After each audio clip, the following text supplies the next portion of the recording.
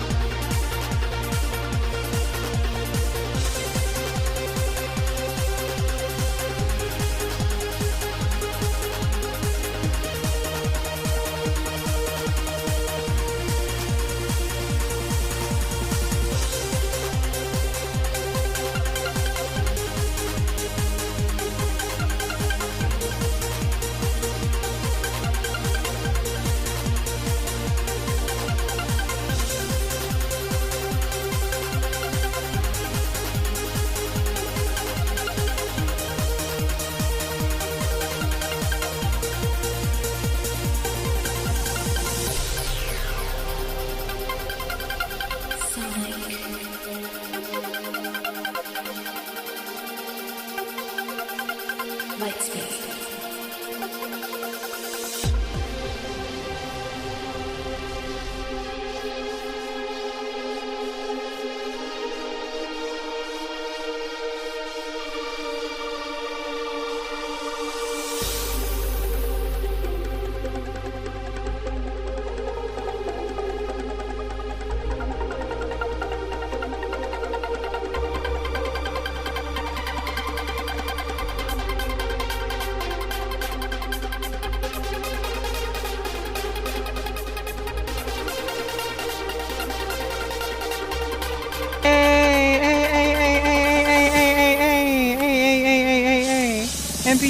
MPG, wait, where have you been? Where have you been, MPG? Hey, how you doing? Where have you been? It's been quite a bit. I have been doing like a lot of things, like to try to like, you know, get life to, you know, some certain level of, some certain level of like control over like myself and over my life. And I'm like trying to start to like really dive into like what is it that's holding me back.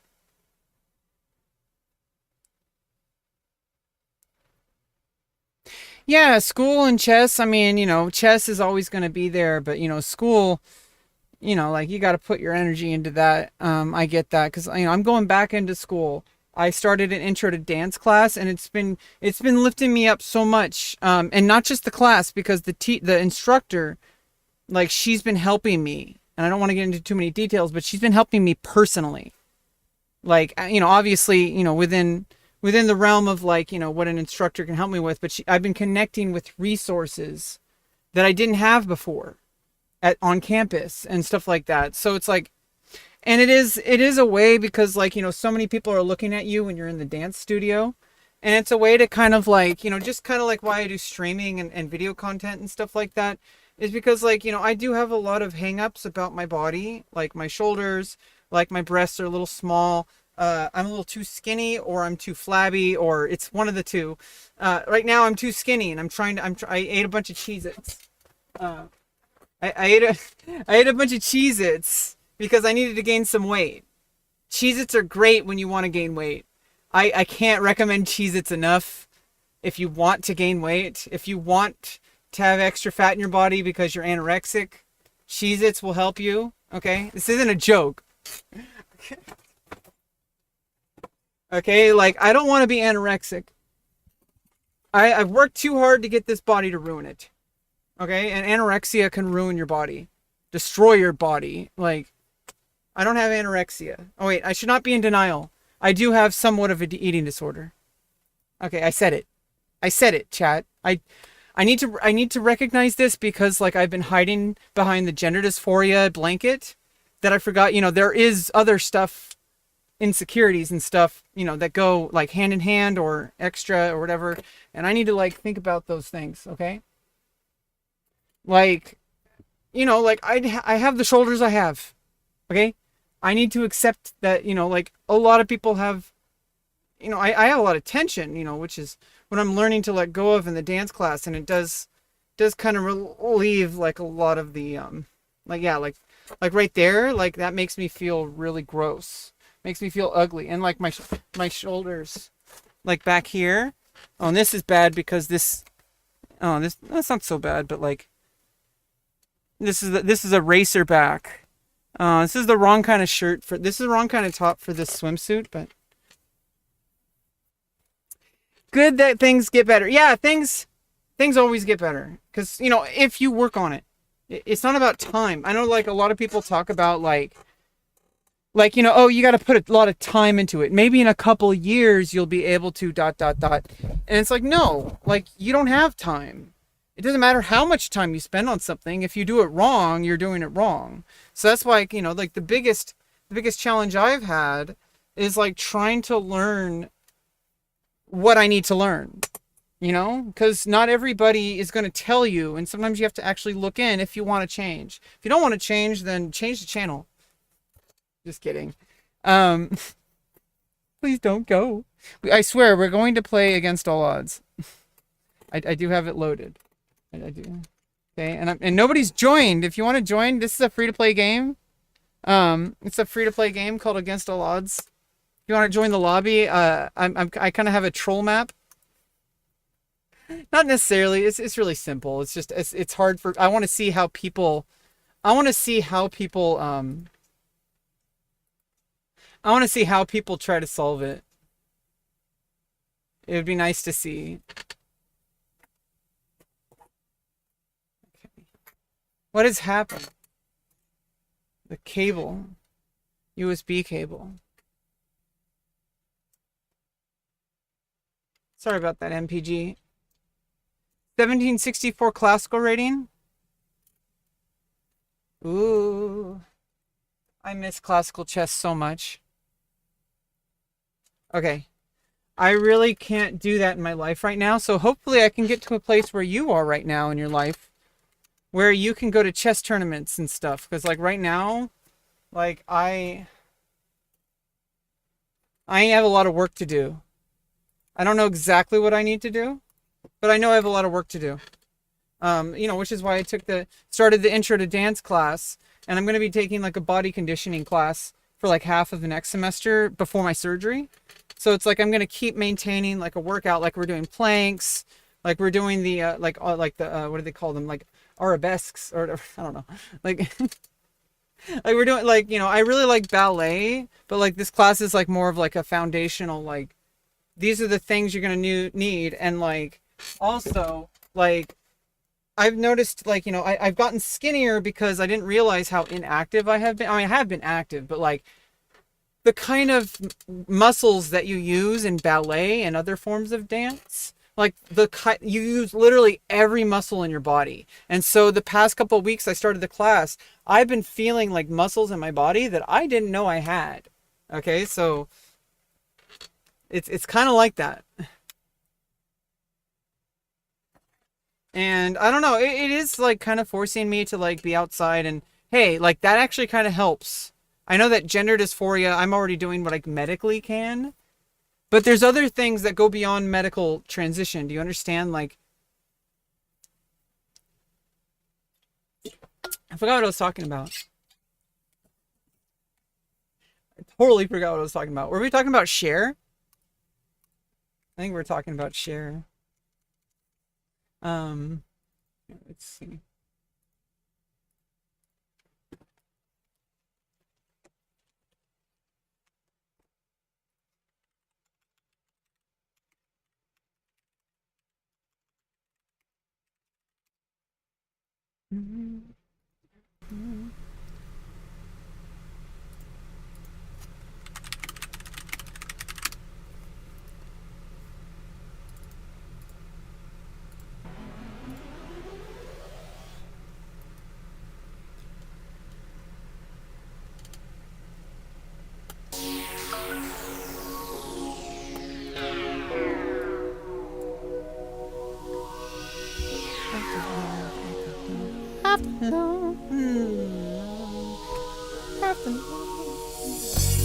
Okay, just a second. I need the after love. Okay, after love. Okay. Okay, yeah, it's that pitch. Okay, sometimes you just need a reference. Okay, it's okay.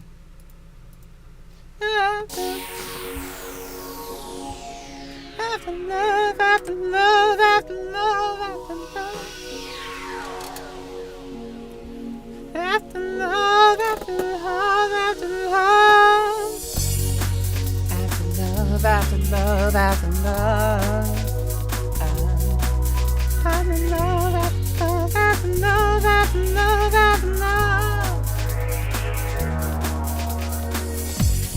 No matter how hard I try, you keep pushing me aside. I can't break through. There's no talking to you. It's so sad that you're leaving. It takes time to believe it. But after all is said and done, you're gonna be the lonely one. Oh, do you believe in life can feel something inside me say, I really don't think you're strong enough now. Do you believe in life after love? I can feel something inside me say, I really don't think you're strong enough now. What am I supposed to do? To sit around and wait for you? Well, I can't do that. And no turning back. I need time to move on. I need love to feel strong. 'Cause I've had time to think it through. And maybe I'm too good for you. Oh, do you believe in life after love? I can feel something inside me say, I really don't think you're strong enough now. Do you believe in life after love? I can feel something inside me say, I really don't think you're strong enough now. Well, no.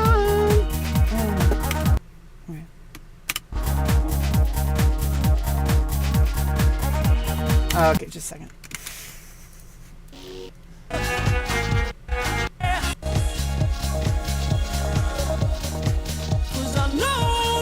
Okay, here.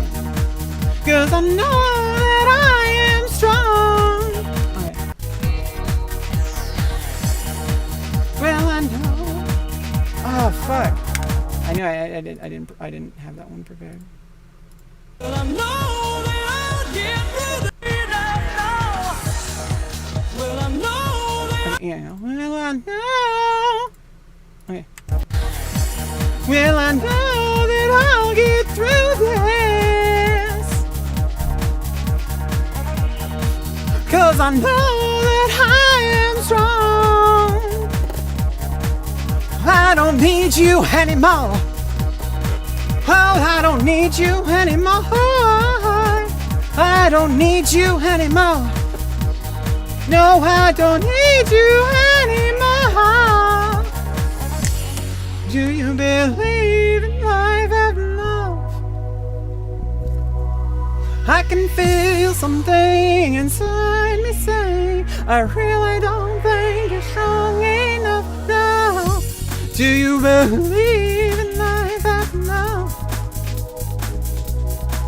I can feel something inside me say, I really don't think you're strong enough now. Do you believe in life after love? I can feel something inside me say, I really don't think you're strong enough now. Do you believe in life after love? I can feel something inside me say, I really don't think you're strong enough now. I feel called out. I'm not strong enough to sing it yet. I feel called out. I feel called out. I feel called out.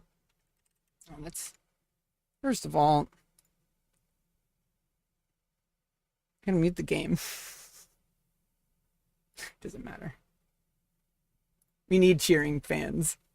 We need cheering fans, okay? That's why I have the sound effects on. I don't know if you guys can hear it. Oh. Yeah, you guys don't hear the fans.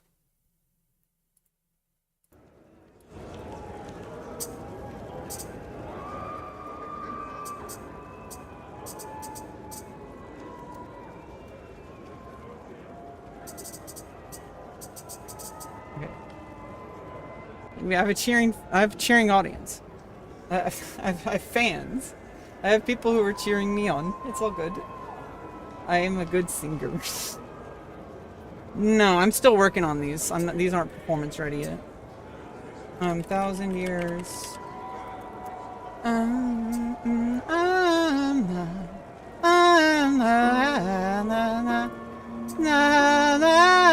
was in the wrong key.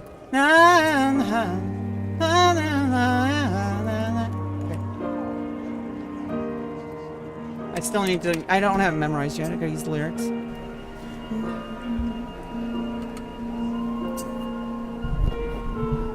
Heart beats fast. Oh, fuck. Let's...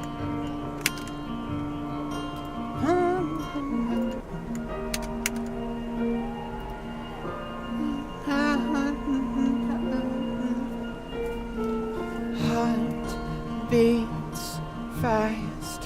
Hammers and promise. Okay. It's... I gotta do a clean run.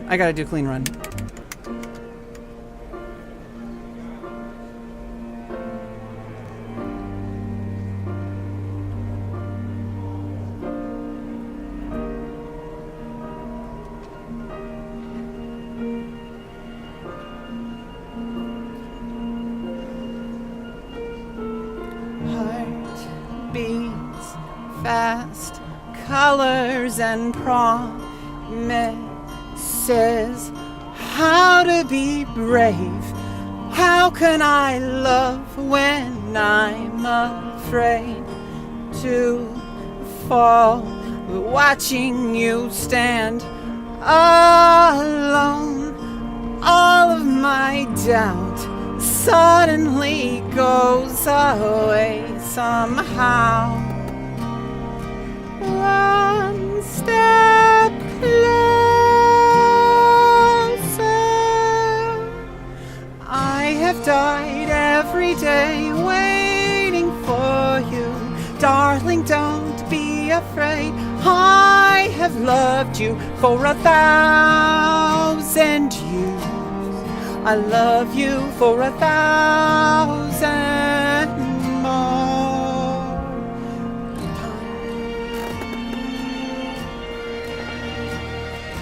Time stands still.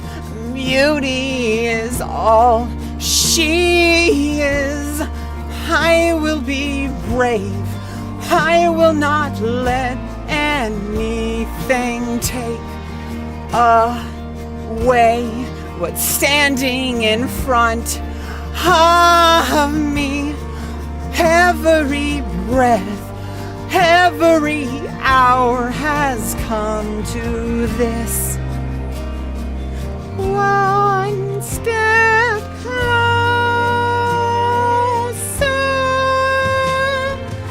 I have died every day waiting for you. Darling, don't be afraid. I have loved you for 1,000 years. I love you for 1,000 more. And all along I believed I would find you. Time has brought your heart to me. I have loved you for 1,000 years.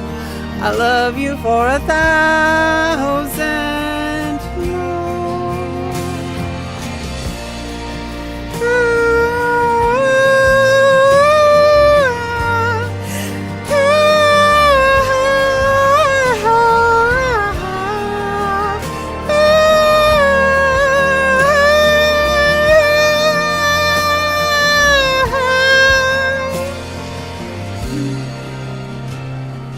One step closer.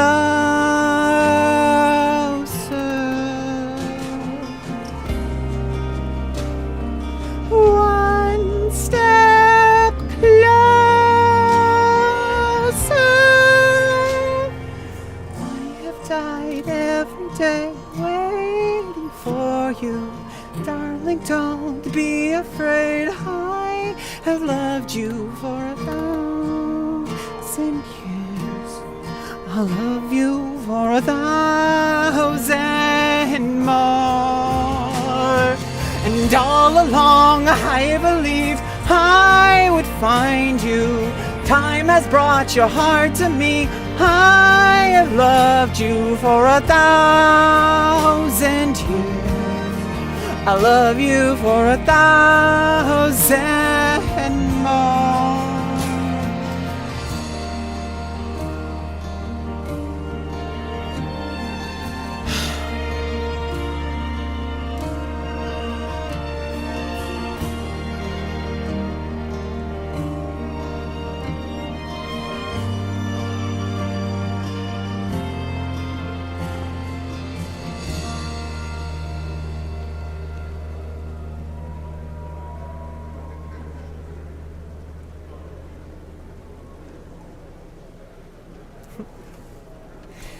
Yeah, that one I practice more. That's almost performance ready. It's almost live performance ready. Not quite. I don't have it memorized. Not live performance ready. Not just yet. Here. Let's see.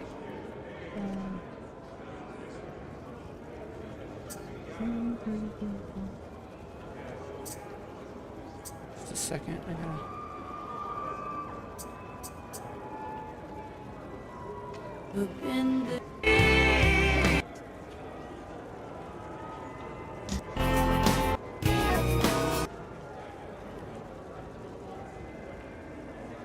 I know I don't wanna learn the was a white knight.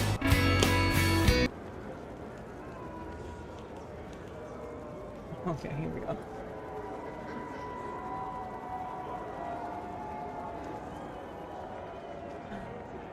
Different singers, similar genre.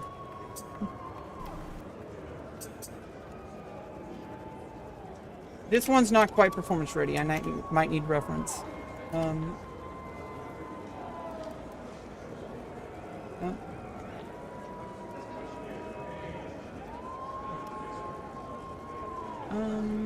This one's not. And that's the way.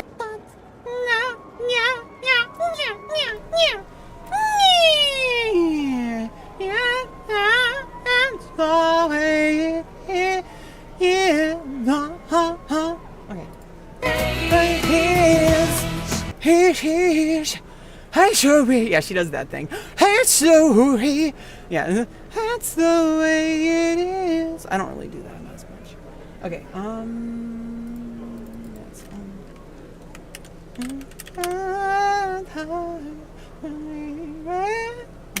it's almost like, and also in all places. You can do a mashup. Oh baby, baby, oops, I did it again. Okay, Celine Dion, karaoke. That's the way it is.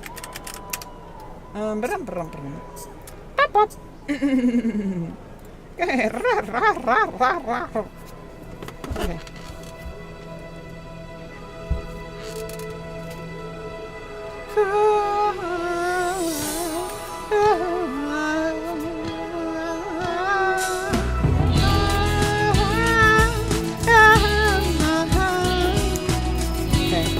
Okay, we're still rehearsing this one, so this is not live performance ready yet, but do with it what you will.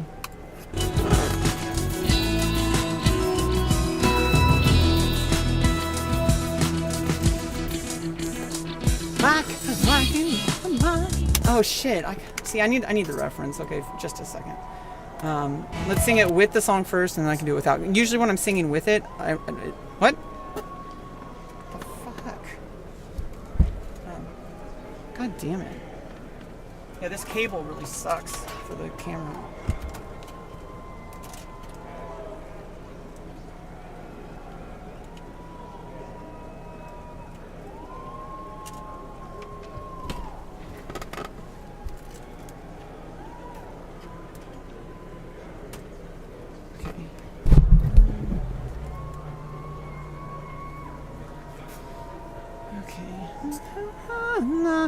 Okay, let's not include the audio in the stream. Just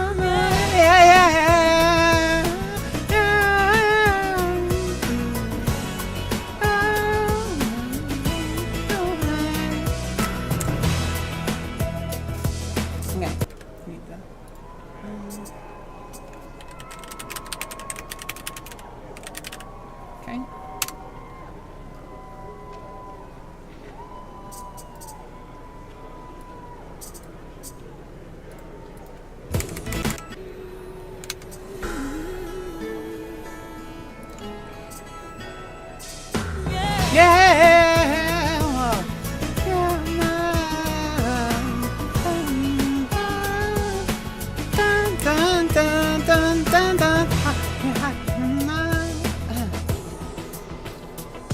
I can read your mind, and I know your story. I can see what you're going through. Yeah, it's an uphill climb, and I'm feeling sorry, but I know it will come to you. Don't surrender, 'cause you can win in this thing called love.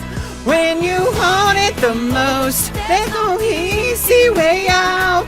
When you're ready to go and your heart's left in doubt. Na, na, na, na. Yeah, she's adding like articulations and stuff, like ornamentation, not ornamentation. What's the word?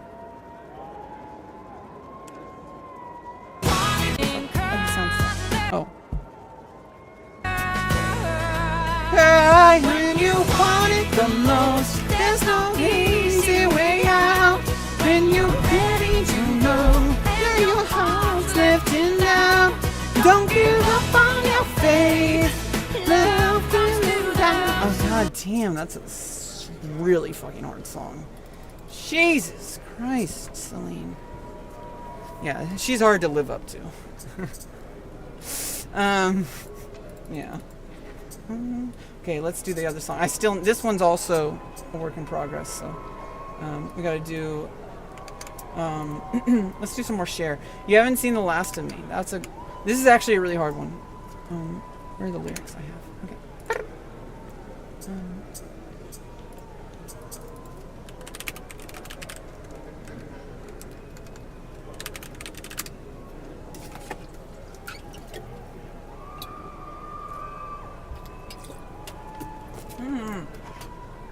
You know what? Lately, my stream setup has been really annoying me. Like, it's just like I'm trying to freaking just set it so it can just be like ready to go, but like everything's wrong. I can't get the angle right on my camera. Like nothing is working. It's terrible. Like god damn it. Like where is the right angle? Like god damn it. It's so hard. It's always a work in progress. Anyway, it's like, don't want to cut off my head in the shot, you know? I also need to see my body.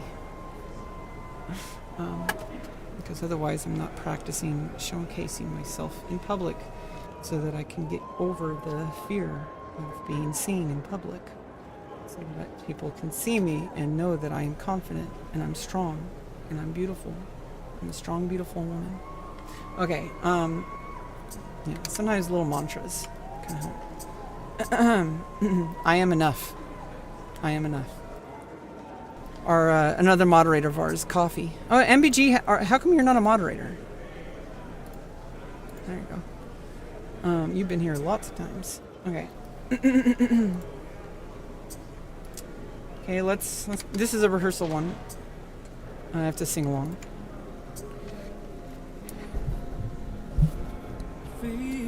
Okay. Feeling. Okay.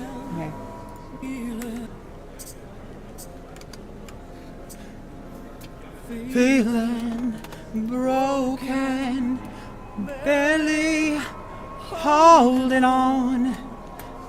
But there's just something so strong somewhere inside me, and I am down, but I'll get up again. Don't count me out just yet. Been knocked down to my knees, and I've been pushed way past the point of breaking, but I can take it. I'll be back on my feet. This is far from over. You haven't seen the last of me. You haven't seen the last of me. They can say that I won't stay around, but I'm gonna stand my ground. You're not gonna stop me. You don't know me, you don't know who I am. Don't know me out so fast. I've been pushed down to my knees, and I've been pushed way past the point of breaking, but I can't take it. I'll be back on my feet. This is far from over. You haven't seen the last of me. There will be no fade out. This is not the end. And they are now, but I'll be standing tall again. Times are hard, but I was built tough. I'm not sure you all that I'm made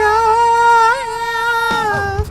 I've been right round on my knees, and I've been pushed way past the point of breaking, but I can't take it. I'll be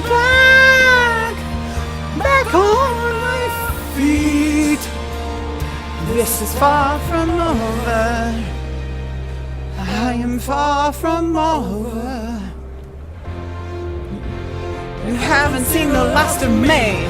No, I'm not going nowhere. I'm staying right here. Oh no, you won't send me begging. Not talking my brow.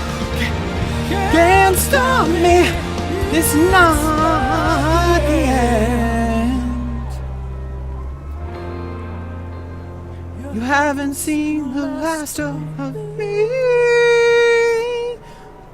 Oh no, you haven't seen the last of me.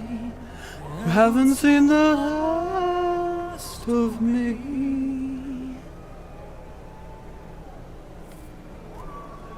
Yeah, that one is a tough one. There's a lot of like, and like, like it's really like kind of spazzy a little bit. Cause it's like going from like more alto to like, you know, more mezzo and soprano range, like going like, or I guess like contralto or whatever. She does contralto. I have to use like soprano head voice because I have a different voice type than she does. She has a lot more like womanly, like like she has a very womanly voice, like Cher. When I think of womanhood, I think of Cher. Like honestly, like she is like the icon of womanhood. She is Wonder Woman. Okay, like she is the Wonder Woman of the entertainment world. She is so like Wonder Woman as well. Like that's not a real person, but the actresses who have played them. Anyway, yeah, let's do something a little bit more in my ability.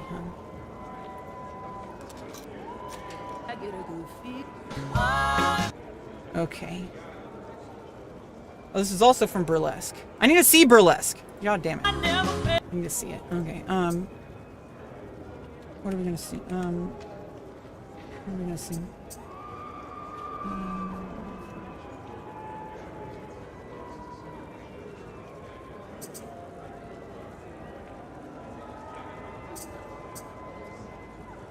No, what are we singing? What are we singing? What are we singing?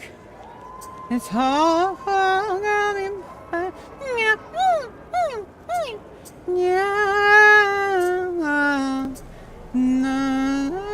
Yeah, I have to do like the country like twang in order to jump between them. Like, nah. I want to make it more smooth. Nah. Like, obviously, you don't want to do the country. Like, obviously, like not like that. Like back here, like.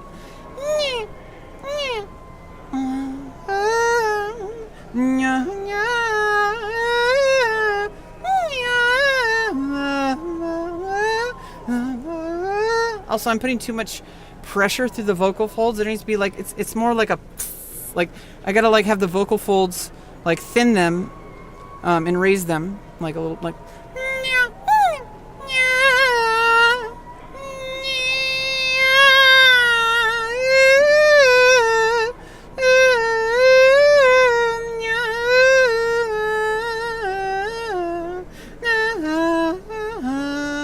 going back into like alto range is a little bit tough for me.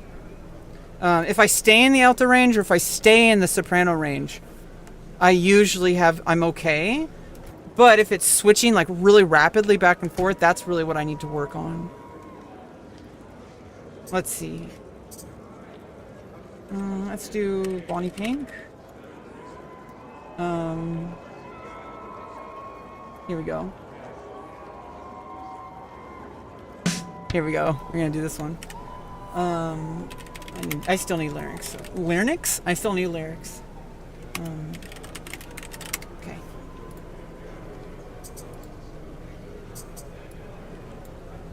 Oops. Okay. What happened here? What did I do? Okay.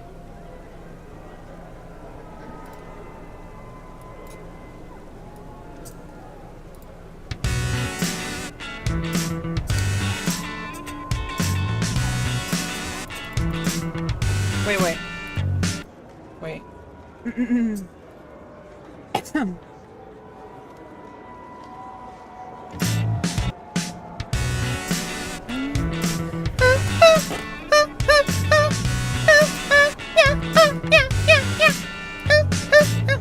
My life has been always too busy. It's like a shuffle beat, easier to repeat. Ooh, can my wristwatch be any louder? Do you think it chimes with you over time? Ooh, Maybe I'm sad, maybe it's good for you. you can decide whether you leave or not. I created a monster. I'm the one to blame, I'm the one who's failed. And it screams and cries for help like a fool. I created a monster. Lucky me.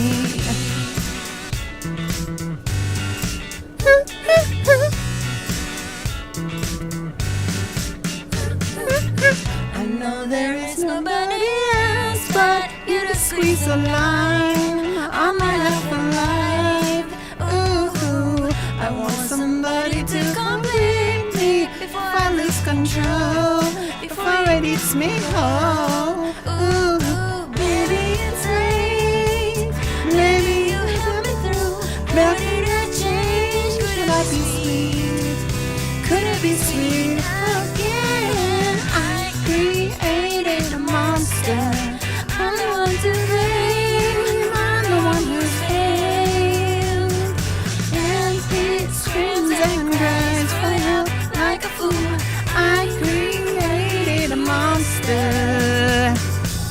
I let it grow and it take me over. Don't even know when I was my own. I'm just afraid that my heart will stop beating As I look back on this day.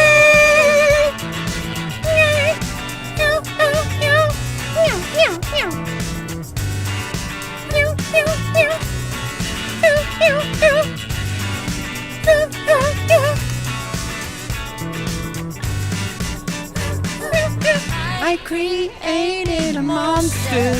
I'm the one to blame. I'm the one who's failed. And it screams and cries for help like a fool. I created a monster. You see me.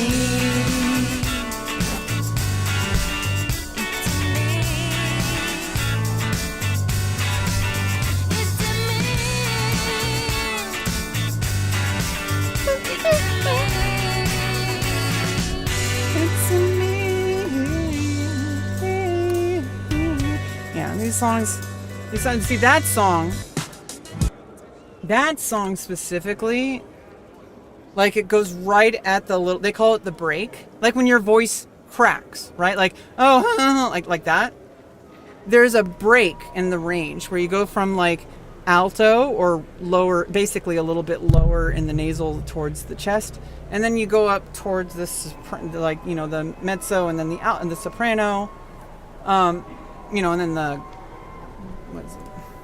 what would he? I mean, I don't think humans are capable of this physically. But then there would be sopranino after that.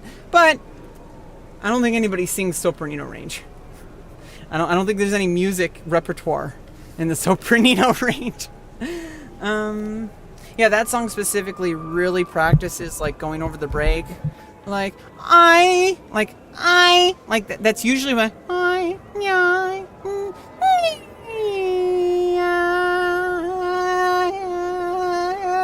I created. See, it's like there's like a little halfway point, and that song lands right on it in pitch. It's a good practice. That song called Monster by Bonnie Pink. That is like a great song to practice like going back and forth over the break because it hangs out right on it. What's another part? Let's do First Love again.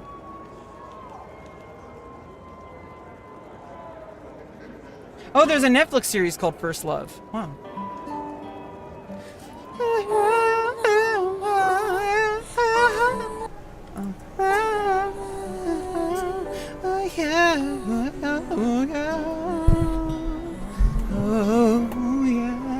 Yeah, Utada Hikaru has the kind of range and well, obviously she has her own unique voice, but like she has like a similar, like I try to find singers that have like voice types similar to mine, and you know, obviously there needs to be a lot of training, but like, you know, basically like like I guess I don't know the exact type, but like what it sounds like it's heading towards is more like a lyrical soprano. I think that's like similar to my sister. She's also a lyrical soprano. Yeah, just like Utada. Oh yeah. Yeah, she's like more of like a mezzo soprano-ish. Oh, but she goes into soprano, like, so, you know.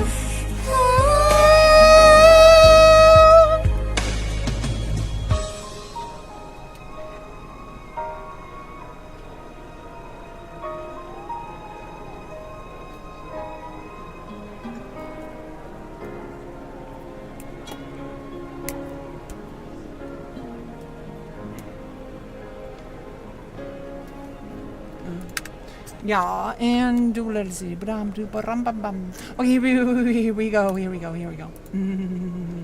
Here we go. Oh,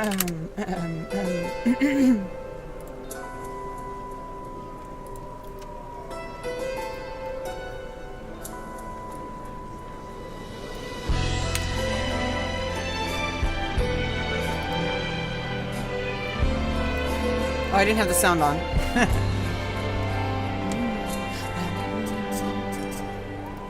I never sang my songs on the stage and on my own.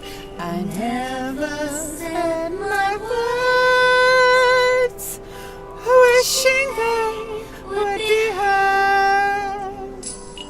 I saw you smiling at me. Was it real or just my fantasy? You'd always be there in the corner of this tiny little bar. My last night here for you. Same old songs, just once more. My last night here with you. Maybe yes, maybe no. I kind of liked it your way. How you shyly placed your eyes on me. But did you ever know that I had mine on you? Darling, so there you are, with that look on your face, as if you never hurt, as if you never down. Shall I be the one for you, who pinches you softly but sure? If frown is shown, then I will know that you are no dreamer.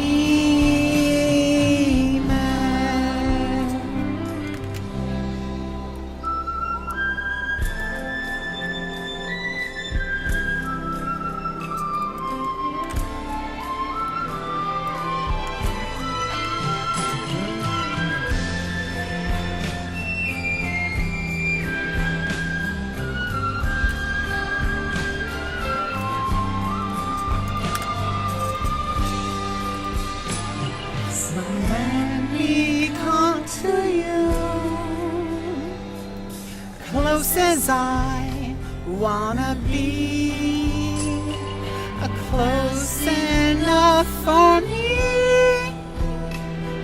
to feel your heart beating fast, and stay there as I whisper how I loved your peaceful eyes on me. But did you ever know that I had mine on you? Darling, so share with me your love if you had enough, your tears if you're holding back, or pain if that's what it is. How can I let you know I'm more than the dress and the voice? Just reach me out, then you will know that you are not dreaming.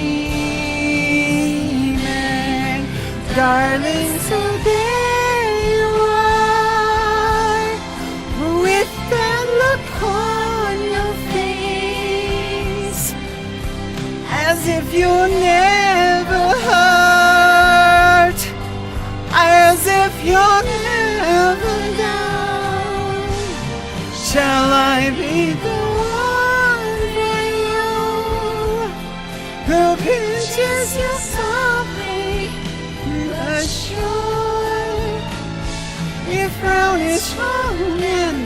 I will know that you are no dreamer.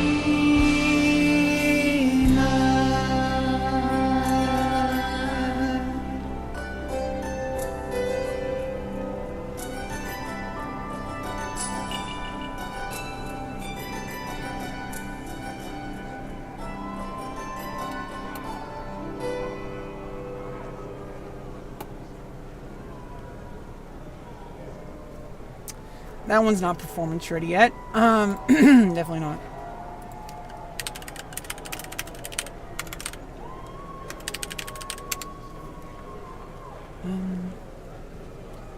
Let's get the live version of this one. Emiko Shiratori.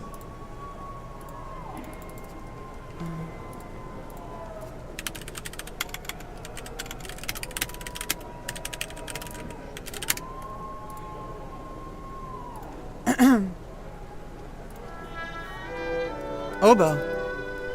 Chito. Okay, let's start this over.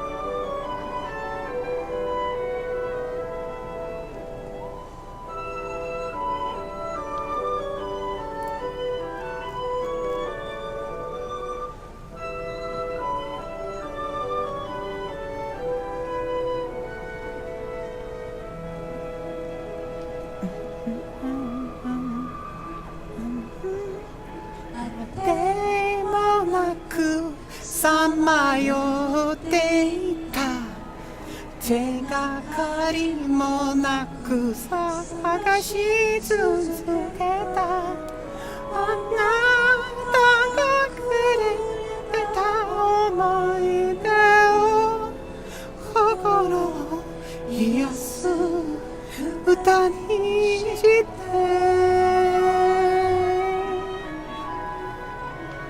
約束もすることもなく交わす言葉も決めたりもせず抱きしめつとして確かめた日々は二度と帰るの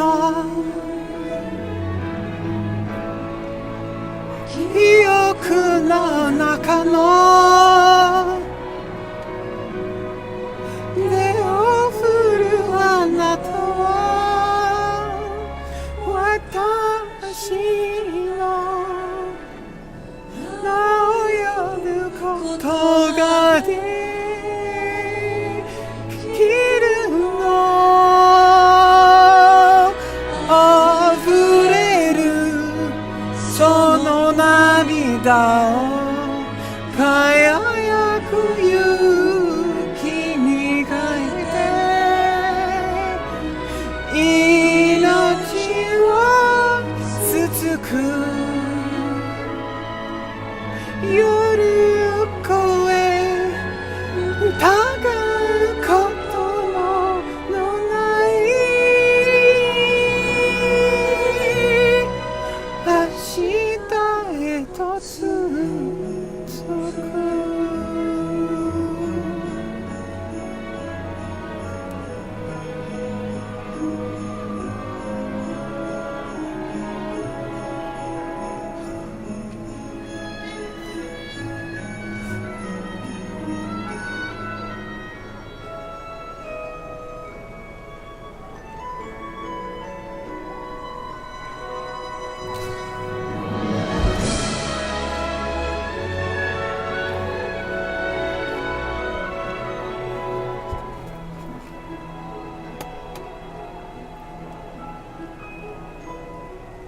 とぶどいの向こうの空へいくつの記憶あふれたんだろう儚い希望も夢も届かぬ場所に忘れて巡り合うは偶然というの別れる時が必ず来るのに Years of the past joining yours and mine, adding up the layers of harmony. And so it goes on and on. Melodies of life to the skies beyond us fly away.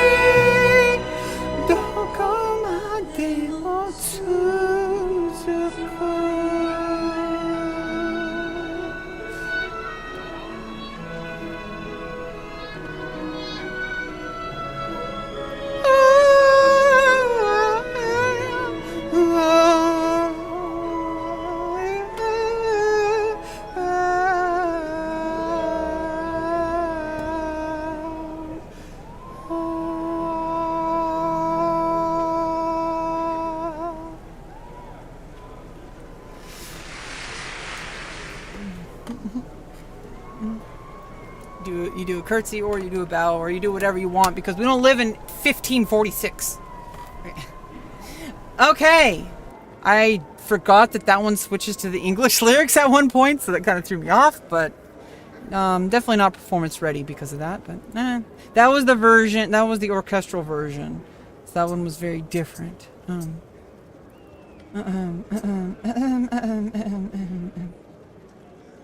What do we do now? I know what we do now. This is always time to do this.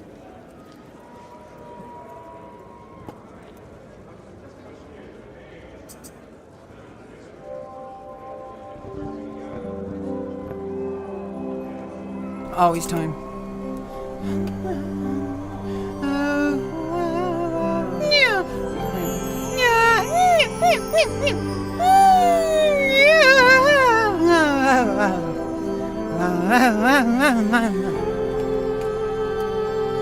Oops.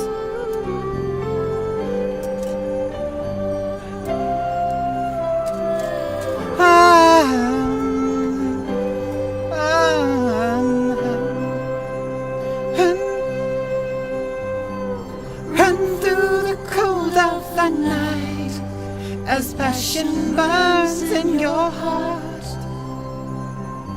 Ready to fight, and ever close by your side.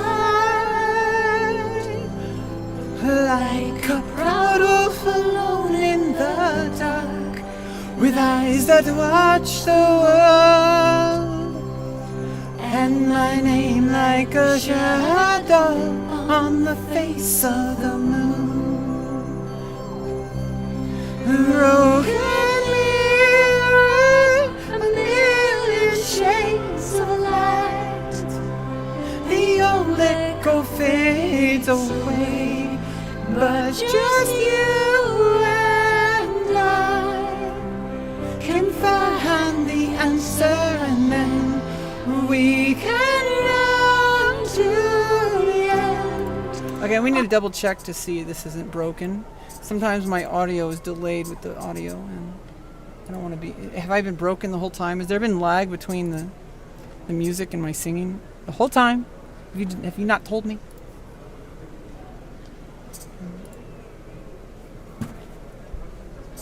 I don't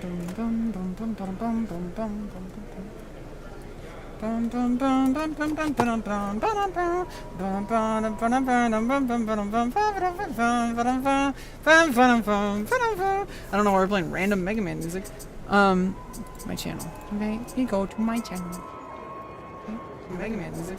My channel.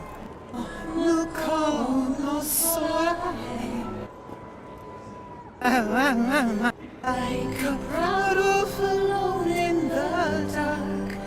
Okay, music's a little too loud. That's about it. Turn down the music. Okay. Of the world, we can run to the end. Of the world. Okay, let's start over here.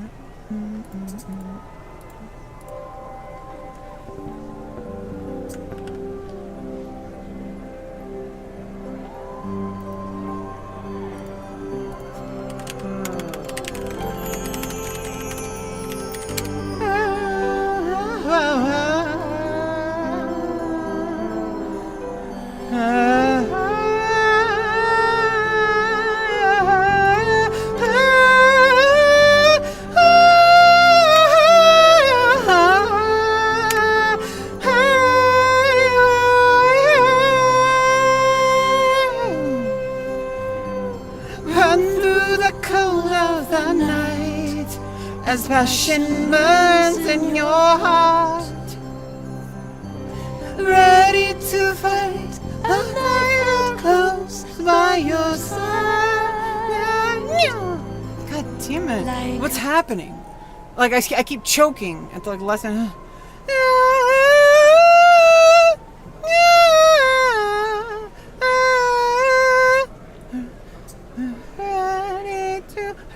I need to go through softer. You go through softer. Like a rose by your side. Like a proud. Okay, so I'm starting that one on the wrong. And I felt close by your side. Like a proud. wolf Yeah. alone in the dark. Like a proud. It's not like a proud. It's like a proud. It's on the offbeat. Whatever. Like a proud in the dark. With eyes that watch the world. Light of the night.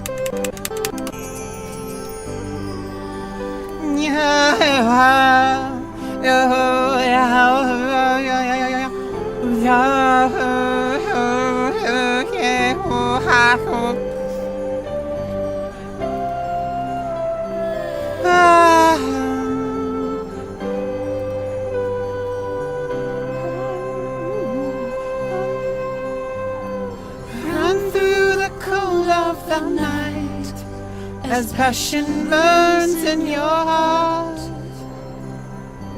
ready to fight, and ever close by your side, like a proud wolf alone in the dark, with eyes that watch the world, and my name like a shadow on the face of the moon.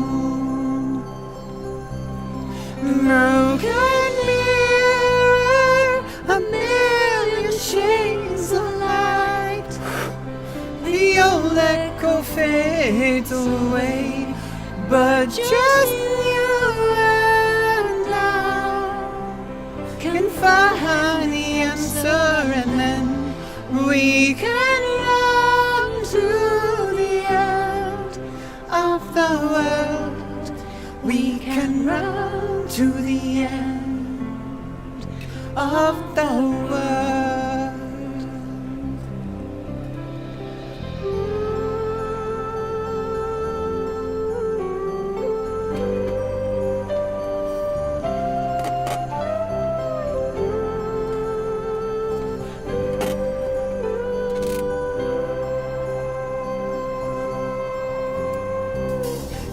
fire quenched in my heart in the blue of night.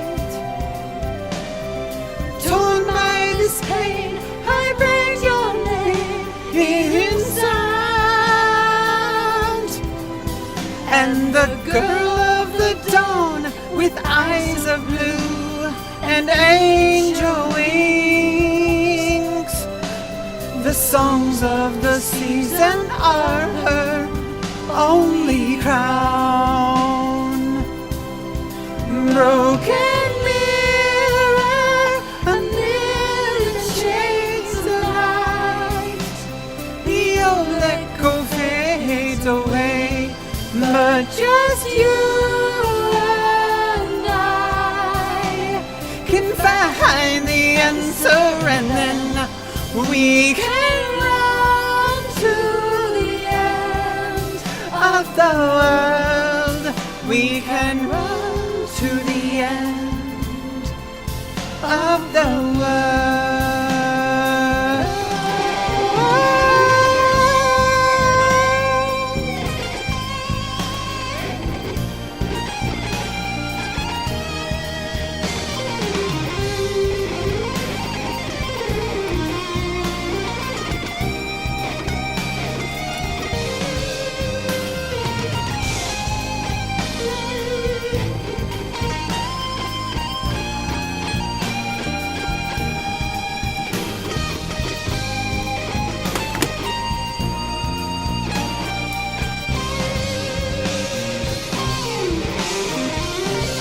We met in the mist of morning and parted deep in the night. Broken sword and shield and tears that never fall, but run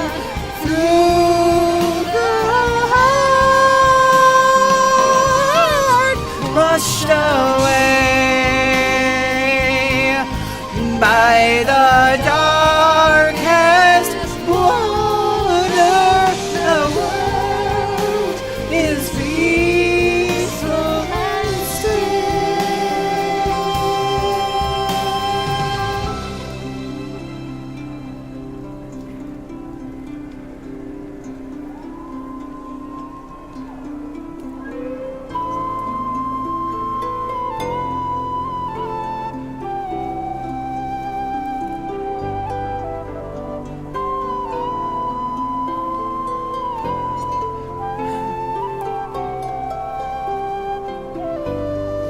Broken mirror, a million shades of light. The old echo fades away, but just you and I can find the answer, and then we can run to the end of the world. We can run to the end of the world. Run to the end of the world.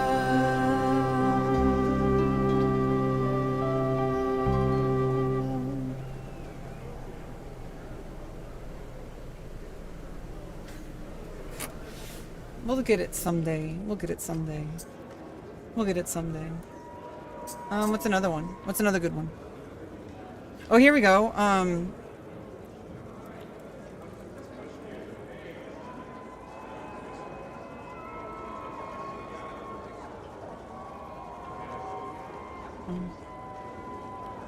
If you still believe I'm as hard and fast you'll lie.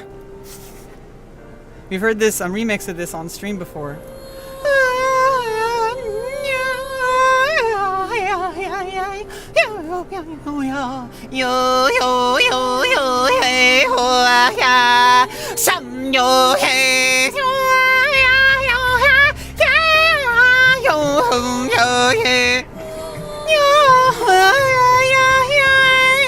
Okay, here we go.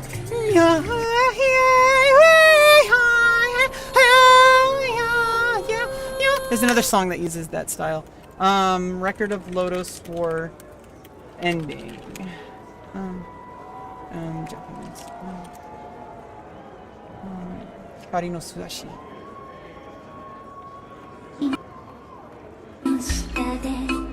Wait.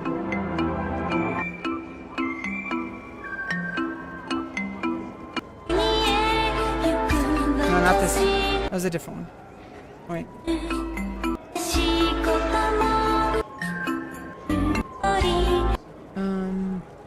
Wait, someone's calling me.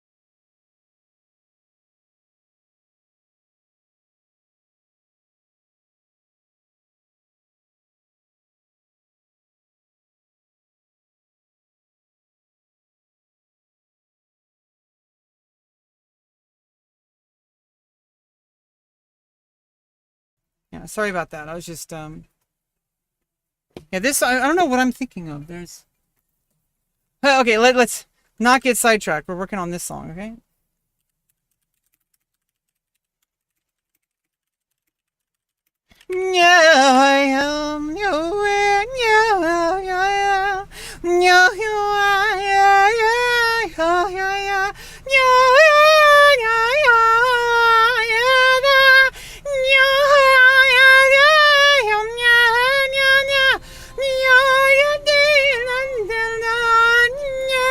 Okay.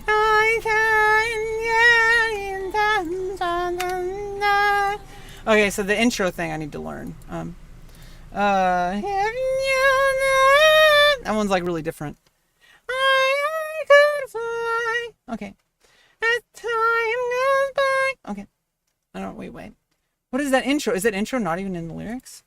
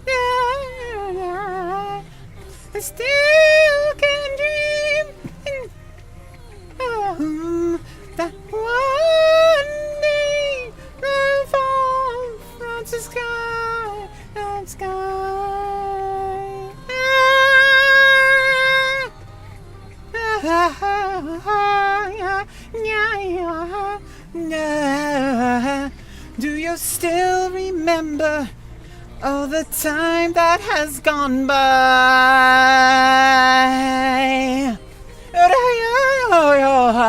Do you still believe that love can fall out from the sky?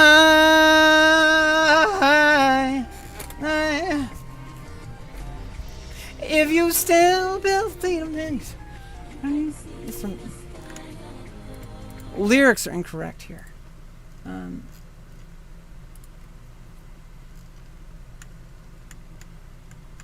This one. Okay. Do you still remember on my dream? Do you still believe that love can fall out from the sky?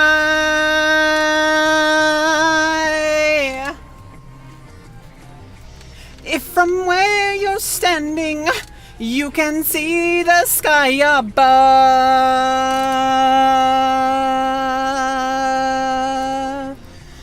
I'll be waiting for you if you still believe in love.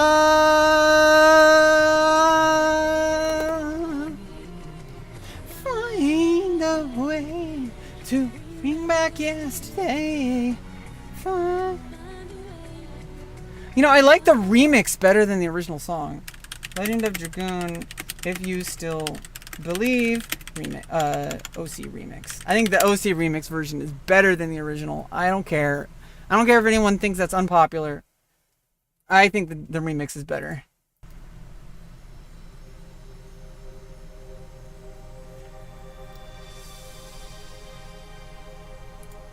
Is this it? I think so. No, no. Yeah, it's in the same key. No, no. No, no, no, no, no, no, no,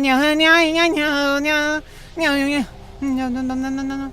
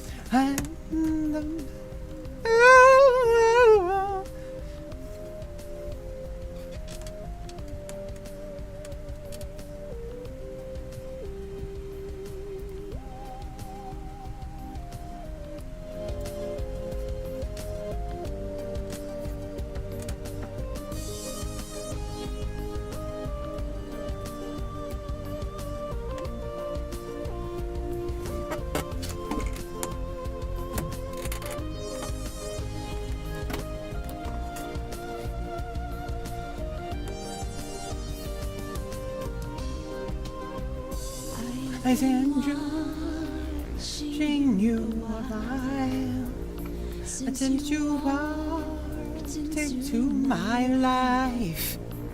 Much warning, and you sweet to me. Was just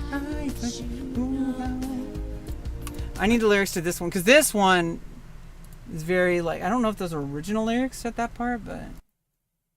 Oh yeah, here we go. The lyrics are on the video. Okay. Here.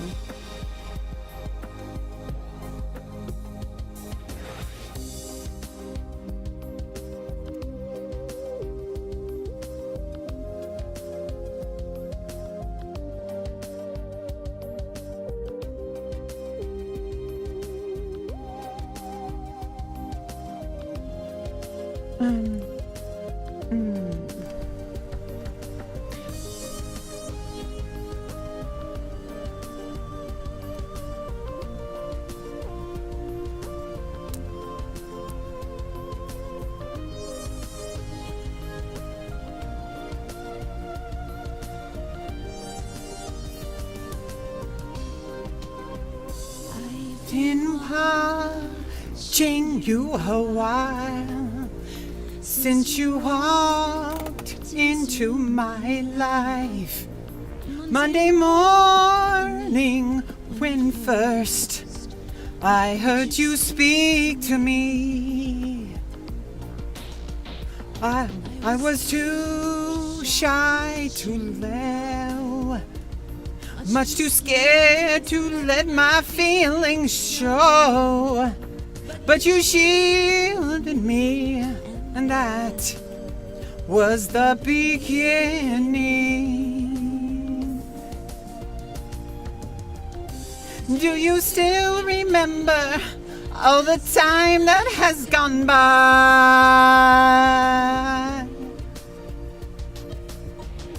Do you still believe that love can fall out from the sky?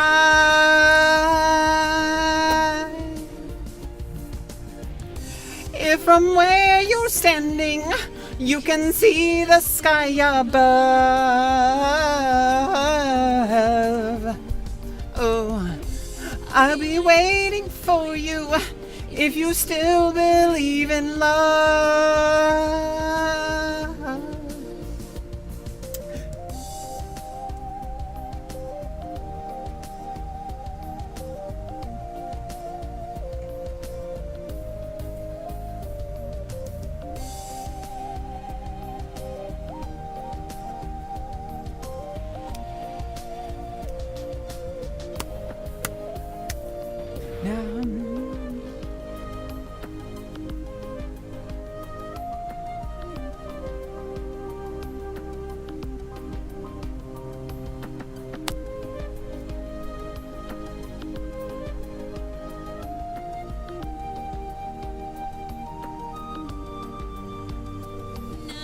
I guess we can talk in another way.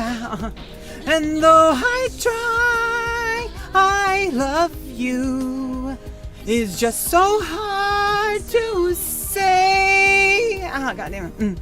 If I only could be strong and say the words I feel.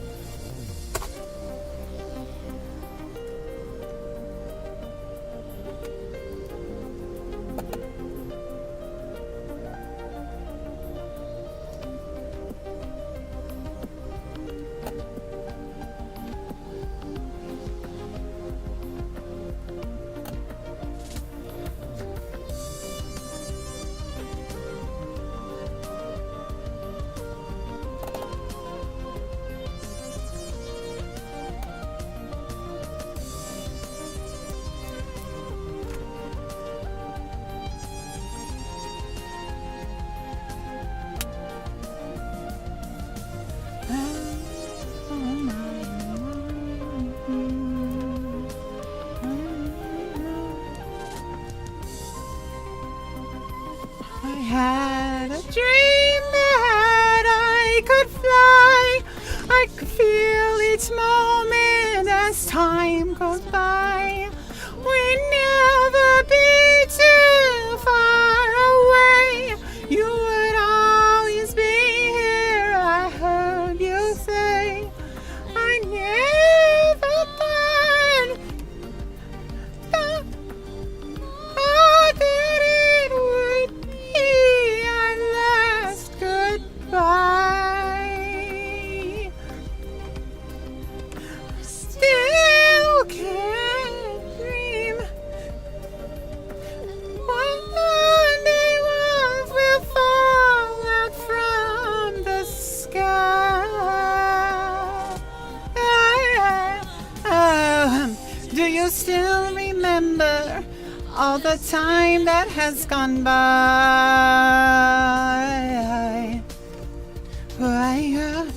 Do you still believe that love can fall out from the sky?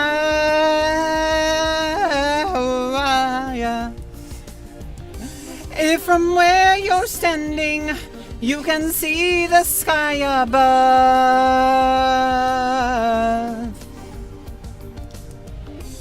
I'll be waiting for you if you still believe in love. La la la la la la la la la la.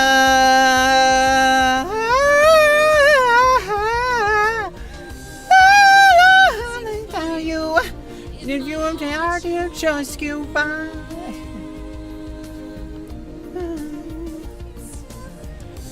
I'll be la la la la la la la la la la la.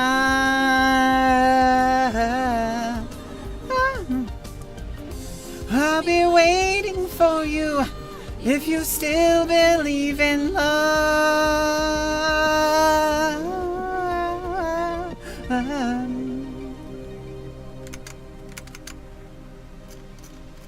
Yeah. Ozzy remix number 2615. Legend of Dragoon, Unbreakable Heart, main theme by DJ Mystic / Claire Yaxley. We've heard that on stream a lot. That's a really good one.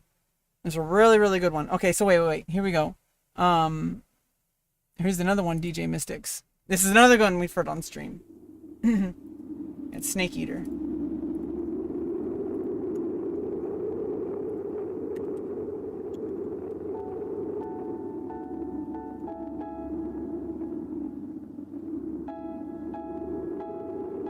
Oops. What a thrill. Okay.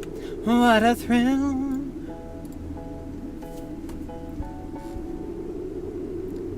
What a thrill.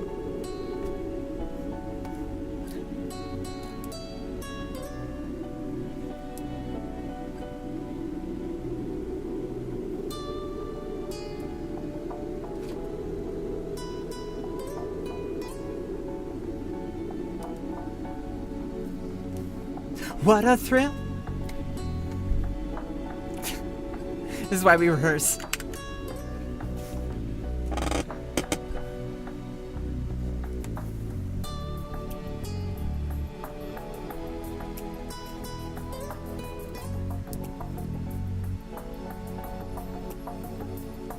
What a thrill. With darkness and silence through the night. What a thrill. I'm searching and I'll do you. What a fear in my heart, but you're so supreme. I give my life not for honor, but for you. It's my time. There'll be no one else. Crime, it's the way I fly to you. I'm still in a dream, snaking up.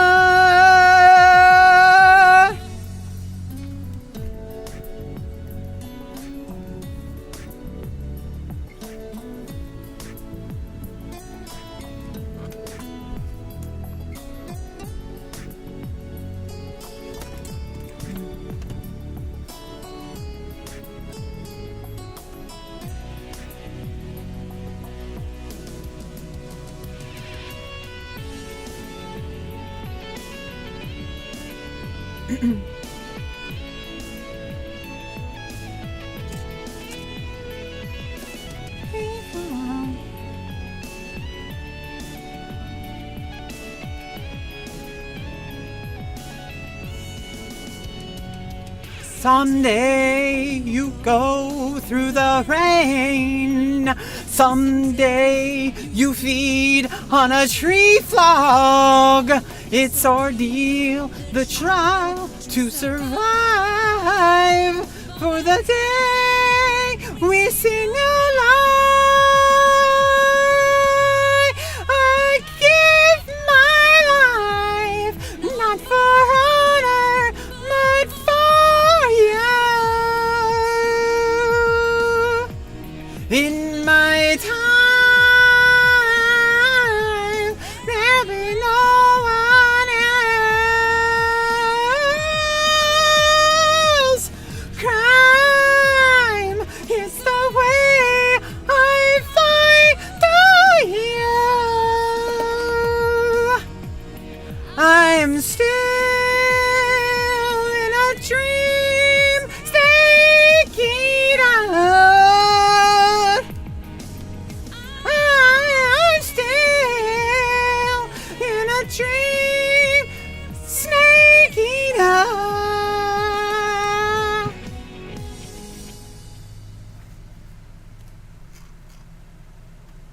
Yeah, yeah, yeah.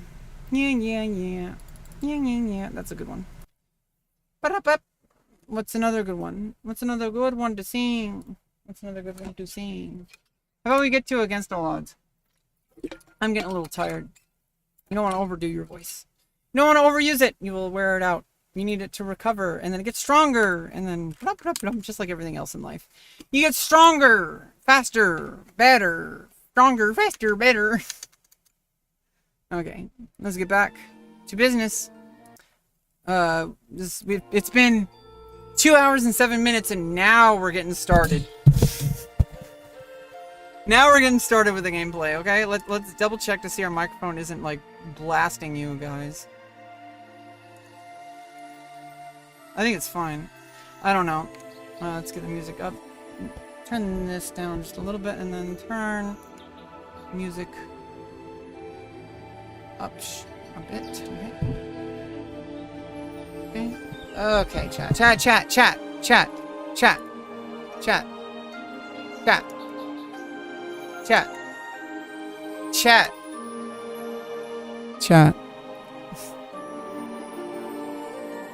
Final Fantasy VIII, yes. Yeah, we're finally getting to the gameplay.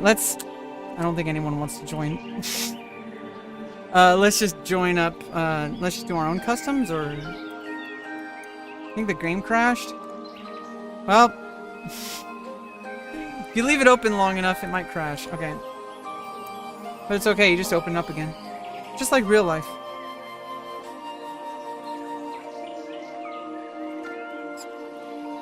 Yeah, I hope you all enjoyed the singing. I just have a lot of practice I need to do. Eventually I'll get into a daily or near daily singing practice, but honestly, I pretty much just utilize times that feel good. I kind of like ride the wave or whatever. Like if I feel like doing something, even if it's like not the time I'm supposed to be doing it, I don't care. I'm at a stage where it's like I just need to do stuff. Like, you know, going back to that class is a good example. Okay, so I think we're just gonna do custom and host a new lobby. Nope. Music's just super quiet. How about these new ones? Finish If You Can, Volume 2. Okay, I need a bit of a break, so I'll be right back.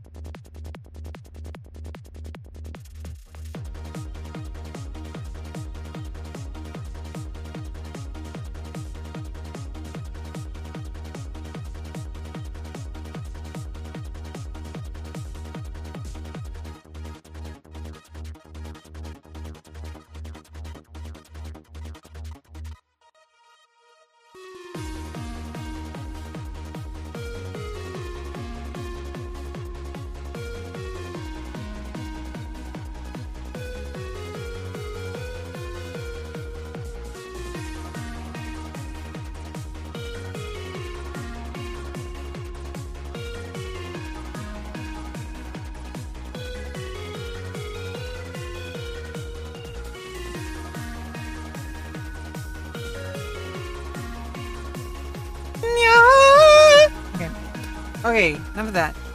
Enough of that. Enough of that. Enough of that. Enough of that. Enough of that. Enough of that. Enough of that. Enough of that. Let's play. Let's play the game. Let's play the game. We got to play the game. We're going to play the game. We're going to enjoy the game. Wow. I should wear hand sanitizer.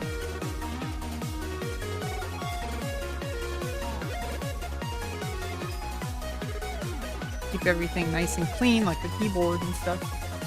You don't want to get your keyboard dirty. You don't want to get your keyboard dirty. No, you don't, chat. No, chat. You don't want to get your keyboard dirty. You don't want to get your keyboard dirty. Woo, let's go, chat. Let's play some Among Us. I mean, against all odds. Okay, we're in gaming mode, okay? We gotta hunker down. Yeah, and just into our chill spot. Here we go. There we go. Kind of leaning back a little bit.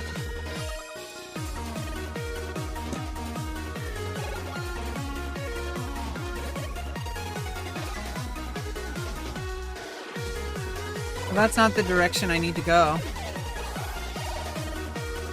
Oh, you can't go up. I gotta go up that way, okay?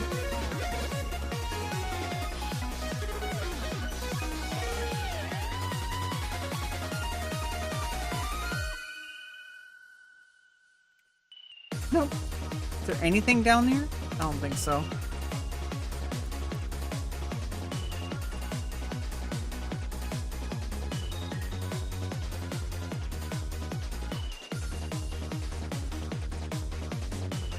No!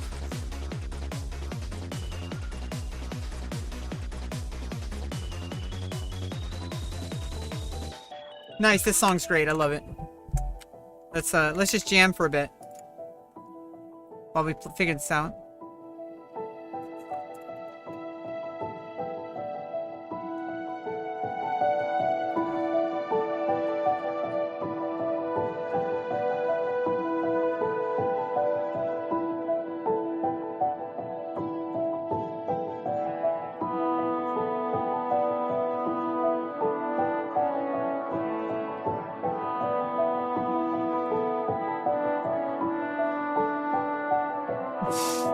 What the fuck? Oh my god! Holy shit! What? What the fuck? That's funny. There's a death portion of the street of the game. Oh, there's a teleporter. Let's go.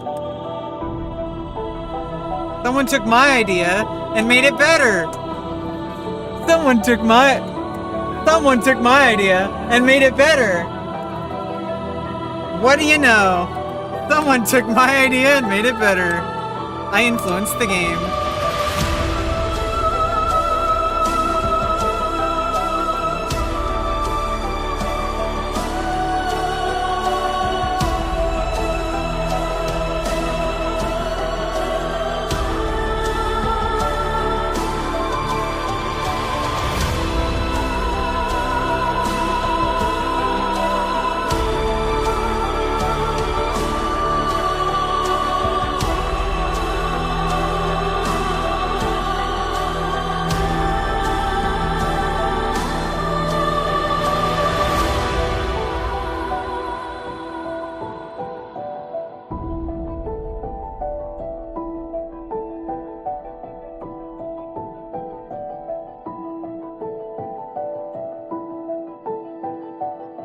I think if I jump from the red, it'll get right in between the spikes and the spikes and the thing. So what I need to do is I need to jump off Mega Man X style from the red thing, and then it'll, like, the arc, you know, the arc will be correct. I need to figure out the arcs of jumps. This is one of those maps where you just have to take a leap of faith. Okay? It's one of those maps. Oh, sorry. Music's too loud. So, this is one of those maps where you have to take a leap of faith. You know?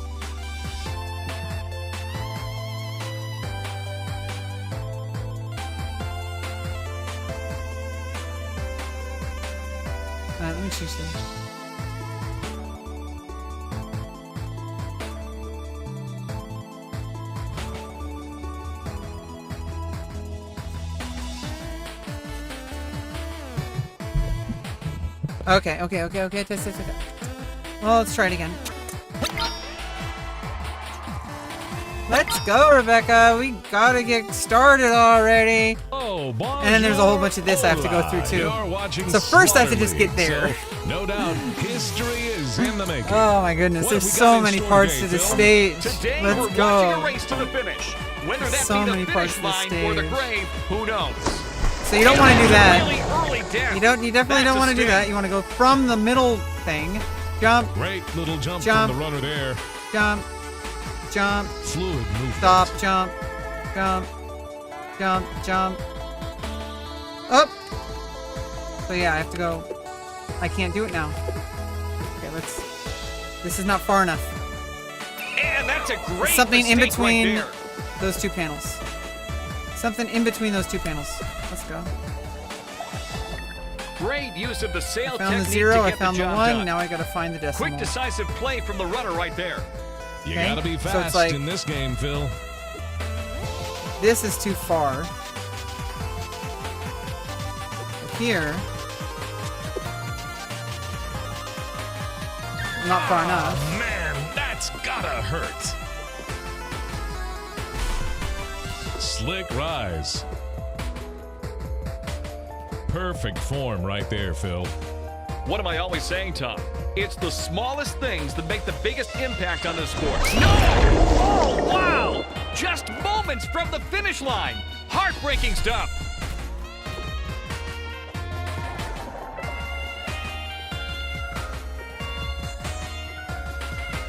Near perfect springboard jump. Okay, so if I go from here.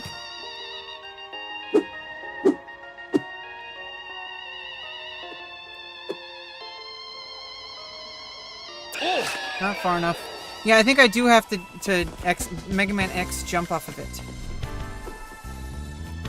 But you know what? I don't care anything about what other moves. streamers think of me because that's they don't what'll know win you me at games all. here, Tom. I have sometimes thoughts about what do other people think about me. They literally don't know me. And if anyone's gonna judge me, I'm preempting this. This situation has taken a turn for the worse. Almost. I'm preempting this. There's probably streamers out there that have a lot of things that they would never say to me, or they would never say to me publicly, and I have no idea Now, what that's I'm doing we like to wrong see. if people don't talk to me. Absolutely. Okay, so basically, textbookly. if streamers think I'm a problem, if streamers think that there's something I'm doing wrong, it's probably not the case. I'm just, if you watch my streams, if you know who I am as a person, you know what I stand for. Nothing you see on the internet is going to do it like a gotcha, like you're not gonna find some secret, oh look, you're a part of this forum or whatever. You could be a part of any fucking forum. It doesn't mean you post to it. Also, doesn't mean it's even your account Super half the clean time. timing. It's like, and also why don't we just talk about it instead of going straight to the big guns? Why go out full publicly like this person is a pariah? Like how about maybe a DM start with nice to meet you. I don't know. I'm just saying there's probably things that people would have a problem with the way I handle myself and the way I do business. I literally have no idea what's going on in business. I literally have no idea. I can't be an SJW because that is a stereotype, unfortunately, a lot of trans women have gotten into. And I do want not, and in order to advance feminism, I know that I should not let that limit me, but I need to frickin' live life and be happy, and there's certain people that are in charge. Okay, and if you have to dick ride those people, then I'm gonna fucking dick ride them. Nobody else has to. Nobody asked you to. Nobody forced you to. Okay, if I want something, I'm gonna get it. If I want money, if I want success, I'm gonna get it. I don't fucking care if I'm gonna dick ride to it. I don't care if that obviously, unless that person is literally straight up committing crimes and shit, but that's a gray area.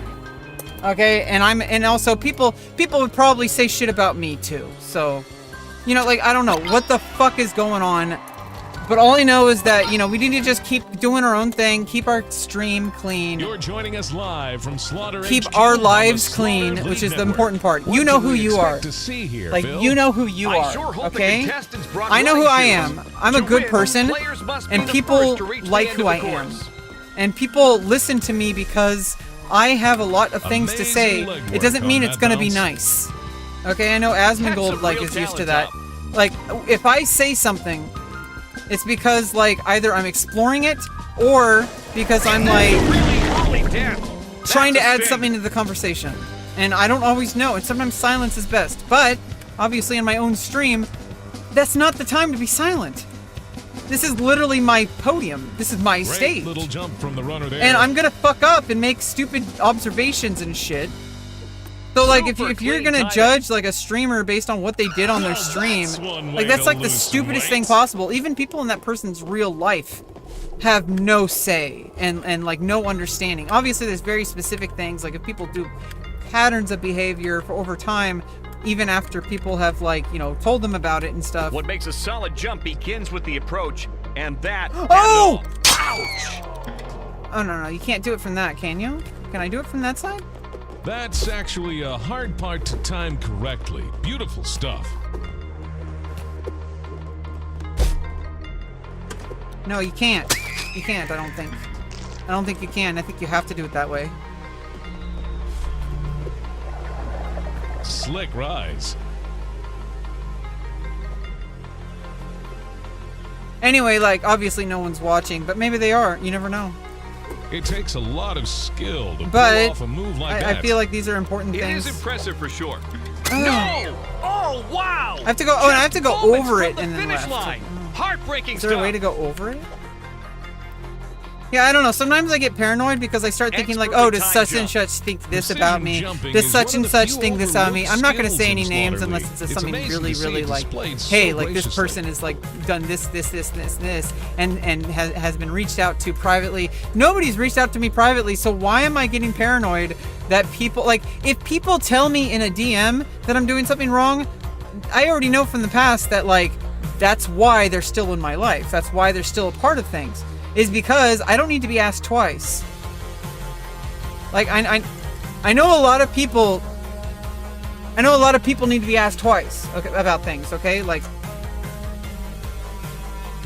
when it comes to my content, when it comes to things I have to say, I wish people would tell me, like, things that are, like, wrong and like, give me a good reason why, because otherwise, I'm just speaking my mind because I'm trying to process information, and it might not be my... It might be my fault. I mean, it's probably my fault. I mean, it is, that I'm not as clear with the statements that I make, okay? That doesn't make a good PR person. However, I am not a PR person. I've never been a PR person. I'm an entertainer. You understand? I'm an actress. You understand? I'm not in this for money. Obviously, like, money is necessary for life and it's a byproduct. Like, I want to be an actress. I want to be coached. I want to be trained. I want to be in an environment where I work with other actors and actresses. You know? I'll get there one day, I think. I can't work on it right now. I just can't. Like right now, I'm pretty much just keeping myself,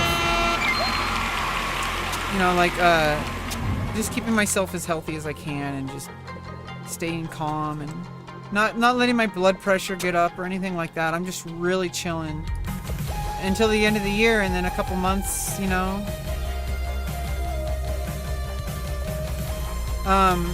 Like, you know, like, I don't know, like a couple months and like things will just start happening, you know? Welcome back, folks. It's that time again. The runners are just But then, you know, then I'll be able to actually, like, obviously I can do stuff now, and I have been. It's not like I've been standing still these past couple of years. But right now, I really need to learn how to stand still.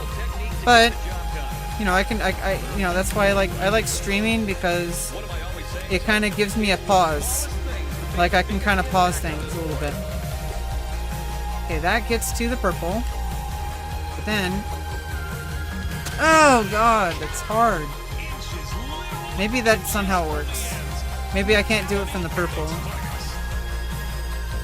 use of the sail technique to get the job done. Excellent execution.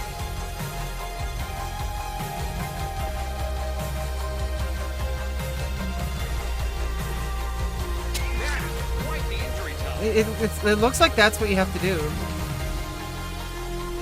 No spoilers. No, I'm sure chat is like if they were here. Jump from the runner there. Anybody watching? Because I do have like some viewers who kind of lurk. I don't know who they are. It's kind of exciting. I actually kind of don't want to know who they are, because then it's like I basically always in the mindset that anybody could be watching, and it might be somebody who is in a position to like mentor me. That's really what I'm looking out for. I don't care about if they're famous or not. I don't care. Like that's not what I care about. Because I work really well with people who aren't famous as well. Like that for me, entertainment and art is like separate from business and fame and all that, and clout. You know, clout and financial success is not the same as personal, spiritual, creative endeavors. And obviously it is a part of it, because life is life. You can't change life, okay? But I can change me, okay? And, you know?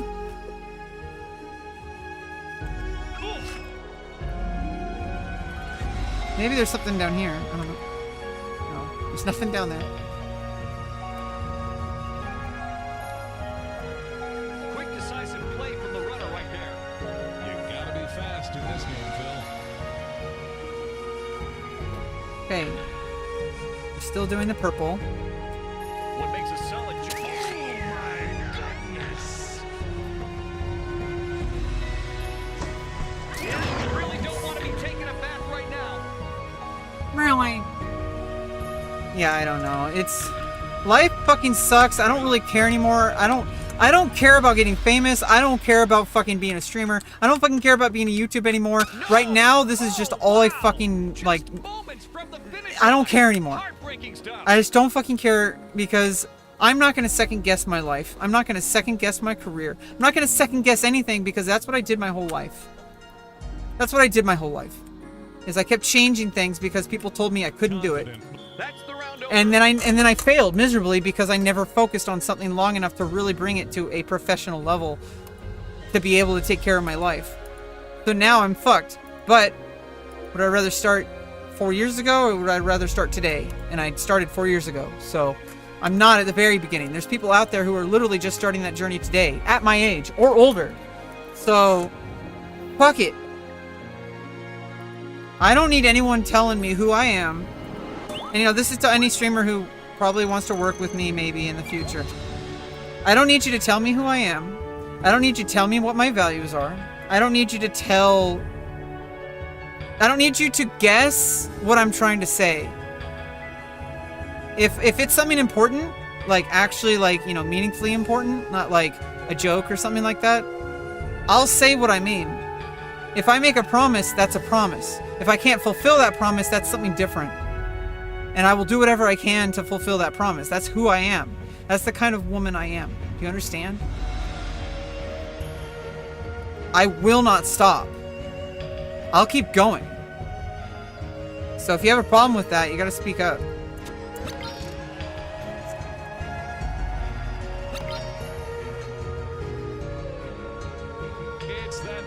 It's all the same to me. Everything in life is the same to me. Not like the same, but like everything has like a connection to the rest of the world, and everything has like a set of skills that you need to use in order to improve in that area. So no matter what you're doing, you're always going to be working on it to improve. That is the one constant in life, besides death and taxes, is that it's just gonna keep going. Nobody talks about that one.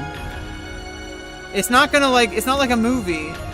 It's not just gonna like end when you die. Like things happen, and then they happen, and then another thing happens, and then another thing happens.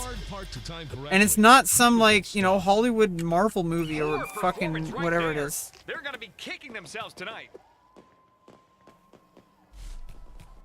But you know what? Like I could, you know, like here's, you know, what could I be doing right now? There's a lot of things I could be doing, but let's really ask myself, what could I be doing right now? I'd probably just be, oh, finally did it. But what? Well, I finally did it though. Is there even like, where's the... Oh, is there something more to the left? Is there another? Oh, there's a bouncy thing there. Absolutely textbookly. That's some real talent, Tom. Yeah, obviously, I don't know. Like I said, there's gonna be streamers who like disagree with like where I place my allegiances. I'm gonna set it straight right now. I'm gonna mute the music just to make, you know, emphasize this. And I'm probably gonna zoom in.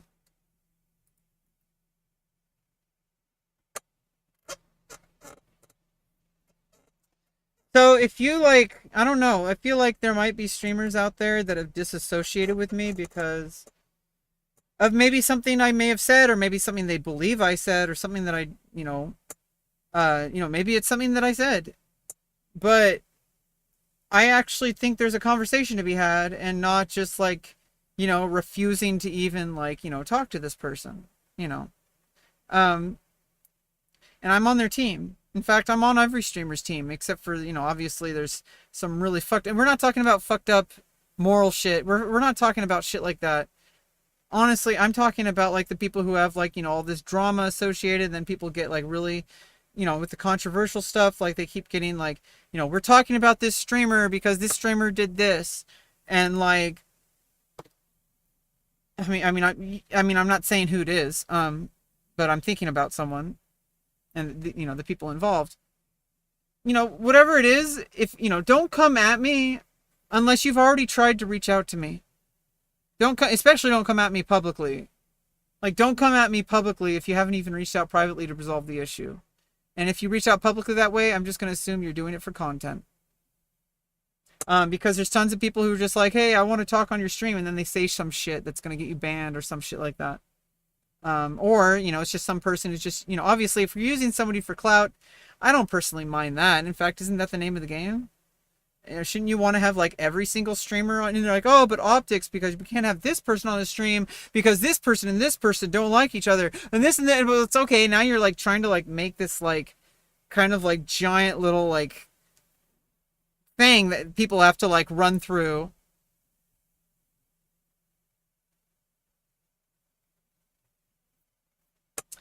But yeah, don't just reach out to me. I can always have a conversation, but if I'm like upset, I might have to calm down before we continue. But the conversation doesn't stop just because I take a break to like cry or something. You understand? Like, that's what I have to deal with, the emotions I have to deal with because of like, lifetime of issues, autistic issues, some stuff that you guys don't care about. I've talked about it on stream a billion times, and it's very clear that nobody cares about it. So long story short, the TLDR bullet points, main bullet point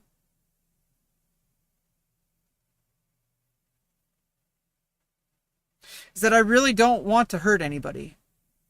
I'm not trying to push an agenda, except like, hey, like I think trans people should have access to their life-saving surgeries and other health cares related to transgender medicine, and gender-affirming treatments. That's a pretty important one to me because I'm living it, and I'm a living success story, and I'm not quite towards the end of that part, the medical part of it, but honestly, I'm already a success story. Do you understand? Like I've been used in like, like I don't know, like I've helped people. I'm not even talking about my stream. There's a lot about me that people probably don't know. There's a lot about my real life that people don't know about because they think that they see my stream and they think that that's me. And yeah, like obviously, like it's still me doing things. Sometimes I'm silly. It's pretty obvious when I'm acting or whatever, but I also think I need to start getting, a little bit more advanced and, learning how to like, debate people and shit.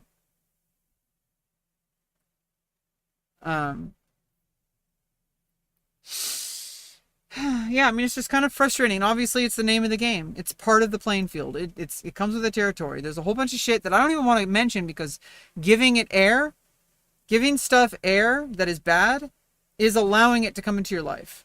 Obviously, you should be very aware of these things and like protect yourself from certain things. And obviously, I don't have, obviously I have I guess the luxury of not having clout. But then I remember like, wait a minute, someday I might have clout. Is everything that I've said in the past like gonna haunt me? Is my digital footprint gonna destroy my life? Nobody fucking cares, because they don't care about some shit I said 12 years ago online. you know, or 4 years ago, or today. No, it is important what people say if it's a very specific thing, but I don't know. I feel like we're all in this together, and I think the people that we put all our ire into, like the people that we like complain about or say that this person is fucked up or this person should be banned, blah blah blah blah blah. I think it's like defeating the entire purpose of like this unique opportunity that we have in this internet space to actually have these discussions, right? Like if you just ban everybody for saying things you don't like, obviously, like we're not talking about hate speech. Okay? We're not talking about harassing people. That's just never okay. That's just community guidelines. You know, like if you're at a bus stop and you're like running around, like you smell really bad and you're like shitting yourself and you're like, you're taking your shirt off and you weigh like 500 pounds. Not that there's anything like, you know, to be ashamed of. You just, you know, it's a very medical situation there. You know, like this person probably is going to be kicked off the bus because he's shitting himself. Most likely that's it. Not because he's hooting and hollering and taking his shirt off or spitting in his backpack. True story, there was a guy who spit in a backpack once on the bus. And he smelled like balls, like actual balls. Like human balls. He smelled that bad. He was homeless, I think. Or he you know, I usually don't say homeless, but it's usually a good guess. I was homeless, you know. There's homeless people who are like regular people. I think this goes beyond homeless. Like there's people who have like, you know, they might not even be homeless, but they're like that, you know?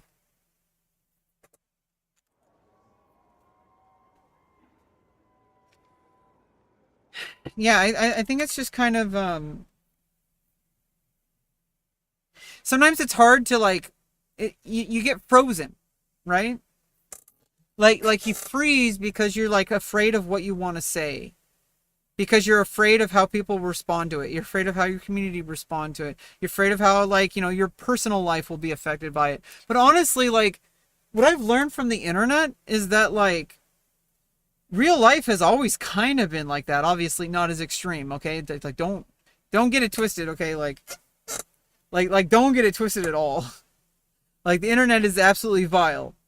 What I'm talking about is like in real life, you also meet people who are like, maybe you try too hard to like impress this person, like somebody that you like don't even like, but you're trying to like impress them because they have something you want or whatever, and you're not even doing it for the person at that point. Like, I don't know. I think it's good to have these conversations because obviously, if somebody was like, okay, let's say like I was presented with a situation where I would be working with like a famous content creator. It would be stupid for me to act like that person wouldn't affect my performance. Like the level of clout, the level of pressure. It's going to affect your performance. But I think it's important to remember that like the show goes on. Like the show must go on. Like, it's not even a must. It's just the show goes on. Like, it's a fact. Like, literally, the show just goes on. So, you can't... If you fuck up, then just don't trip and fall. Just keep going. Never break character.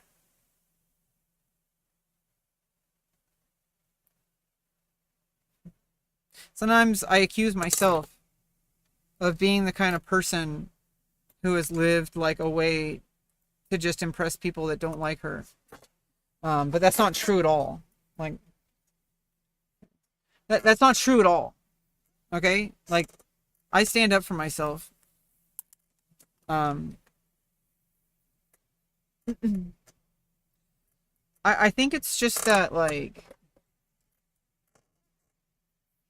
I don't know. I get really hung up on my appearance. A lot of that is, like, just gender related. But, like, obviously, like I said earlier, a lot of that carries over towards like just, you know, like I said, this transition isn't about like like the transition is about like just getting to a place where I can feel like I can actually approach life, because I was trying to wait until some magical moment that doesn't exist, and I would have lived my whole life miserably. It would have gone so terribly. You know, as bad as things can seem sometimes, I'm doing pretty damn good. I'm doing pretty damn good. You know, it's like, you know, certain situations are really shitty, but like they're not forever, you know? And I'm doing my part. I'm doing everything I can and probably more. Okay, like there's more I could be doing, but I don't really have those. I'm not working with all the information. You understand? Like I think people would forgive me. So I mean, like yeah, I said that preempted like, you know, statement earlier about how like let's get real. If I'm gonna actually talk business, you know, because this might be relevant in the future, and obviously, you know, renegotiate things when that happens. But as far as I'm concerned, I pretty much like I don't care what other streamers are doing. I don't care like what people tell me I need to be doing. This is my thing. And it exists outside of Twitch. It exists outside of YouTube. I'm doing my thing. And that is, I am like documenting a lot of my thoughts in a way that hopefully can eventually lead towards some kind of like understanding in the world. But also, I want to be entertaining. I want to be funny. And those things take time and training. Like, I got to work on it somehow. And I also need to be able to work through tough emotions. Because the show must go on. And that's something I haven't really practiced since college. And I had a breakdown in college. And not a breakdown at college. But like I had a breakdown. And I had to drop out. And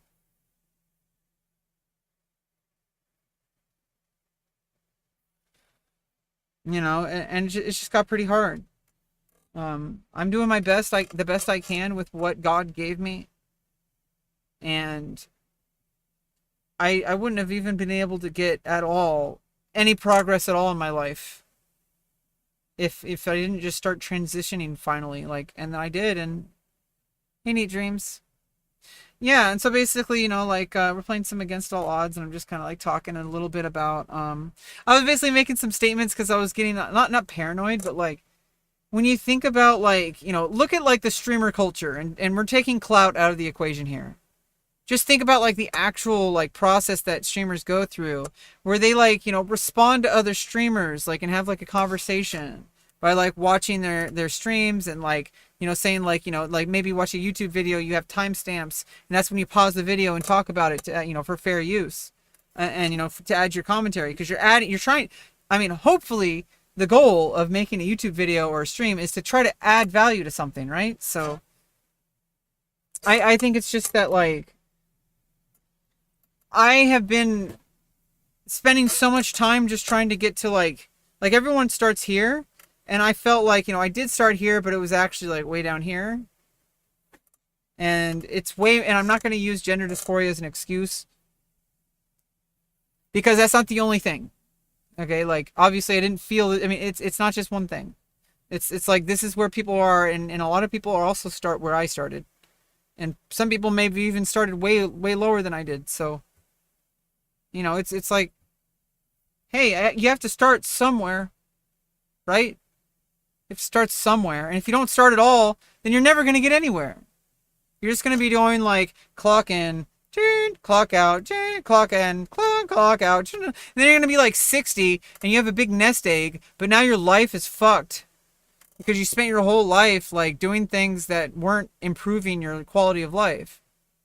And yeah, like my quality of life isn't the greatest, but I would rather spend the time devoting myself and with a plan and a strategy, and get the people who can bring me to certain places, and we can figure it out all together what it's going to look like, because it's not directly in my control. It's not directly in anyone's control. It kind of just is.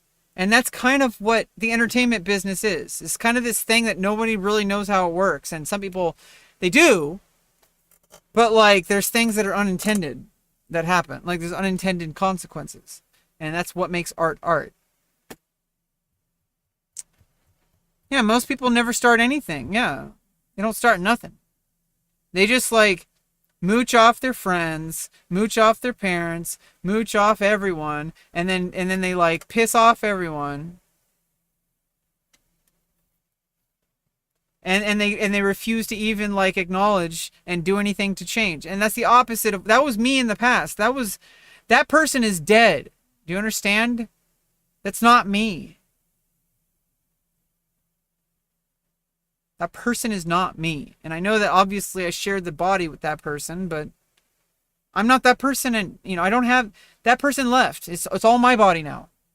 That person left.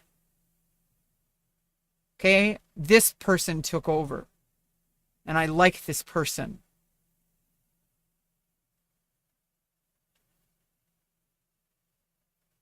She starts things.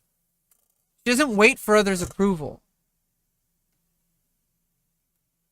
But she also knows how to listen, which is something the other person didn't do. The other person does what my dad does, which is place away all the blame. And I'm sharing this because he's had so many chances to, like, you know, I don't care. He doesn't care. He's already told me he doesn't care what I say on stream about him, but honestly, I do try not to talk about other people on stream, but my dad, like, he's earned this critique. And I think people can learn from it. I can learn from it. I learned from it. Do you understand? Still, to this day, my dad refuses to acknowledge that anything that he says or does is wrong. That other people who are having a problem with him are just on their period, or having a bad day, or crazy, or on drugs. It's always something, right? Except for himself.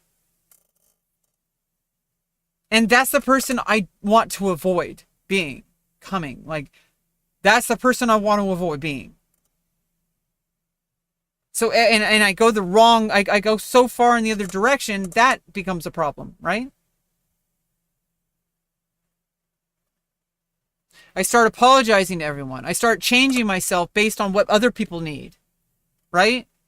Now that's a problem I'm starting to see happening in my life. But now I'm better equipped and I can actually see it. And I might be able to do something about it. And I think I already am.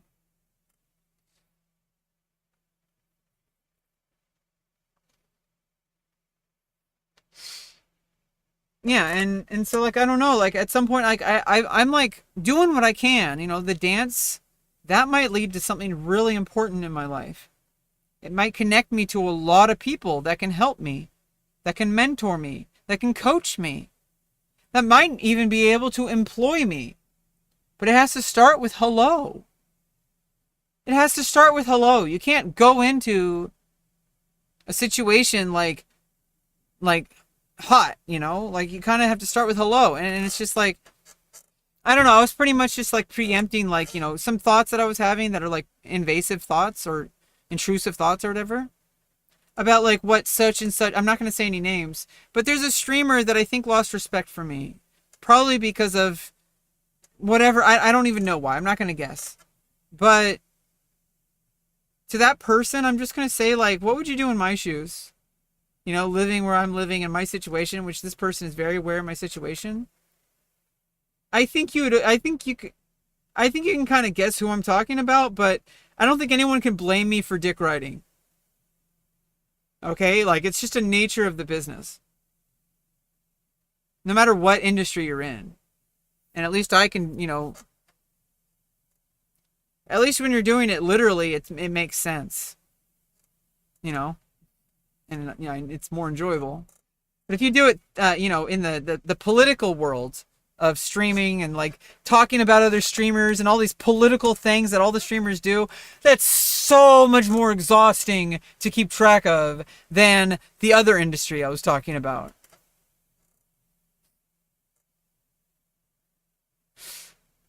That one is so much more straightforward.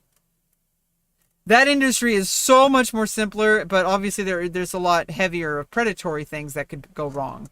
But, you know, the stakes are higher for predatory practices, but you have more control over it nowadays because of certain platforms that are making it a lot easier for creators to be in charge of their own content and their own creative, you know, direction, and also in charge of their own revenue. Like, It's not going to some agency and then going through a bunch of lawyers and then going to you, unless you're dealing with like tens of millions of dollars or more.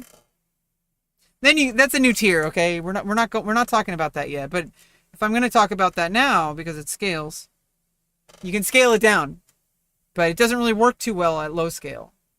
Right? There's certain strategies that work really well high scale but don't work low scale, and then the inverse, like certain things that work really well low scale but are terrible high scale. So you have to start somewhere, but then you have to kind of get yourself to like a new bloop, and then you get to yourself to a new bloop, and then you kind of do that.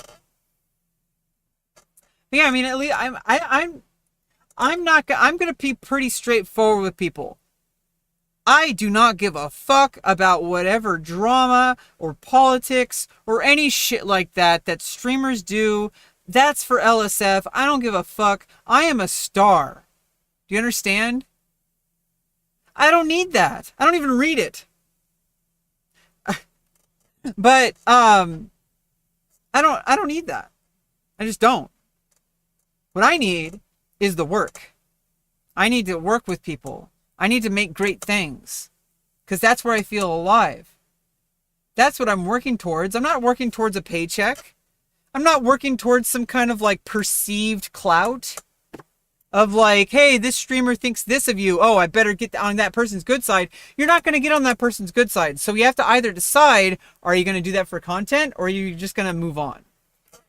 Because there's certain things, obviously, if you don't care about that person and it's very clear that they're expecting you to use it as content, then just use it as content and don't attach any emotions to it.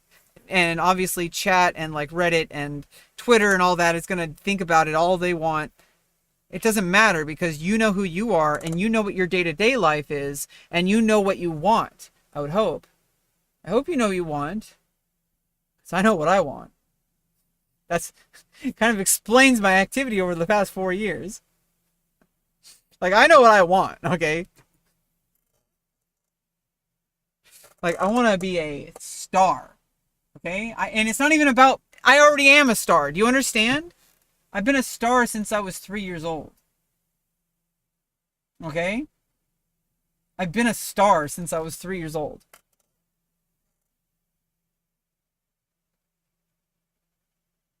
I had to entertain people. I had to put on a performance just to get through the school day.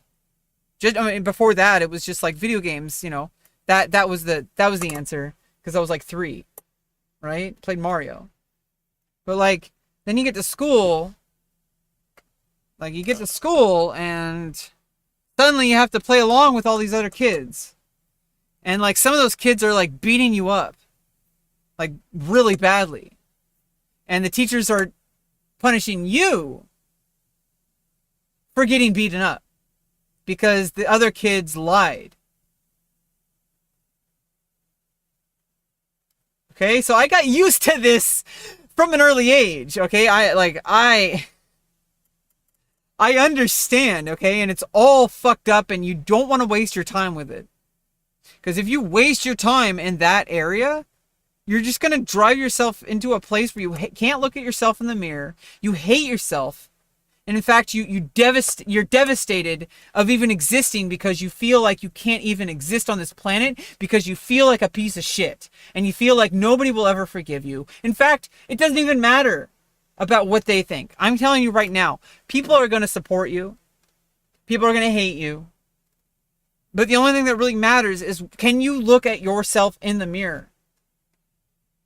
And if you can't, then you have to start asking yourself why and making those changes. But don't start making changes unless you know what you're doing. Okay? It's dangerous. And that's why it's so dangerous to fall into the popularity thing. You're never going to be popular. I mean, ironically, you might be the most popular person on the planet. But you're not going to be you shouldn't attach anything to it, because it's fickle. It goes all over the place. Sometimes it's fickle. You might be popular 1 year, the next year nobody cares about you. But then like 10 years later, you just pop off. And are you just going to be like miserable those whole 10 years? Oh, I wish I was famous. I wish I could pop off. I used to be famous. What was it that made me famous before? And then you ask that question and suddenly you start working towards it. It's not about the music. It's not about the stream. It's not about the YouTube. It's about you. It's about you. Okay? Cameras didn't exist for most of human history. Microphones didn't exist. Like, stages were the first performance. In fact, before that, literally just like somebody just talking to a group of people at a location. That was like the first like public performance, even if it was just oration, which is in the Greek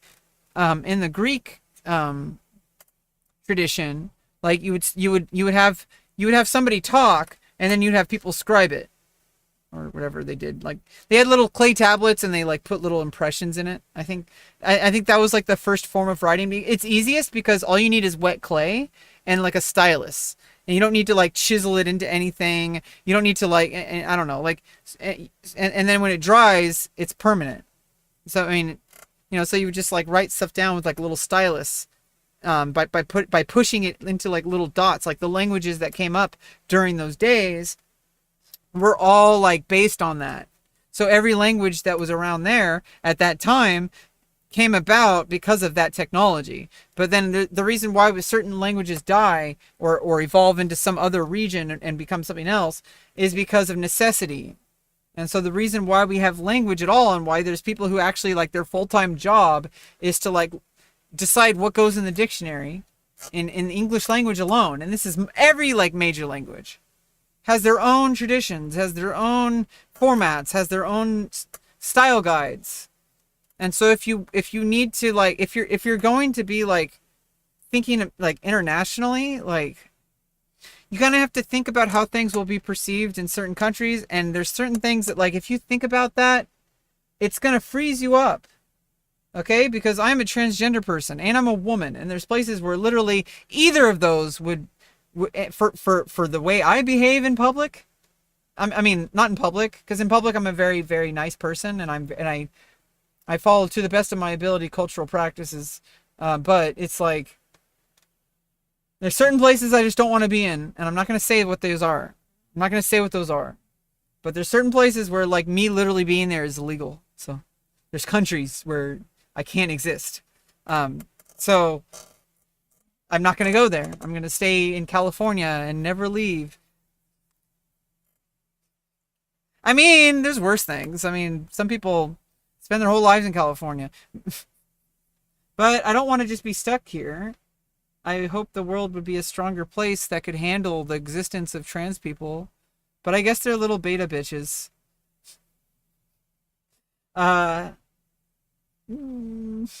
Yeah, they're beta bitches.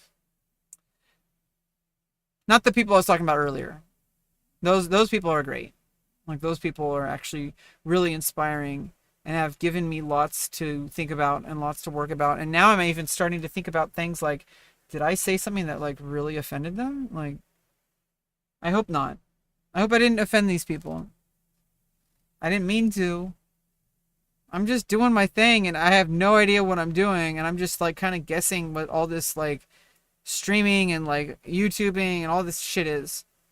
And I think like obviously right now I'm in a preparation stage, and I have been the past 4 years. I don't know if anyone's fully aware of that. I've been purposely avoiding like, I mean, it's a good excuse, isn't it? I've been purposely avoiding trying to become like super successful and famous the past 4 years.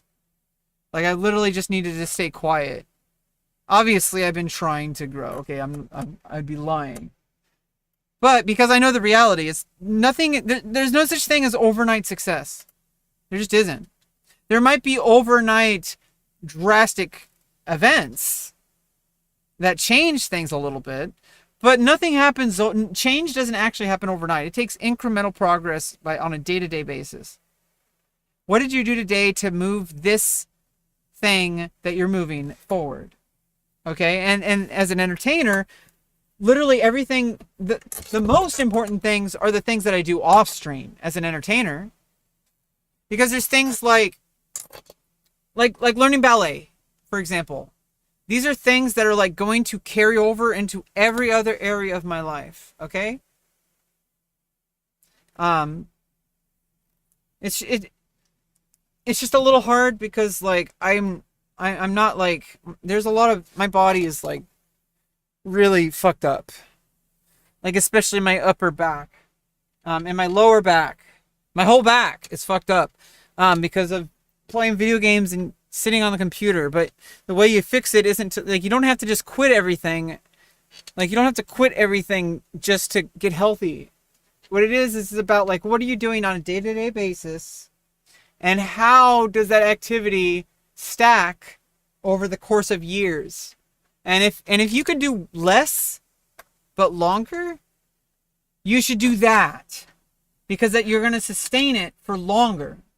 You're going to be able to do it even when it's difficult. So it's better to practice for 2 to 3 minutes with intense focus and intention than it is to practice for like an hour where like at some point you kind of just tune out. Learning ballet, yeah. So yeah, Neat Dreams. I started an intro to dance course at my college, and there's other things outside of the class itself that are actually working out really well.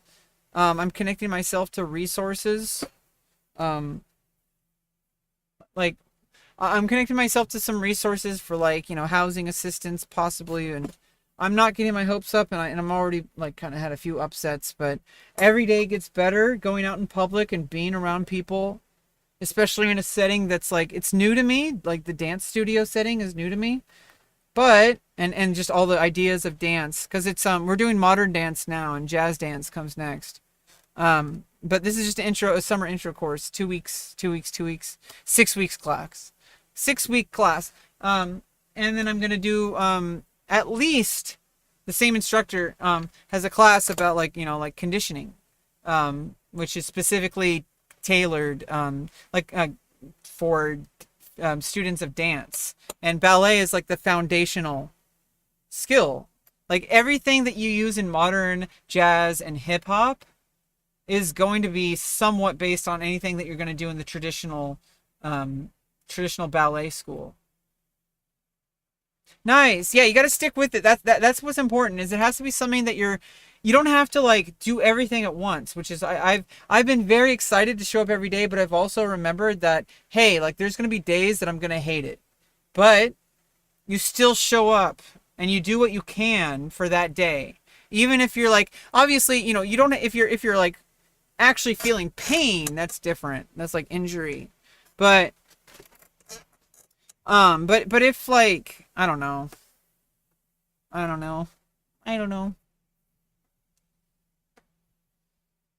Yeah, my hair is starting to grow back from the surgery.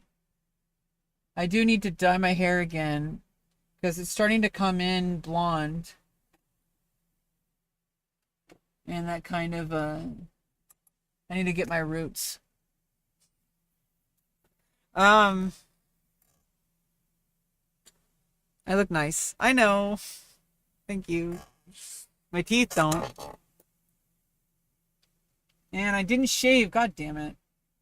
Hey, I mean, I don't know if, I hate to break it to you, but, you know, I actually have less facial and body hair than most cisgender women. I'm not saying you specifically, I'm talking to the stream. So I usually pretend that there's more people in stream, because potentially there might be if I like use clips from my stream for YouTube. Like I want to keep that mindset that I'm on stage. So it's like, even if you're the only one here, obviously if we're kind of more casual and just having a conversation, that's a little different. But like, I'm kind of like in like pulpit mode right now, I guess. Podium. I'm at the podium. The podium. Okay. We need to vote for things. I don't know. Here, let's just kind of, let me do something. I want to experiment with this. Oh, just a second. Let's play it. Oh! Play it.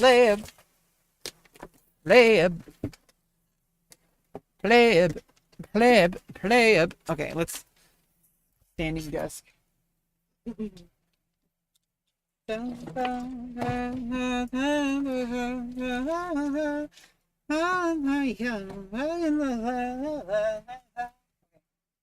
What are we doing? Let me get the camera back on.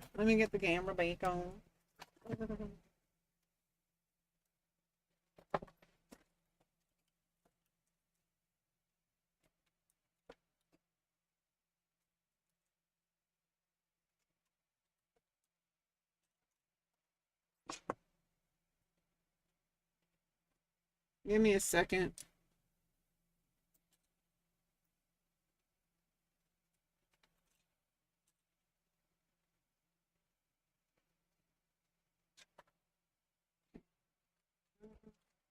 No? Yeah, what's the dealio?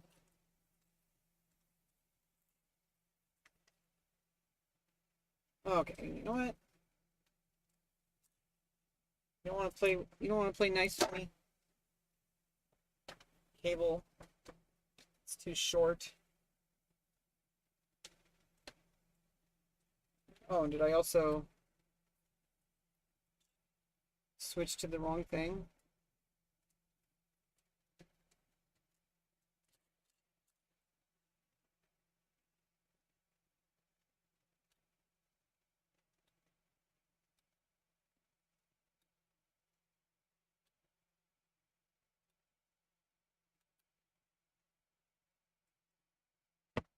Yeah, the cable is like disconnecting and disconnecting.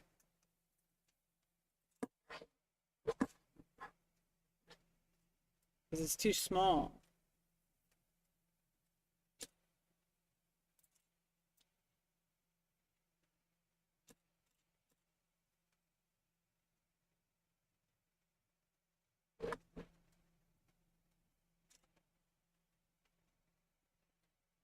Where's the longer ones?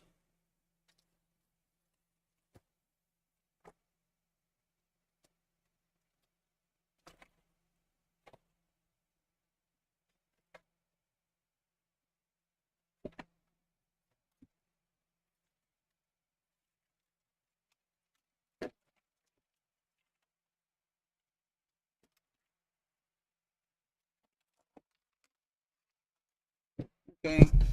Can't go full standing, I guess. Okay, there we go. That's better. Okay, I'll have it in a second. Just trying out new setups.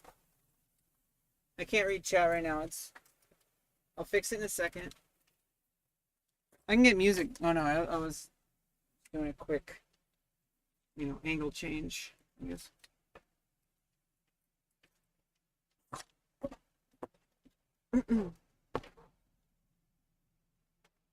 Somehow, one step closer.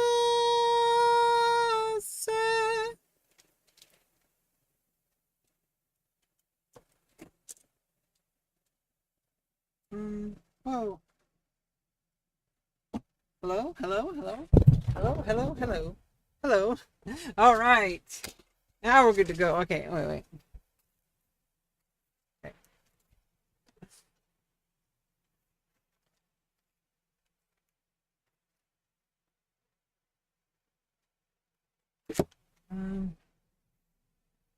Yeah.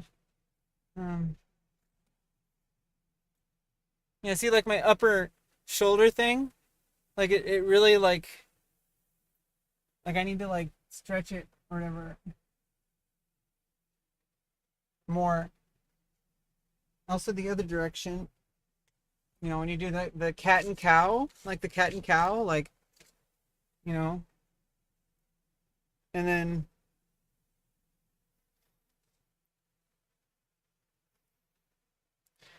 cuz like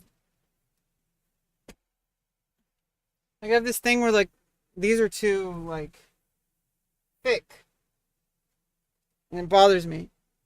It bothers me quite a lot. Um yeah, it bothers me quite a lot about my upper torso or upper shoulder area. It bothers me a lot. Let me get chat up here. Okay. All right, neat dreams. You've fallen, you can't get up. Yeah, we're playing some Against All Odds. I was just kind of taking a moment to like kind of talk about some things. Also, I'll be right back because like, let me fix this. Be right back because like, I just realized I forgot to do a little bit of shaving. Okay, I'll be right back.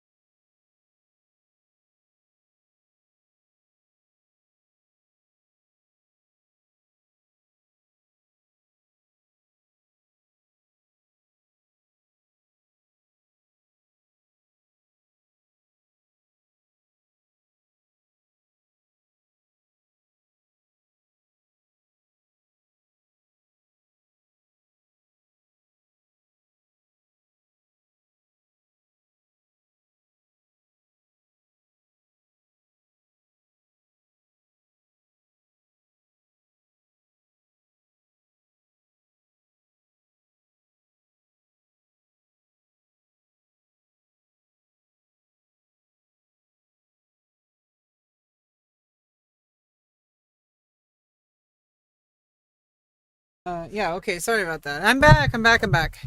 Hey, Lucas. How are you doing? Yeah, we're just kind of like talking about stuff for a bit right now. I'm just kind of in like a reflective mood. Kind of just thinking about, where am I going from here? There's I need to shave more. It's okay, we don't need it. Whoa. Um, I just think that there's like a lot of directions, like where things can go, and I'm kind of excited. Um, I'm kind of excited to like see where life can take me. Like there's a lot of things that are holding me back personally and also just objectively, but I'm working on it. I gotta get that back melted. Like I'm doing that with the dance class, though. You see, like. And it's working the muscles here and all that. I'm noticing like my body's starting to shape like, from the dancing, and I feel like I've been losing weight. So I'm trying to gain some weight, so I've been eating more Cheez-Its, and I've been eating more Cheez-Its so I could gain some weight. Because I'm so skinny. Like look at this. Like I'm so skinny. Like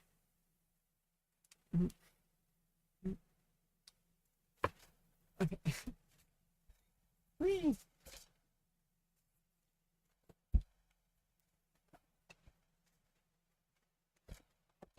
Yeah, you have to find the balance. It's hard to do in here, especially since the floor is carpeted.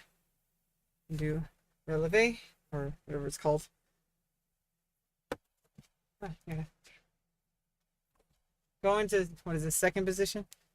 Third.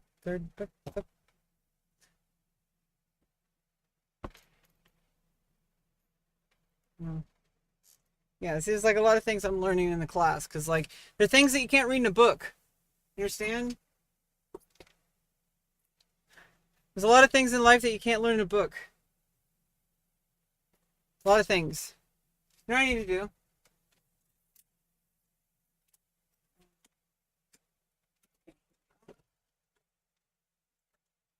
This is what we need.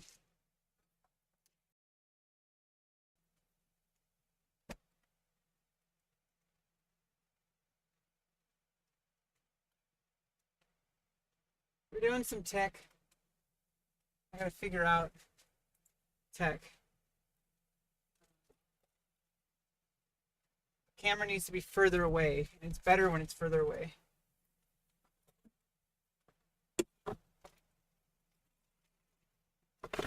Need support though to do that.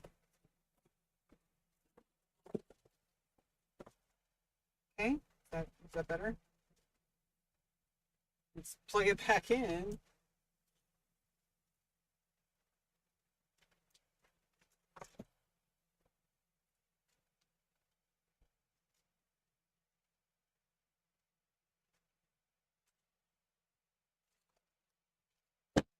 I just teleport?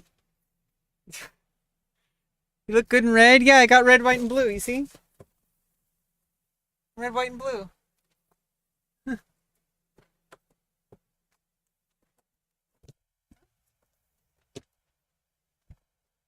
Red, white, and blue. Sometimes you gotta go red. It looks really good. It's kind of new. I got it like I think like a few months ago. Maybe less. I mean, very patriotic. Well, our country's in shambles, but that doesn't mean that it's the country exists outside of us, right? Um, like the country exists outside of like it just is, right? I feel like we should focus more on what actually is, you know? Like focus on what actually matters.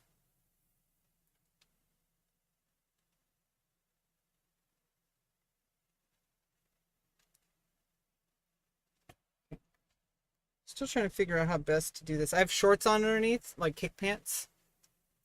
I have like some kick pants underneath, so I can actually just do like kicks and stuff, and you're not gonna see anything because I'm wearing kick pants. You see? This is behind the curtain. This is behind the scenes. Every time you see somebody on stage doing lots of stuff, but they're wearing a skirt, they're actually wearing like shorts underneath. So I mean, I don't know if you knew that or not. And the people with penises, especially if they have balls, they wear like a special thing that kind of like makes it kind of just look like a solid bulge. So when you see a guy with a bulge or a woman with a bulge, a penis bulge, it's like padding. So don't get weirded out by it. It's normal. I know that like a lot of people out there, and when they first go to like, they're like, oh, I can never do that. I can't do that. I could never do that on stage. I'd feel so embarrassed. It's like, dude, like, get over it, and then you realize how little that shit matters outside of the stage too. Like how much. I'm wearing a swimsuit, so I just want to make sure I'm not pulling on it and showing a nipple. That's about it. But this is actually a swimsuit.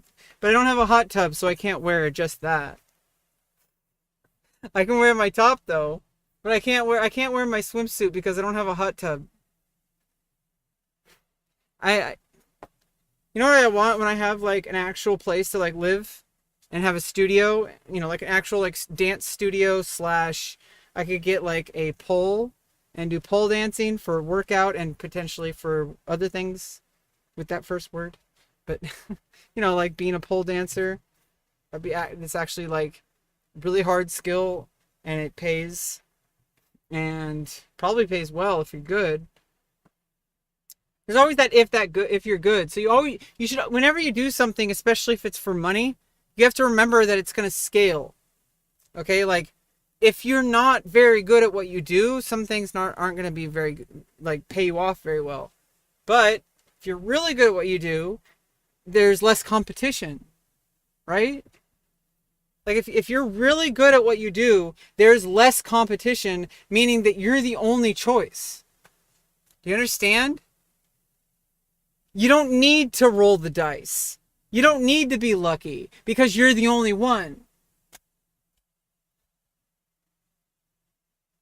So when it's my turn to shine, it'll be inevitable because I'll be the only one capable of being successful doing what I do, whatever that is.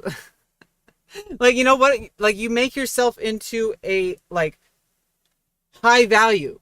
Because when you have a high value proposition, you're more likely to, like, actually have something close. Right? Like, you can actually close a business deal. If you have, like, something that's actually, like, valuable. So, I've been working my whole life on doing that. Which is why streaming actually has nothing to do with streaming. Like, everything you do in your life that you bring to your YouTube, or I'm just going to say content to just catch everything. So like everything that you do in your day-to-day life has something to do with improving something related to that.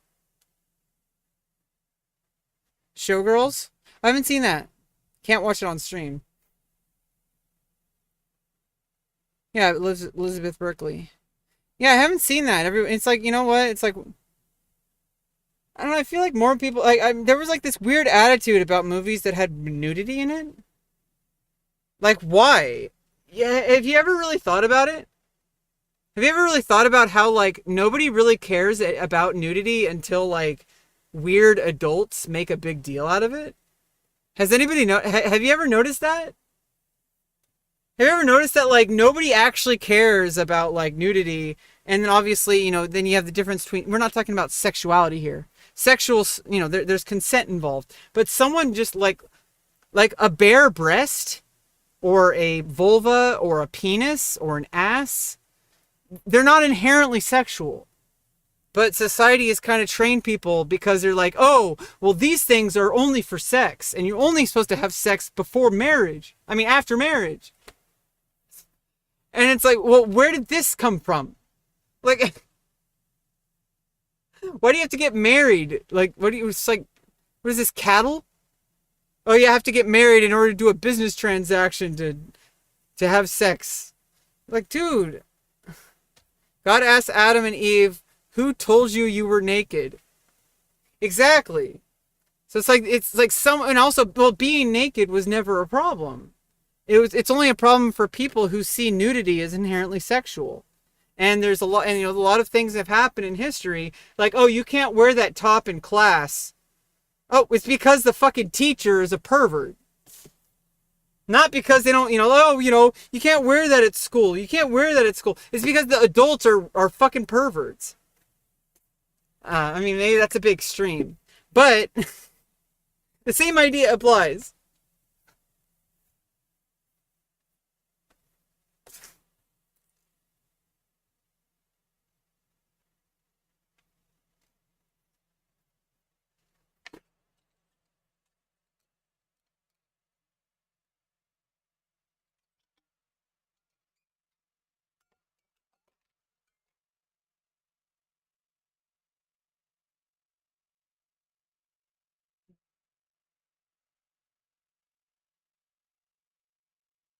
Yeah, it's like, yeah, my back is fucked.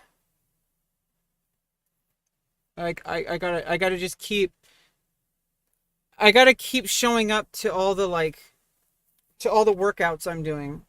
Because I'm doing a lot to, like, fix these things, but, like, it basically, like, my shoulders are, like, really out of alignment. So it's kind of like that. You gotta do that thing. Just, like, stretch all, like, the spine and all that.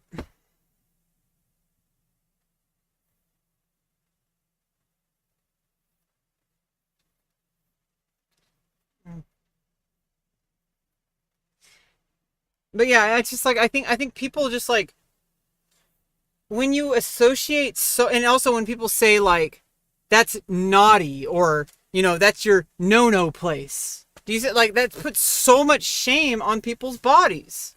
It did for me. And especially since I had, like, I went through male puberty. And so it was even, like, more pressured, I think. I mean, not more pressured, but, like, I was really pressured, like, that, like, I have to act a certain way or my life is over. Right? I don't think anyone is exempt from this. Obviously, personal work is what's required. Because obviously the world's not going to change. The world's going to have certain expectations based on what my body looks like. Okay? I don't give a fuck anymore. I do care personally. Like I said, the last area is just getting my body in good shape and alignment, because my shoulders are just fucked. My lower back's getting better, but the upper area is the tough part. And I don't know, it's just like, I feel like so many people even see sex as shameful. And then it's like, then people like me, who have a very open-minded, like, approach to sexuality, I'm very sex positive. I'm very body positive. All body types are beautiful. I don't care if you're 400 pounds. Like, if you're taking care of yourself and you're trying to do your best, like, eventually that's going to level out. But everybody has a genetic body type. Certain people are going to be bigger even when they lose weight. That's just how their body is built. Just like my body is built a specific way. Right? So, like, it's hard for me to gain weight. So, like, I'm super skinny, which I guess some people want. I don't want to be skinny. I want to be voluptuous. Like, I like, Disney Pixar mom bod. That's me, okay? Except I don't have that body type, so I guess I can't. That's okay. I have to be, like, dancer. I'm a dancer body type. Do you understand? I don't know what that means. But, there's a lot you can do outside of your genetics. At a certain point, there's certain things you can't do about your genetics. But, there's a lot you can do. Especially, like, workouts. I don't know, like, I'm getting there.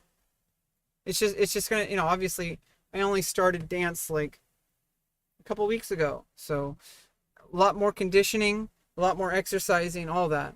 Anyway, let's before I go, let's play let's play some different maps.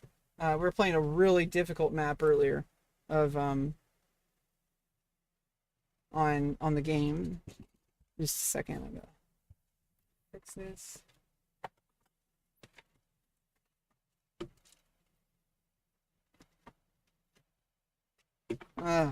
Fuck.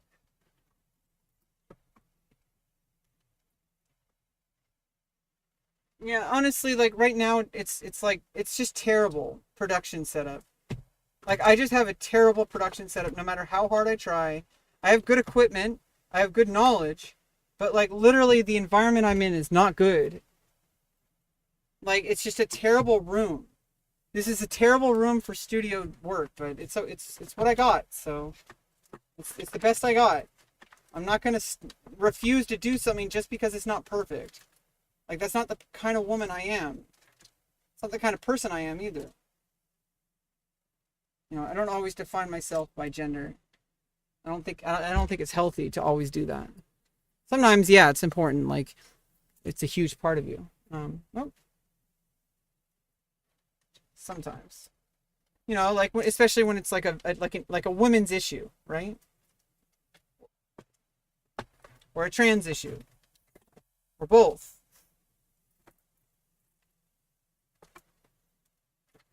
Just a different flavor of misogyny. The same root.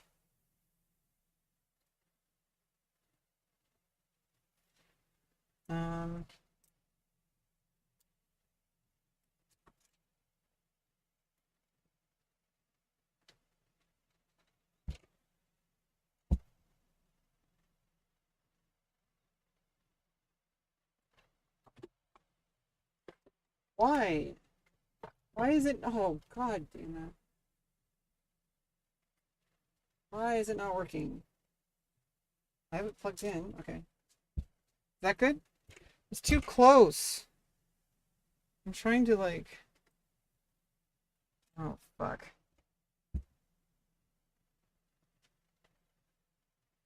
Okay, let's go back to sitting mode.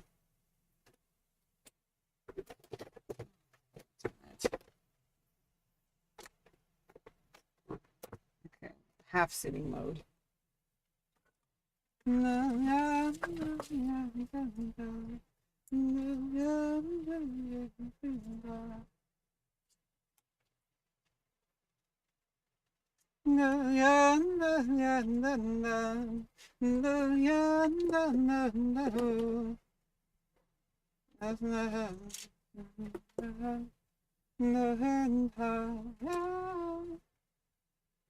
Okay.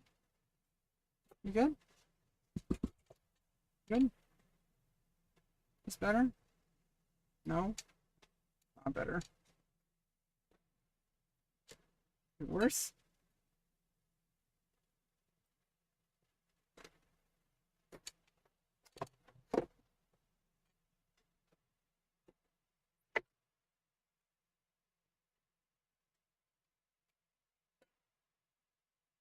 Okay. We're good. No?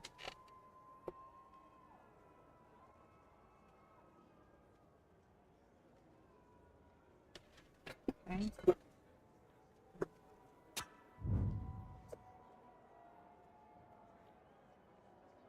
You can happen.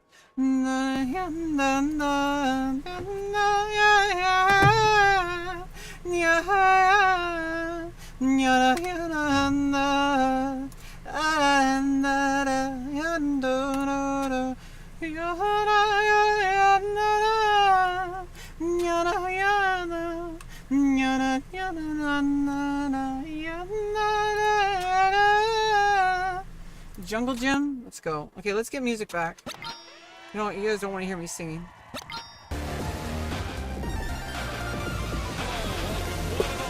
Thank you for joining us to yet another Slaughter League battle. What can we expect to see here, Phil?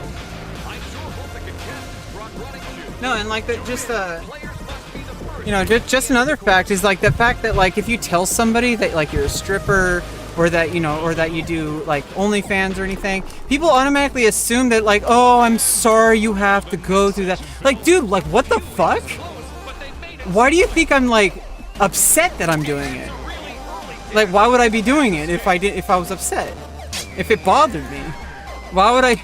You think that like it's some kind of like, oops, wrong button. Like, it's just people are like act like it's something you should be ashamed of. Just because you like, are a bit more open about your sexuality.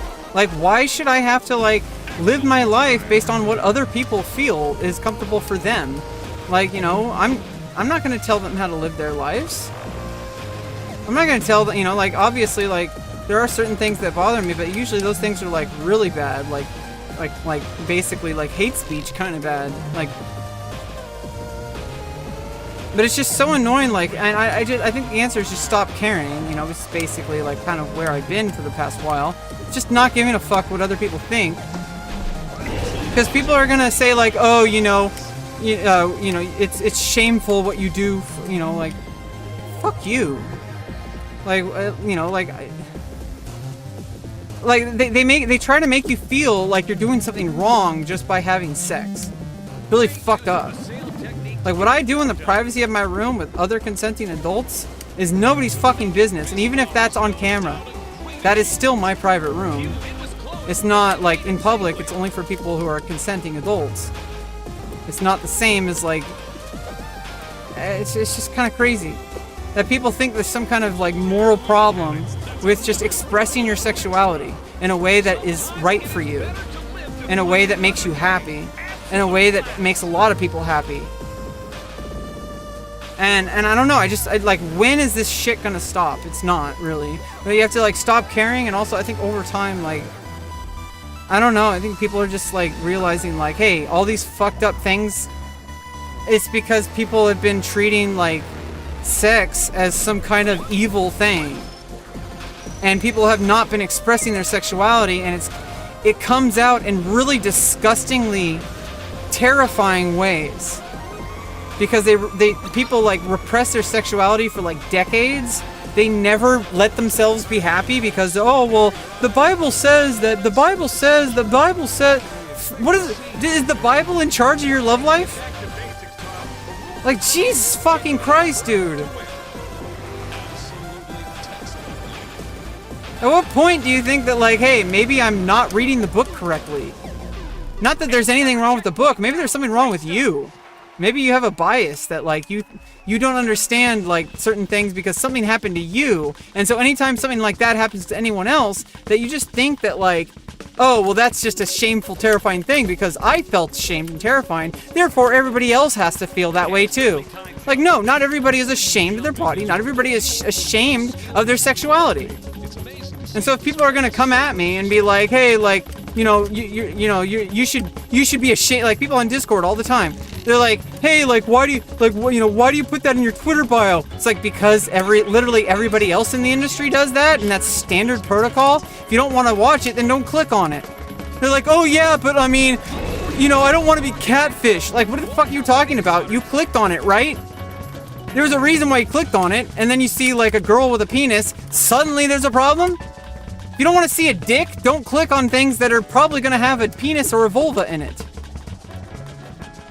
Like, seriously, like, don't watch porn if you don't want to see a dick. Because if you watch porn, you've probably seen more dicks than vulvas. I'm going to tell you that right now. You probably actually, like, were partly aroused by it. Still doesn't make you gay unless you're gay. Like, also, if you're guy, because I'm mainly talking to guys here. Because guys are usually like that, because I was raised that way, and, like, I've met a lot of men in my life, and I was, like, undercover, basically. So... it's usually guys, okay? Is basically like the moral of the story. Is like, think of everything being inherently sexual because they don't practice their own sexuality enough to actually be healthy and happy. Men are miserable because they're not allowing themselves to be happy. It's men's problem. Do you understand? Don't blame women. Don't be an incel or whatever. Don't come after women because, like, oh, well, you were wearing barely anything. Oh, I saw your OnlyFans. Like, fuck you, buddy. That's not an invitation. Like, seriously. How entitled do you have to be that you automatically assume somebody like doing their thing in the privacy of you know, with their own consent? Like, how does that like make them like whatever you think about that person? Because these people are like, oh, that's some dirty slut. Oh, like she's like, you know, probably has like had like gets laid like every night from a different guy, or like what the fuck is wrong with you? That person might even be like not even have sex at all in their real life. Like, just do it for work. And maybe they're a very asexual person with their personal relationships. That's none of your fucking business. You don't know who that person is. You don't know what their life is. All you know is you've seen their content, and you have some inherent bias because you probably were raised to believe certain things. You know, especially if you're a guy, you were probably raised to have very, very, very inaccurate understandings of the human body. That are probably going to like affect literally every single thought that you have about every single woman you meet. And if you don't see that, then there's no real point in trying to talk to these people. And you know, women are like this too. In fact, sometimes more women are like this than men. As far as like judging other women for like doing something sexual as something to be ashamed of. Like, oh yeah, you can't have sex because that makes you... Are you just gonna open your legs for anybody? It's like, well, as long as you're having safe sex and you're both consenting, why the fuck does it matter how frequently you have sex? She has sex like multiple times a fucking day. It's the healthiest thing you can fucking do. Matt is like, you know, you don't have to have sex with someone to do it, but you can do it yourself. And like, you know, when people start to figure out that like, hey, like there's, you know, all these things that you think about sex and you're projecting it onto other people, saying like, oh, it's shameful. It's shameful. You should be ashamed. Like, you know, why aren't you embarrassed? Like, you know, hide it. Like, you know, everybody can see this on the internet. Blah, blah, blah, blah, blah. Like, dude, do you think I care? Obviously, I understand that it's public on the internet. That was the point. You think I'm stupid? So you really just have a problem with it. And so, like, if you have a problem with it, well, that's your own fault. It's not mine. I'm not the one who made you angry. I'm not the one who hurt you. All I'm doing is doing my own thing. And, you know, like, if people are going to come after me about my sexuality and about my, you know, my industry, my line of work that I really want to do because I feel like that's my calling. It's something that I just have a natural talent for, and I want to get better, and I want to work with other professionals. It's also a part of my sexuality, but more than that, like it's I mean, that's part of it. It's like multiple things. And either way, it's nobody's fucking business. It's literally nobody's business at all. What? Why isn't it? I gotta restart it.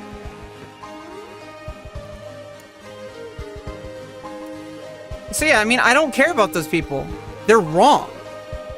Like, I am not doing anything wrong. I'm not breaking the law. I am not hurting anybody. I am a consenting adult in the privacy of my own bedroom. Okay? So, if somebody's gonna come at me with some bullshit, they should do...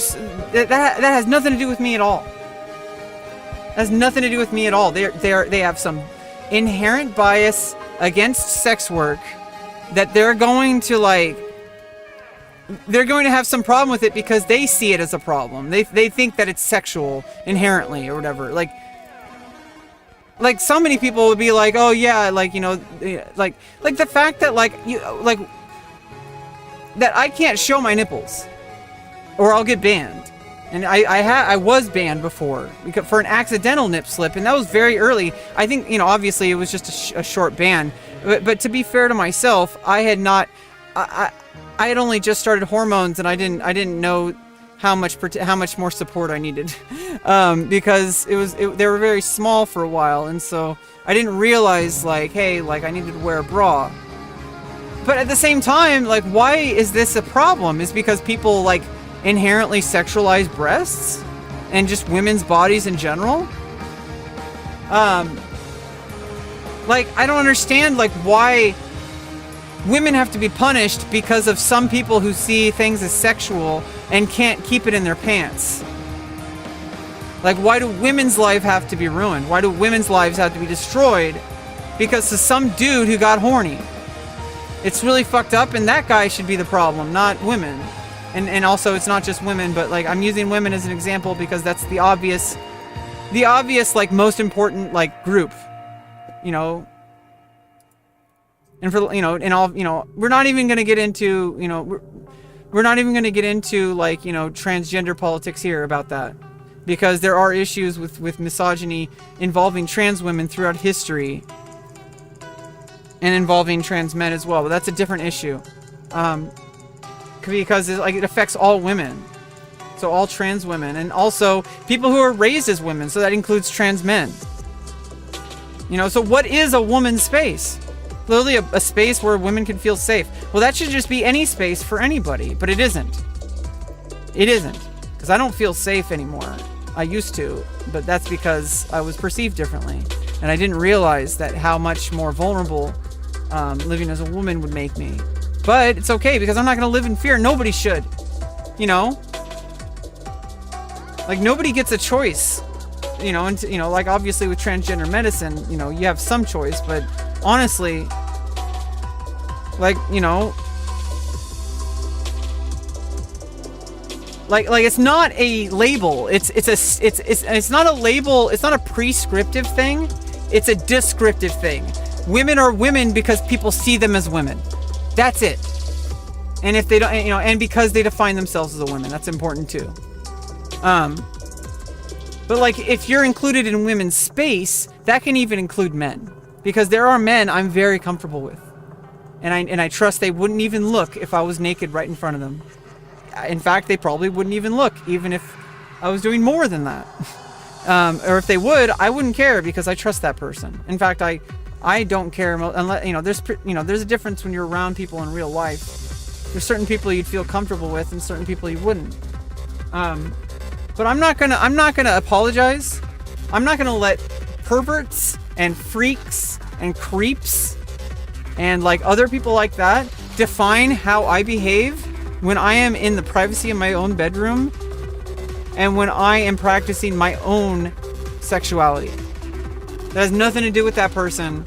And I have my own boundaries. I have my own, and I respect boundaries the best I can, especially during sex, because that's so crucial to respect boundaries. Like, you have to be listening. You can't just, it's not like a video game. You don't just press a button. Okay? Like, you don't just press a button. It's not like a recipe for like peach cobbler. It's a continual adjustment between two people and how comfortable they are with each other. If either of the people involved are uncomfortable, both people, you know, it's the other person's job to listen to that and pick up on that. And if you don't pick up on that and you just keep going, you're like, you know, that person is like uncomfortable.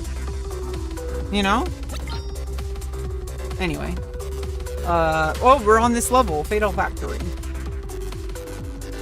Welcome back, folks. It's that time again.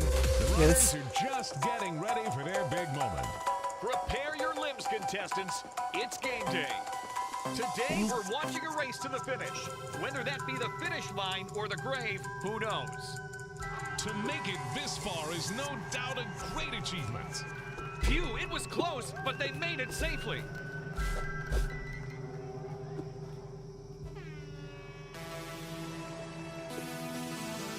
And that's a really early death. That's a sting.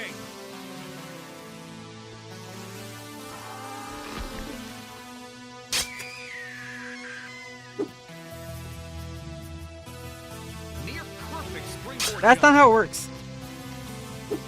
Then how does it work? Does anybody actually know? Why am I supposed to trust this person who says it doesn't work that way? What? Like, really? When people say, oh, life doesn't work that way, well, it gives them, like, well, what do they know? Like, Jesus fucking Christ. You can't pay for it. If I can't trust myself, how can I trust that person? Why should I trust a random person who thinks that they know how I should live my life? If I'm not sure, then what gives that person the right? Like, what gives that person any knowledge or insight? A person literally not even living my life. Could this be the easiest course yet? So I mean, literally, like, you know, you have to do this. You have to, like, have this strength inside of yourself. You can't you can't doubt yourself, and you can't let other people decide what is like okay for you to do or not. And that works either way. Other people are going to have some moral problem with whatever you do, whether it's gambling, whether it's doing like sex work, like porn, or like doing like you know, crypto, or whatever the fuck people are going to have some problem with. Like, you eat meat, someone's going to have a problem with you eating meat. I'm going to tell you that right now. There's going to be at least one person in your life who's going to have a huge issue with you eating meat. Like, that person isn't living your fucking life. Like, get away from that person. If they continue to do that, like, hey, like, I don't like how you're talking to me, and it sounds like you're disrespecting my life and my choices and how I live my life. And I don't want this person, and I don't want you in my life if you're going to be like that. And if that person is known to have a problem, you just say goodbye. I know that, like, it's hard, but, like, what would you rather have? Like, oh, I can't do that because XYZ or whatever. It's like, okay, well, then get into a situation where it's a little easier to do it then. And then maybe, like, or, you know, just, you know, how many years is enough years to leave an abusive relationship, right? How many years is too many years? Is enough years? What, 1 year? 2 year? A decade? 20 years? Have like a 50-year marriage before you do something about it? Seriously. Don't wait. You only get one life. Why do you want to waste it? Why do you want to spend it like constantly second-guessing yourself, constantly trying to please people you will never please, who will never be a part of your life anyway? Like, don't. Like, don't.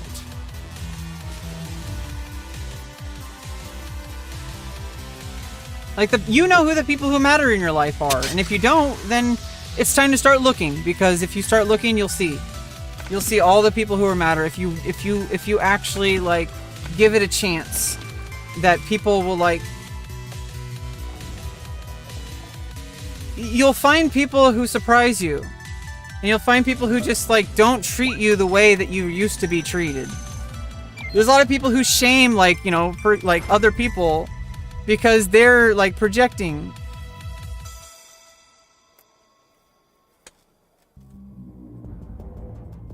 So I don't know.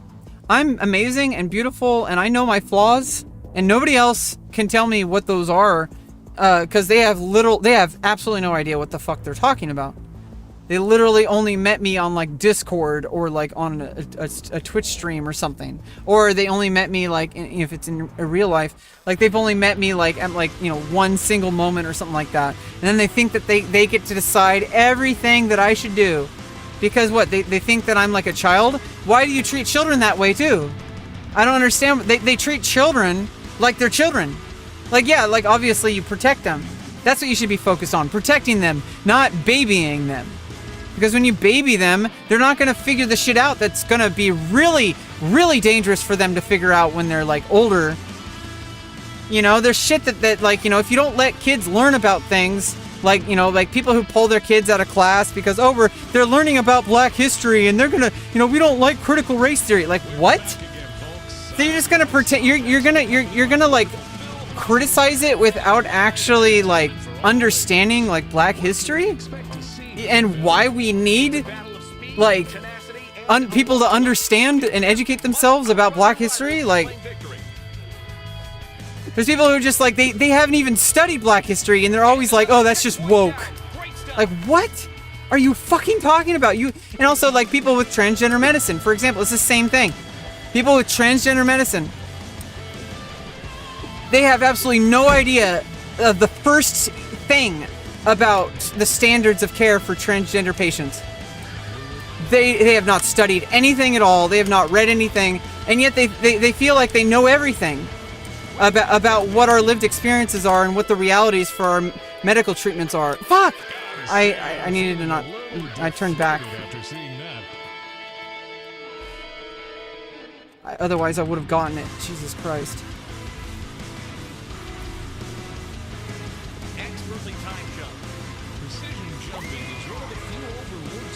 I got this before. I fell off.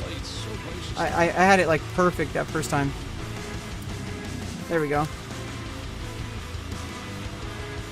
nice little slide right there. Fuck! I did it again. I thought I had to go left. I thought I had to go left. God damn it. Now that's what we like to see.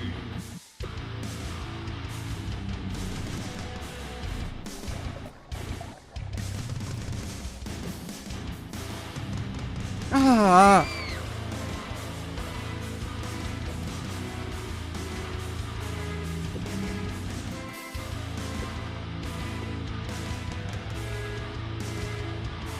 That's actually a hard part to time.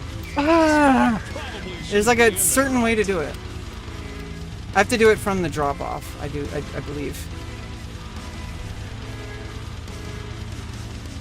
Oh, I had to jump again.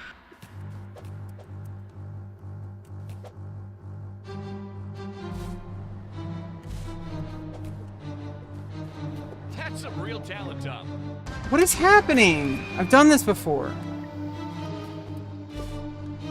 Done this run before.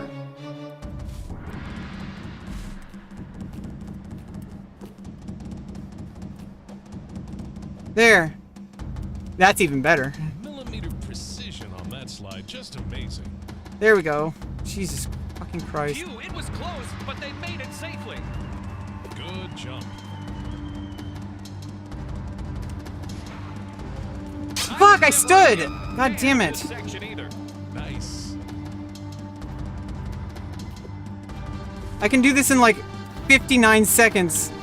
But I can't, but now I'm at 2 minutes and 55 seconds. Jesus Christ. Like watching a sequel to Jaws. Damn it. Over.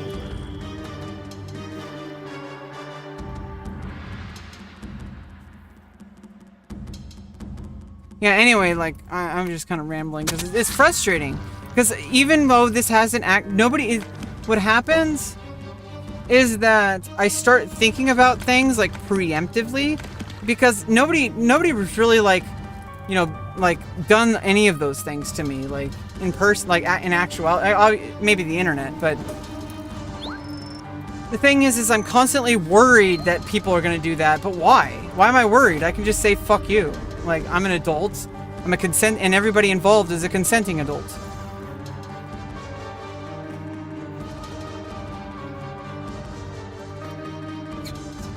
So like, I really wish people would stop pushing their biases onto other people as if it's like law. Like, oh yeah, like, you know, oh yeah, porn stars can be porn stars, but not anybody in my town. Like, what? Like, lady. It's usually some, like, you know, like older religious lady. It's kind of a stereotype, but like usually like an older kind of waspy white lady who's like, oh, I can't believe that this person is doing this on the internet. It's like, okay, like, you have a problem with it. You don't have to watch it. But there's nothing inherently wrong with it. I'm following all the guidelines. I'm following the law. Like, there's consenting adults. Like, I'm doing nothing wrong. In fact, I shouldn't even need to apologize. In fact, I shouldn't even feel like I have to say anything. Like, I deserve to live a life that I am living. Like, to push myself to be better. To pursue a career that might change my life in the most amazing way possible. But because there's like people out there that would be like, oh, you shouldn't do that, you should do something else. Like, what, really? You'd rather me be broke for the rest of my life than do something that could potentially make me, like, money? Like money? Like money. Not just money, money, okay? Something that could potentially make me money.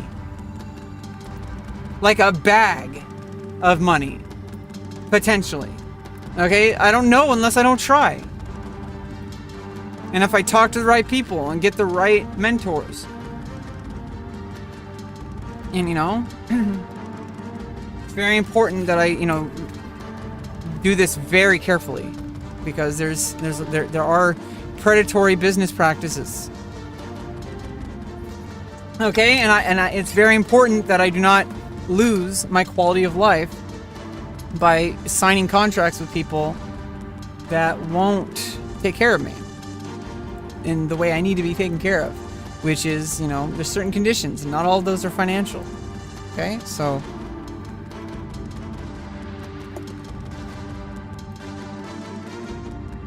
in fact, as long as I'm getting all my basic needs met, like housing, food, shelter, water, like a decent living place. Like, I don't really care about money above a certain point. And like, you know, my whole family has like never really gone above like maybe like, I don't know the exact specifics, but I think the most anyone in my direct family has made was like maybe like 80K a year or something like that. Maybe more, I don't know. But I think I need to break this fucking cycle and do something bigger, because whatever they're doing isn't working. Clearly. They're just spending their whole lives bitter, hating everybody, treating everybody around them with toxicity, ruining lives, enforcing their own morality and their own requirements of people onto other people. That's where that leads, okay? So I am breaking the cycle. I don't care how long it fucking takes. I'm a fucking star, and I'm gonna make it, okay? I don't fucking care. Because if I can't get that bag, then it's over. I may as well just go for it, right? Because if I have to do, I can't do what the rest of my family has done. The longest I've ever done what they did was like minimum wage for like a year, and then I lost it, and it kept happening. And yeah, you can do it more, but like if it didn't work the first fucking 10 times, then maybe you got to do something different, and maybe you should have done the thing that you should have been doing the whole time. But I wasn't able to transition at all and be happy with myself.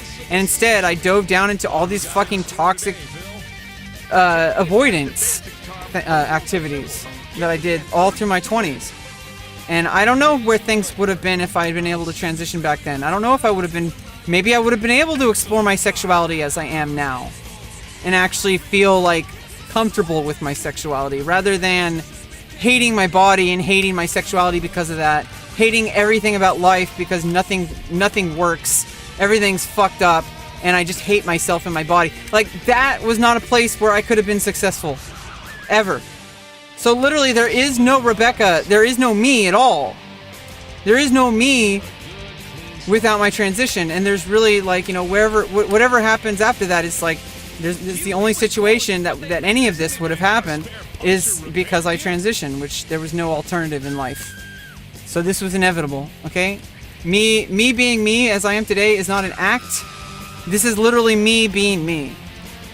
As a woman, as Rebecca, I have made myself. How many people can say that they've made themselves? Okay, I didn't let all the people in my life define me. That's what I was doing when I was trying to live as a man. And I stepped away from that the moment I finally took charge of my needs and started living as a woman like I knew I needed to.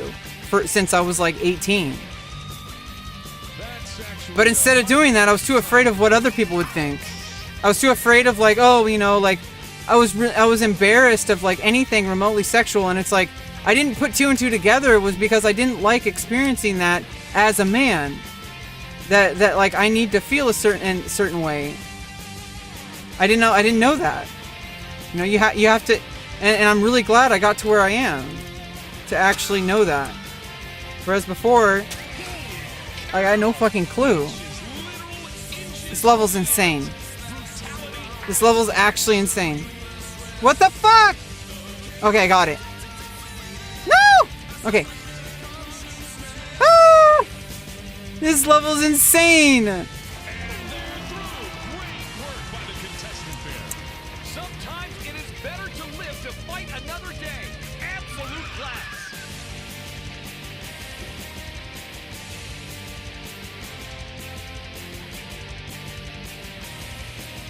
But yeah, I mean, like I said, I'm not going to let anyone decide for me unless it's very, very, very case-by-case basis. But for what I'm talking about are like, you know, like the normal things. The things that I'm not doing wrong, but that other people think I'm doing wrong. That's what I'm talking about. Because there's people out there who think it's weird that I do, like, certain types of content because I have a penis. And also, like, they probably treat men like that, too. Not just women with penises. They probably think it's shameful for, like, that it's normal for women to do it. And they don't see me as a woman all the time. So they think it's like a trick. They think that I'm, like, trying to debate people. They think that I'm, like, a catfish. I never fucking said I didn't have a penis. You're the one who clicked on it. Do you understand? You're the one who clicked on it.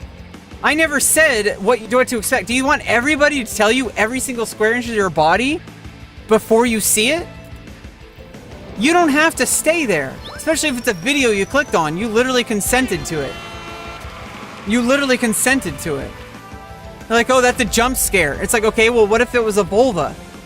That's also a jump scare. You don't seem to have a problem when like a woman with a vulva, shows it. Then how come a woman with a penis, when that pops up, suddenly you feel all like violated? That sounds like a you problem. I did nothing wrong. In fact, those women did the same thing I did. And the only thing that seems to be the common factor here has been this person's response.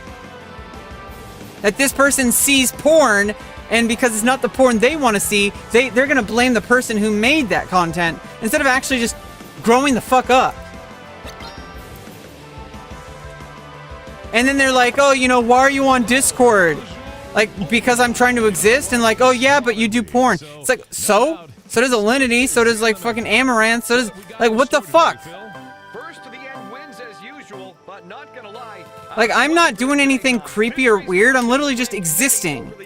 And like, oh, but if you Google your name, it's like, okay, well, you didn't have to Google my name. And if you Google my name, you should be prepared to see anything. And that goes for anybody. Safe search is a thing on Google, so you're not gonna see anything unless you willingly do it. Anything that you would see is something that you did with consent. There is no way to argue that you saw something against your will. So what you're really saying is you didn't want to see a woman with a penis, and that's a really huge bias. That's actually like a prejudice. That's actually like you have, if you don't have to do anything, but you might want to get that checked. Maybe you have something going on.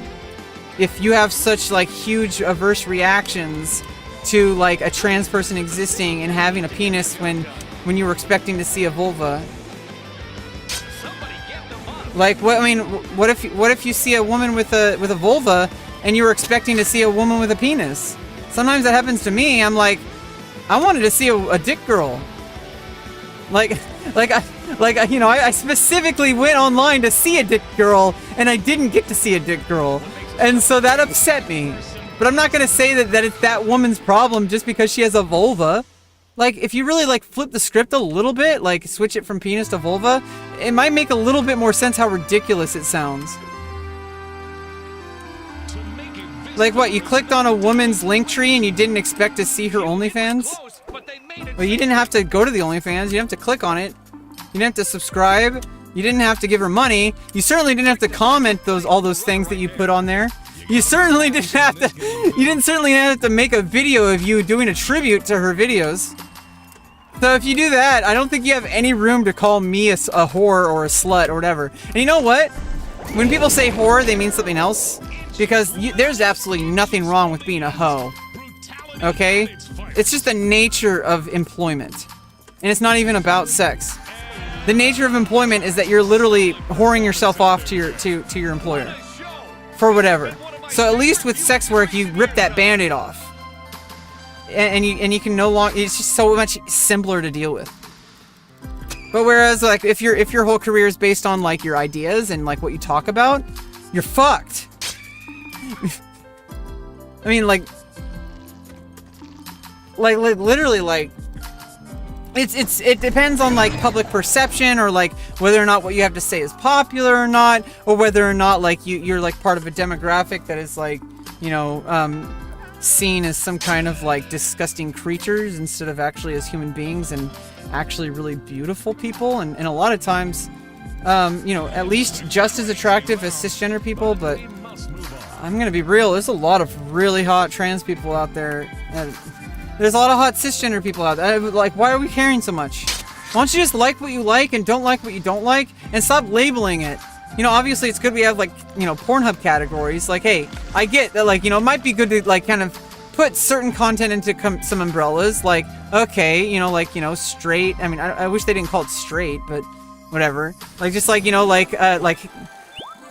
just have like, like hetero, and then have like, just like have straight, then gay, then trans. Although I really think that like eventually, I really do see like trans people not really having to be as visible. In the sense, not that like we're erasing us as people, but that being trans shouldn't be a thing. You should just be like, hey, like I want this body and this is my gender. And then you are, because people just accept you. Instead of like, I'm transgender because people are trying to take away my rights and kill me. Like that's where it is right now. And I feel like we can learn a lot from the black community because, you know, the civil rights movement with like, well, you know, there's Malcolm X who really got some movement going. And then of course, you know, with voting rights, we had very specific things going on with Martin Luther King Jr. And there's a lot more people involved. It wasn't just like a few people. It was so many people. Everyone was in it together. It was the Million Man March. But it wasn't just the men. It's the women and the children. Okay? And that's something that the trans community can learn from. We should learn from black people. You know?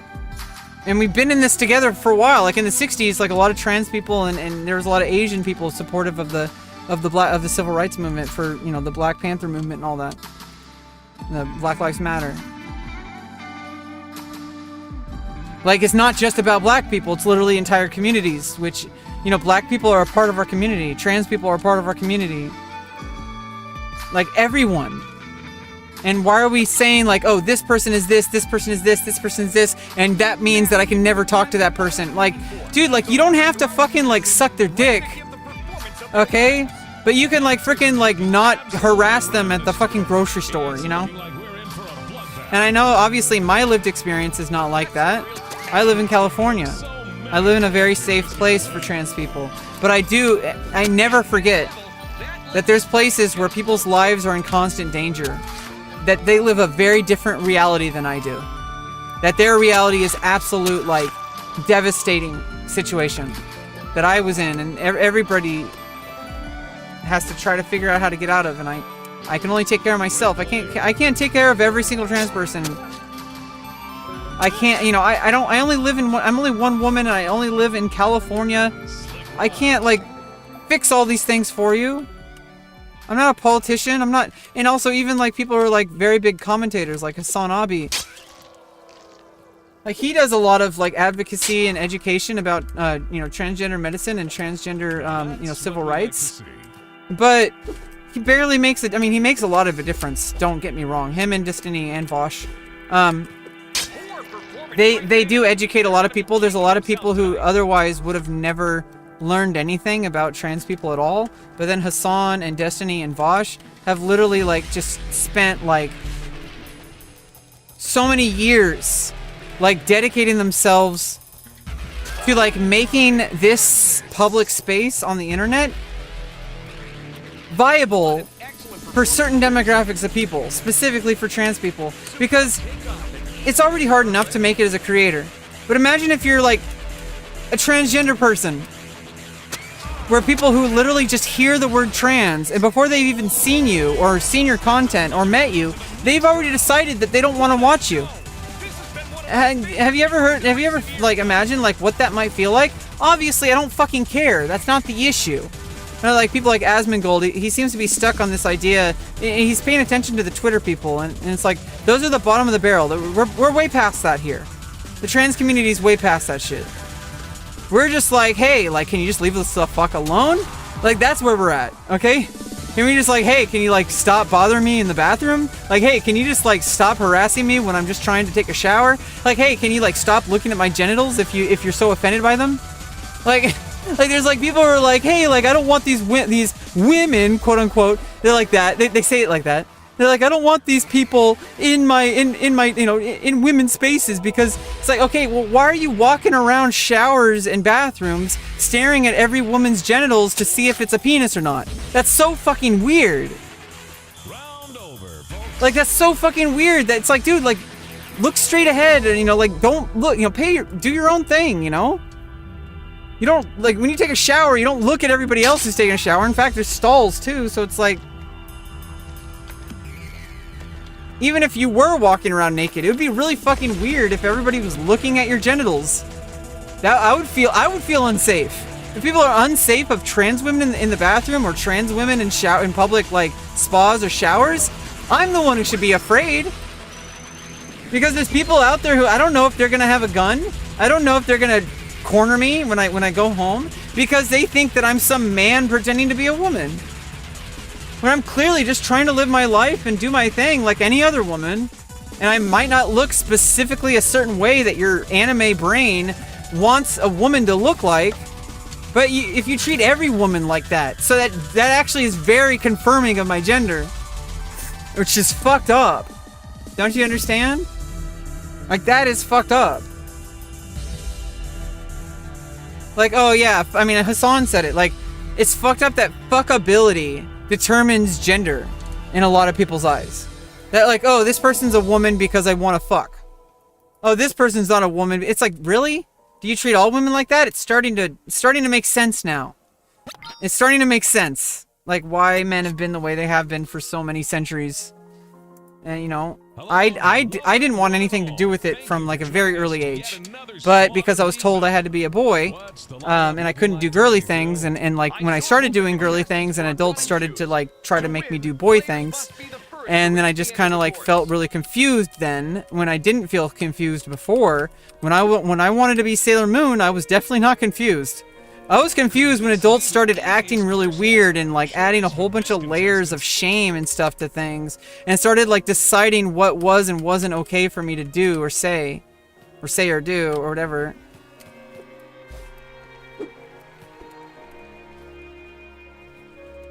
That's actually a hard part to time correctly. Beautiful stuff. Millimeter precision on that slide. Just amazing. Okay, we're doing better. Focus. Focus. Oh, fuck. Fuck, I didn't! I stood up too early. Damn it. Now I choked. Okay, stop. Focus. It's not over. It's not over. Not over. Not over. It's not over. Oh, wrong way! That's just Damn it! Still not over. It's still not over. I'm not gonna get the 59-second though. Obviously, it's already too late.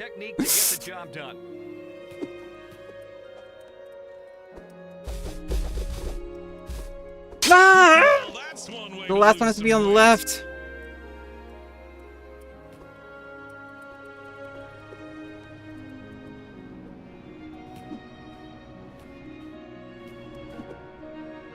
No! Damn it! Okay, come on. Bing bong.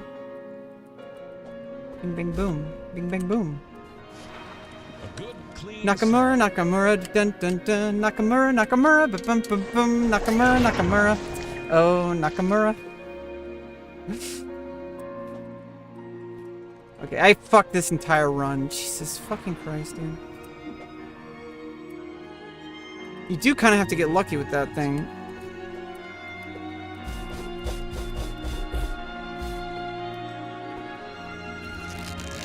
Yeah, and that's all I had to get to. And I would have been first. I would have been first. Such class, such distinction. Adrian! Yeah, I screwed up that run so bad. Jeez. Nice. Poke her. Yeah, see, look, he got 102. I can get like 55 seconds if I go that route. If I do it correctly, it's like less than a minute.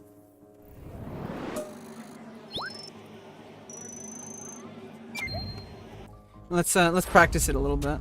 Let's do it again. Let's try to see see where we can get.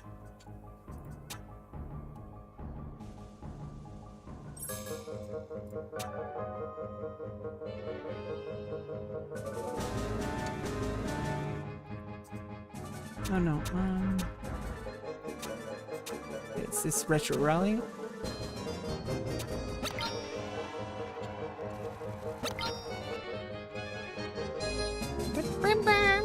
Yeah, it's like a Mario level. You go down the pipe. This is the one where you go down the pipe, and and actually, if you don't get the checkpoint, it's better. So I'm not even gonna get the checkpoint. I have to get the next one. So this is how you do this run. Absolutely textbook lead. It'd be better if you go lower, I think. And they're through to the next section, Phil. Phew, it was close, but they made it safely.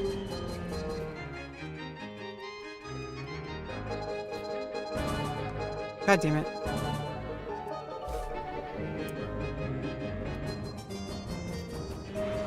Clean slide, Tom. Expertly timed jump. Precision. There we go, got the is checkpoint. One of the few overlooked skills in Slaughter League. It's amazing to see it displayed so graciously. Oops. Damn it! Yeah, that part is, like, annoying. You could play the blues with that slide. Uh-oh. Okay, you can do it without the wind. I was like, if you can only do that with the wind, that would be fucked up. Ah! That's all she wrote, Phil.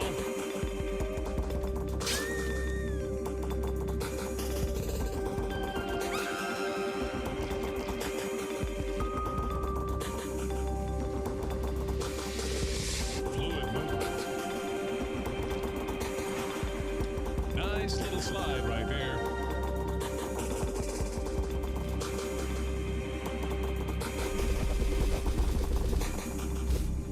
That is quite Yeah, if you do just a left, right, like that. Because it's smaller and you can be more precise with your last jump. Because if you start with just left, right, left, right, left, right, it's like a little bit more frequent.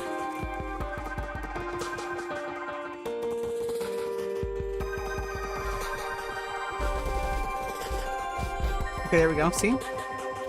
Now we actually need to actually do it right. And we have a new qualifier.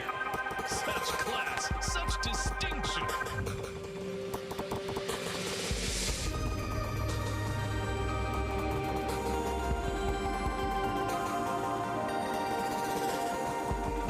Well, I've done it before, but we need to. These are what the runs are for.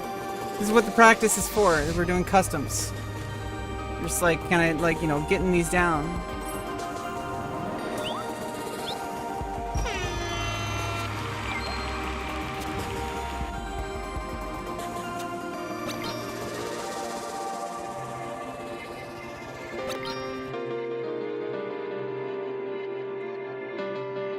Oh, bonjour, hola. You're watching Slaughter League, so no doubt history is in the making.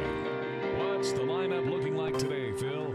I sure hope the contestants brought running shoes. To win, players must. I see, you can't jump over that. At the end of the course.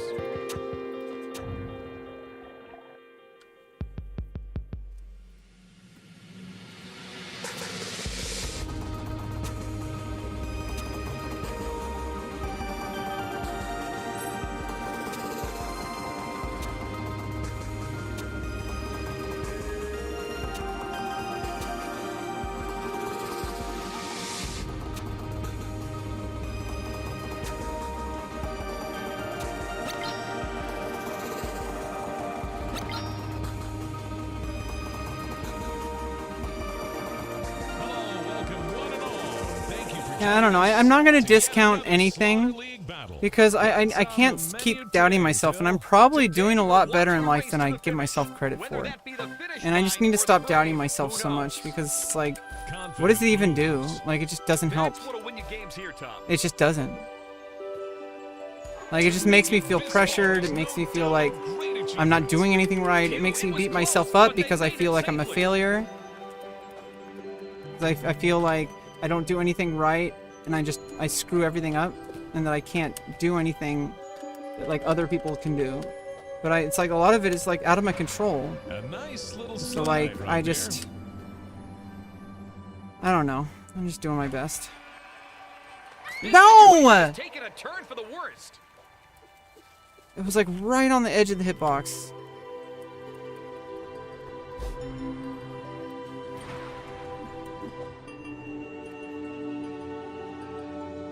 Okay.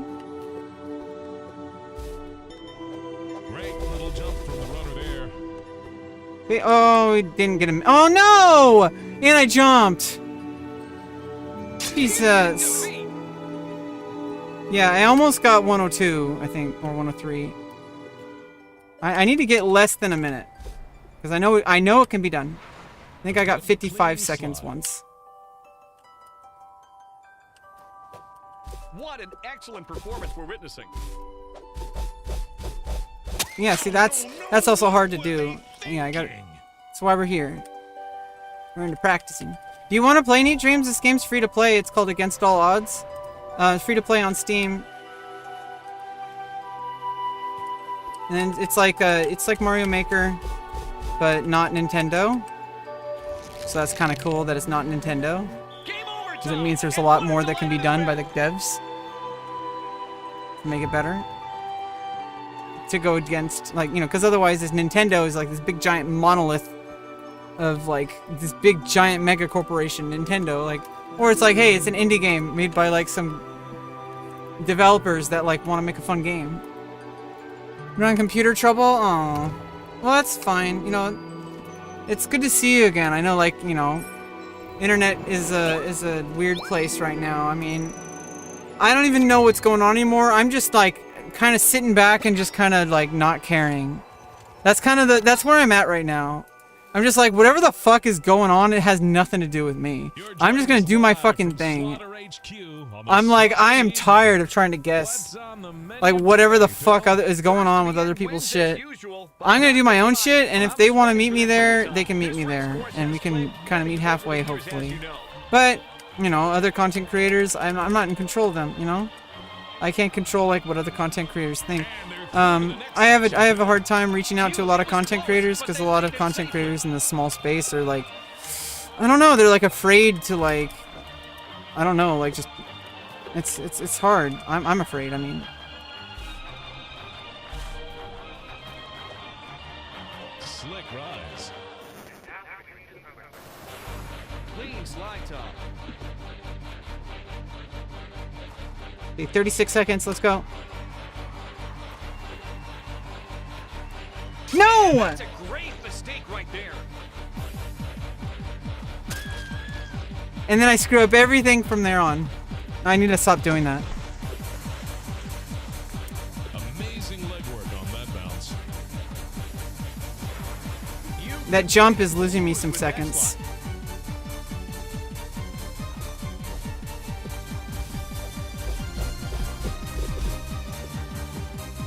There we go. Yeah, 112. That one's really slow. This is like my favorite stage. So I mean, this is like my go-to. Like, I'm gonna work on this run because most people I don't think a lot of players are gonna go down this way. But I'm pretty sure if you play it correctly, it's faster than if you go the top direction. I'm pretty sure.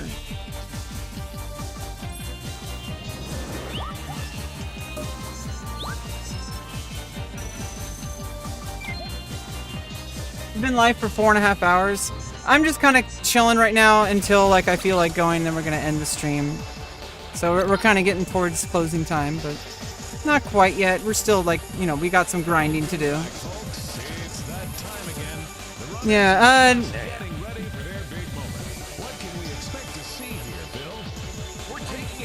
I mean, yeah, reach out on Discord if you ever want me to be on your stream or anything, or do a YouTube thing. I don't know. It's, I do feel like we're, you know, obviously I don't want to be, like, closed-minded, but I do feel like we're a bit different, like, ideologically, it seems. Like, but I mean, I think, like, you know, it's like, you're not, like, one of the bad people or whatever. You're just different than me. Like you're a bit more edgy with your content, is pretty much... I mean, from what I've seen, like, you have a different kind of, like, thing going on than I do. What is going on? What the fuck am I doing? Just leave. Yeah, computer problems are always a bitch. I hate it. I hate when computers just like... It's like, it happens to me, like, I still don't know, like, how to set up... There's, like, this is, like... I can't figure out how to make a better camera setup for my room. I'm pretty sure I reached a cap on what's possible with this room. And I don't know, I think I need a new house. I don't know. That's it. I only needed to know that that's what it was. Otherwise, I can solve the problem. I just needed to know what it was. Yes. Yeah, I mean, I don't know. I'm really kind of scared of the future because I really don't know. I've lived here and I just, it kind of freaked me out. But yesterday I've realized that I've either been living here or homeless over the past 16 years. We're back again, folks. And you know, in the previous trailer before this one, and before here I was homeless. You know, I moved back in 2015, in like summer of 2014. Like that was 9 years ago is when I moved back in. So I've been living in this actual trailer for 9 years. And it's really gotten to me.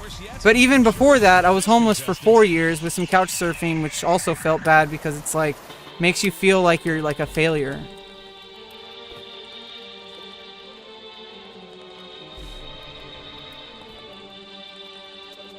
Expertly timed jump. Precision jumping is one of the few overlooked skills in Slaughter League. It's amazing to see it displayed so graciously.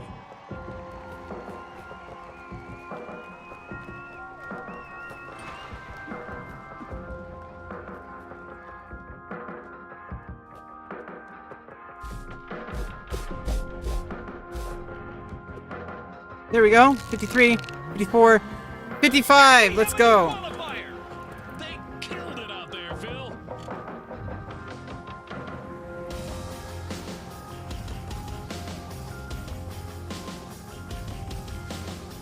Yeah. Let's consistently. Yeah, Twitter's we don't talk about Twitter as like a determination of who we are. So it's like, yeah, I'm judging like based on Twitter. So it's like, that's what I'm talking about. Like, this is why I don't like having a closed mind. But I do kind of like, right now I'm open for stuff, but like, I'm not really looking to like do anything too big right now. But yeah, I mean, I'm up for a collab. I don't know. I mean, if you just want to talk, I mean, I'm on Discord. All you have to do is like, you know, if you ever want to schedule a talk, I don't have to stream it. I might, but like, I probably won't stream it. I'm going to be real with you because I know you've been in my chat for a while, but I don't trust anybody. Do you understand? I barely trust other streamers. I mean, bigger streamers. I barely trust them. So why would I trust? You know, other small streamers. It's not that like it's not you personally. It's more like other content creators who are at my level. It's really hard to trust, especially since I've had a lot of people just come in here and try to get me banned. So anything we would do would probably be, I would be off stream, so it'd be like, you know, I'd be on your on Discord call or something like that, which I'm fine with. I don't know if you're fine with that.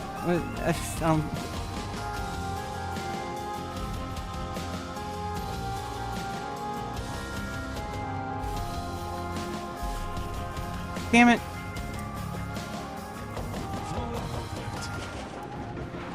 Quick drop down there.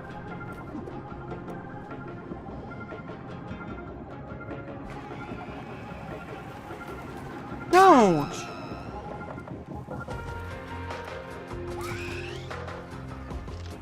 Yeah, I don't trust anyone.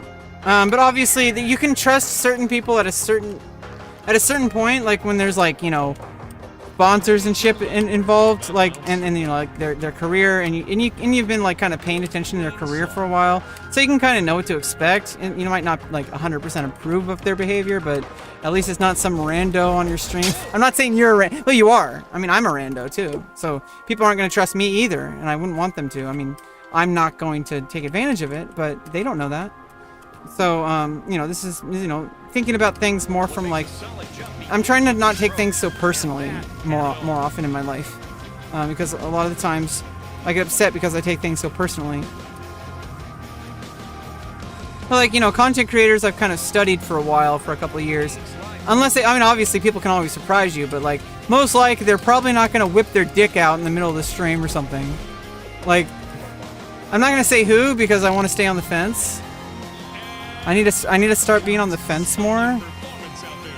If I actually want to be a successful content creator.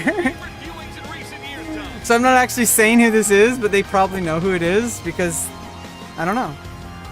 Because I have a really high opinion of myself. And I really think that people pay attention to me more than they really do. It's okay. You got to get through life somehow, right? I mean, I know that it's not a delusion if you're doing it willingly to help boost your morale, to make you feel like you're doing something, because you are. But you don't always feel like you're doing something because, like, you know, obviously I'm happy to have a single viewer in my chat. Like me and you talking right now, that's infinitely better than having like 10,000 bots in my chat. I mean, besides the money. If we're talking about money, then yeah, but you know, the sponsors. But if there's one person in my chat and that person comes back and chats with me, that's a cool person. I think I took away mod because of some kind of things that happened, but you know, that's a little different, you know. Difference between like, hey, like, you know, you're welcome here, Neat Dreams. But you know, I don't know who to trust, and sometimes even the mods I have, I don't really fully trust. So, yeah, like it's just how it is. You kind of have to like try a little bit and fail before you know, you kind of have to have a little bit of a leap of faith with people. Just like this game, you just kind of have to take a leap. And you know, the confidence, a lot of the time, not all the time, the confidence alone will probably get you very far. Like just knowing that you have to take that leap. And then just take the leap. And if you second guess yourself, you're gonna fall. But if you just trust the process, you trust yourself, then eventually you're gonna get less than a minute. And then once you get less than a minute, you're gonna keep shaving off milliseconds. And well, at least consistently get less than a minute. Yeah. Okay, we're gonna do one more and then I'm ending this, and then it's closing time.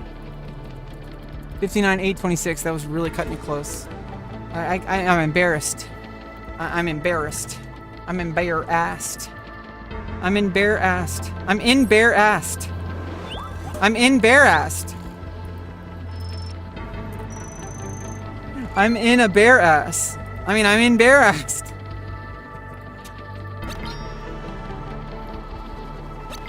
If you find yourself inside of a bear ass,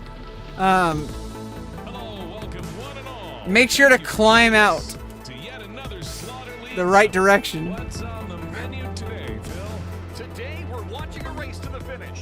Whether that be the finish line or the grave, who knows? Quick, decisive play from the runner right there. This one is better. Gotta be fast in this game, Phil. When you're jumping, you're slower. Course yet? Sure is for this contestant.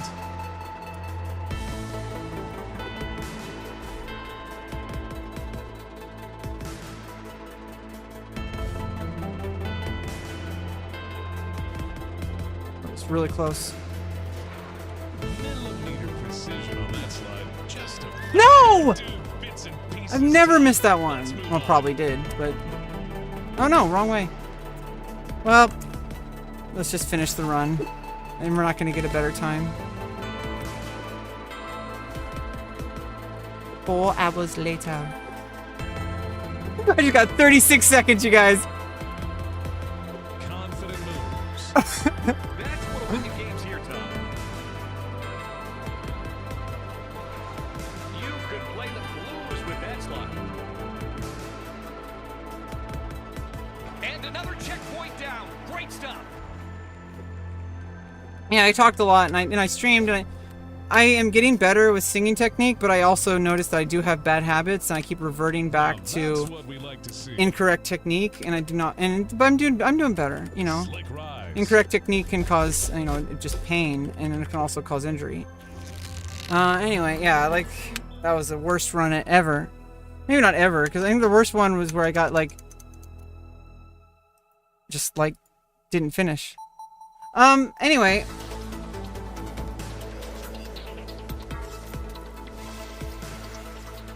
Yeah, I mean, it's been kind of an interesting day, I think, like, for a stream, like, I don't know, oh! Yeah. Let's see, yeah, let's see, like, you can never get, like, the right angle here, like, I feel like it's just, okay, like, if I'm just kind of chilling out talking, like,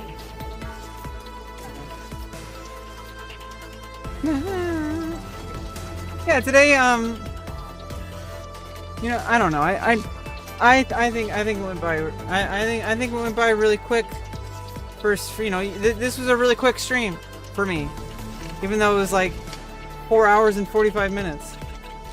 Like, I don't know. I'm starting to like really like just try to figure out like where do I fit in, you know? Like as a content creator, as a person, like where do I factually fit in, you know? Like what is the role I have? And I know that there is something there. And I didn't even realize it until yesterday. And it's because I'm gonna actually tell you it is. I'm not gonna be on the fence on this one, okay? S-Band was playing Madden, and he was playing the Super Bowl, and then he had Cher on, and I realized, like, guys, I think my content creation persona is Cher, which means my archetype. I mean, what I'm talking about.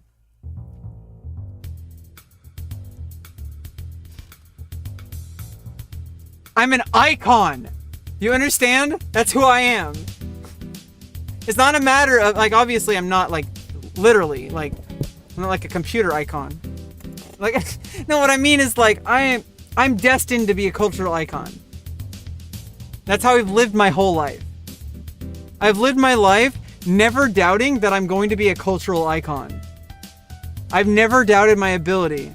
I've never doubted myself at all as far as, like, where I'm going to go. Like, and who I am, and like what I'm going to like really put out, and the energy I'm going to put out into the world, you know? That kind of like, you know, just keep, and it's not just obviously shares like just one person. There's people who are like artists that just keep doing art. And they don't get involved, I mean, they get involved in like causes and stuff, but they don't get involved in any controversies or any shit like that. Like, there's no scandals with like criminal activity or shit like that. The people who are actually like the most talented almost all the time are hella well-rounded people. Like if you act like, I don't know, obviously I haven't met them, but like a lot of these people, but like if you really like people who actually, they do it for the art. You know, obviously there's stuff that comes with that, but like they do it, you know, they're like Celine Dion, like her whole life is dedicated to taking care of her voice, and like her career is like all about like that, and like she has like such an illustrious career. So does Cher, and like I don't know if it's like, hey, like am I the Cher of Twitch? I could be, according to S-Band. According to S-Band, I'm the Cher on Twitch. Like, I better live up to it. I will. Don't worry. I will. Yep. Yep. I will. You'll find out once you start working with me. You'll find out. I'm like the easiest fucking person to work with. Like you'll know. You'll definitely know. I just need a chance, you know? But you know, there's not many chances out there in the world, so I gotta make my own. So that's kind of where I've been. That's kind of where I've been. I can't count on anyone to give me chances, so I'm just gonna navigate this landscape like it's a game, and see how good I do. I don't know what's in store for the future, and you wouldn't want to. You know, maybe nothing happens with my career. Maybe the most amazing thing in my life would start because of, like, you know, my career. I don't care. I'm not going to second guess myself. I'm just going to go moment to moment and do what I need to do. And, you know, I know what I need to do even when no one else is watching. Like, I know what I need to work on. I trust myself as an artist to be able to do what needs to be done depending on whatever needs to be done. So, like, as soon as people start seeing that, as soon as people start, like, testing the waters with me, I think they're gonna find I'm like a really good content creator to work with. You know, you might not think it, like, looking at me, but once you start working with me, like, you'll see, like, very quickly. Like, I've had this proven so many times. It's being proven with this dance class, been proven with like all my music instructors throughout my entire life. I am an empty vessel in the truest sense of the word when I am creating art. But I've tapped into an identity that can come out during that empty vessel. That's where it comes from. Like, it comes from that ability to let go of all your preconceived notions so that you can actually put your soul into the art form. Because once you start thinking like, oh, I don't want to look stupid, or I don't want to do that because people might make fun of me. Once you started thinking about what other people or what external, what are the actual consequences of you going up on stage and singing Amazing Grace in front of your like 3rd grade class or whatever? How is that any different from going up on stage and singing in front of like millions of people? How is that any different? And it's not. The only thing that's different is your preconceived notion that it's a bigger deal that a million people are watching you. That's what you need to get rid of, because that is false. Literally, the only thing that's there is the art form. And you're not going to have people cheering you on. You're not going to have a million people cheering you if you get lost in all these second guessing things that that are just imagined. Like, you're like, oh, you know, I might lose a sponsor, or I might do this, or this might happen. I might lose everything. It's like, dude. Like, if you lose one sponsor, especially if you're in a situation like these bigger streamers are in, if you lose one sponsor, you're getting another. Okay? Like, don't make decisions based on that. I mean, obviously money is important. But is money at the cost of everything that you stand for worth it? If you can't look at yourself in the mirror and say, hey, I did good today. I did the best I could, and nobody can take that away from me. And I did, you know. And if people, obviously, not every situation is going to be perfect. And sometimes people are even, you know, depending on the situation or the context or the activity or whatever, someone might even get hurt, you know. But that doesn't mean like, I forgot what I was talking about. I don't know. It's just like, it's hard enough to actually do the work once you're on stage. You know, but to have those butterflies in your stomach, they won't go away. They're not supposed to go away. You're supposed to use those butterflies because that's what makes it magic. If you try to shove the butterflies down, you're gonna freeze. You're gonna be on stage and you're not gonna be able to say anything. Use the butterflies. They're in your stomach. They're gonna power you through it. You have to feel it and know what it is. What are those butterflies? What are they actually? Because if you don't look at them, they're gonna control you. But if you know that the butterflies are like, oh, I'm actually upset. I'm actually feel like a lot of butterflies in my stomach because, you know, the whole school is watching. Or, you know, like if you're in school, like high school, like when, you know, like I was afraid a lot of doing more like self-centralized entertainment, such as theater or dance, when I was in high school, and I was too scared, and I took the safe route of music, where you kind of like, you're in a group. But I'm too much of a star personality. Like, my personality is too much to be. I mean, I love being a part of like a very traditional style group, like orchestra or anything like that. I like the structure, but what I'm talking about is like me as a person. I will never feel fulfilled unless I am in the spotlight somewhere. And you know, at least with streaming, I'm allowed to make my own stage. Whereas I never had that before. There was no option. It was just me. I would have made videos of myself, but who would watch?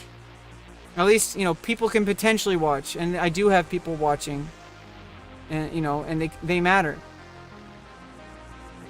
But I think it was I don't know who it was. Maybe it was a violinist or a bassoonist. one of these things is a little bit. So there was a violinist. I read an article. I forgot who it was, but he said like before an audition, just orgasm.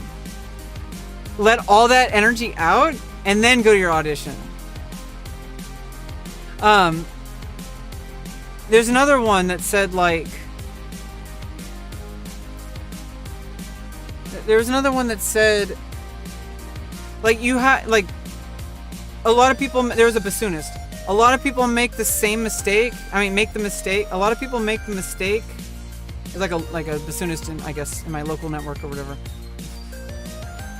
Like a lot of people make the mistake of trying to avoid the butterflies in their stomach, and this can happen if you have, like I said, this could happen anyone, anywhere, regardless of size or clout. Everybody who gets on a stage or gets in front of a camera or microphone, regardless of how many people are watching, just, it's not that you should stop thinking about these things. It's that you can't do what needs to be done if you don't embrace those feelings and understand what they are, and understand like what you can that you like, how you can work with it, how you can work through it, and maybe even use it as an advantage. Just like pay attention to that feeling in the pit of your stomach, that butterfly feeling, and look at it and say like, damn, I'm never gonna feel this again. Because once the camera starts rolling, once you know the curtains go up or whatever, it's time. Like it's go time. There is no butterfly. Because there's just no choice. There's a magical thing that happens if you know and lean into those butterfly feelings. Then as soon as the curtain comes up or lights, camera, action, bam. But if you don't trust your gut, that tells you it's telling you important details that you need to know in order to get through the performance. That's what those butterflies are, in my opinion. I feel like they're like a feeling telling you like, hey, you need to like think about this before you like you need to like make sure that you're like, because you're not ready, but you are. Like you're always ready. In fact, you don't need to wait. In fact, all it takes is someone to come up and say, hey, camera's rolling.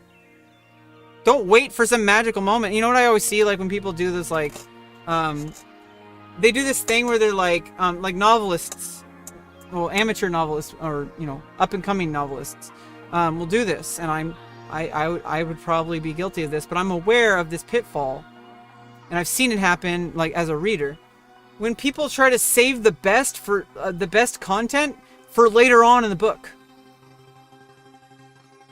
Put the best content right on page 1. You want your reader to want to find out what happens. Don't save your best stuff for last because there will be nobody there to watch it. Do your best stuff from day 1. Because it's only going to get better. Because then you're going to have lots of like this feedback loop, which can create an additional problem, where then you're kind of paying too much to the analytics and you're like kind of just spinning the wheels, Anyway, I'm super hot and sexy. I don't care what anyone thinks. I'm not even wearing makeup, okay? And I am also not finished like really toning my whole body, and I really want to get those shoulders better. But I'm sexy and I know it. Okay? Yeah, I have some teeth issues. That doesn't determine my attractiveness. Because attractiveness comes from inside you. Okay? Nothing you see here matters. This is just genetics. And I know some people say I'm very attractive. Like, this is and they say, oh, you look very young or whatever. Literally, just my genetics caused this body. Do you see this? Like, genetics and, like, switching up hormones because I was born with the wrong ones. But my genetics decided what the estrogen would do. Do you understand? Like, that's how it works. Like, when you start transitioning, you're gonna have the body that you basically would have had if you had gone through the other puberty. So it's like, and it comes from your genetics. And like for women, usually on the mom side of the family, like you'll usually like kind of look at your family like your siblings or your parents or whatever, to see like, hey, like I'm probably gonna look a little bit like them, you know, because you looked a certain way your whole life and you looked like one person, and then you realize you look like a different person when you switch up the chemistry. I don't know, but you know, obviously there's things that are pretty irreversible, but probably not as much as I think, because I don't know. Whatever somebody might think of my appearance, like I am conventionally attractive, regardless of what somebody might say. They're just being weird. Everyone knows I'm attractive. Like everybody I've met in real life thought I should be a model. And this is living as both genders. Like when I was living as a male, people thought I should be a model. When I'm living as a woman, people think I should be a model. I am a model. Like what are you talking about? What do you mean should be? I am a model. It's not as easy as you think it is. Jesus fucking Christ. You don't just start being a model or a porn actress just because you want to. You really think it's that easy? That's so disrespectful. People think that like, oh yeah, you know, like if I could always just do porn, okay, well then do it.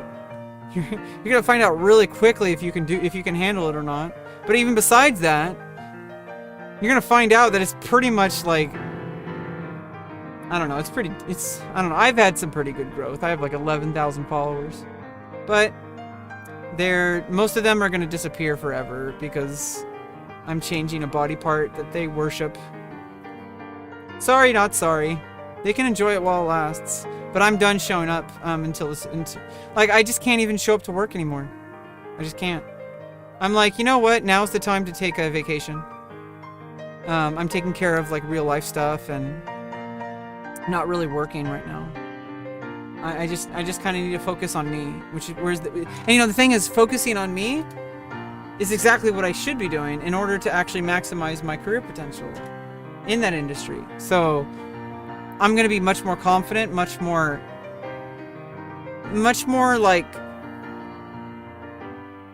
confident in myself, of not having to worry about like some part of my body that's going to completely change my mood in like a split instant.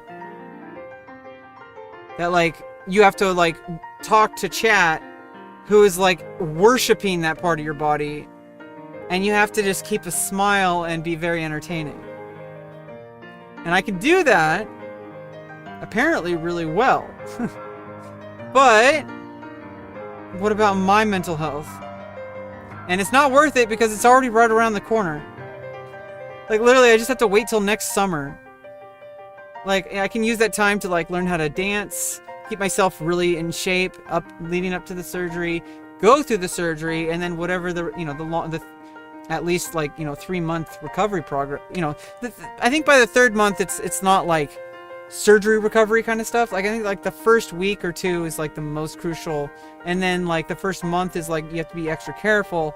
2nd month is a little bit more normal, and then 3rd month is like you can actually have sex now. Like that's the timeline for vaginoplasty recovery, assuming you're like me. I'm so proud of myself, aren't I? To become a problem. But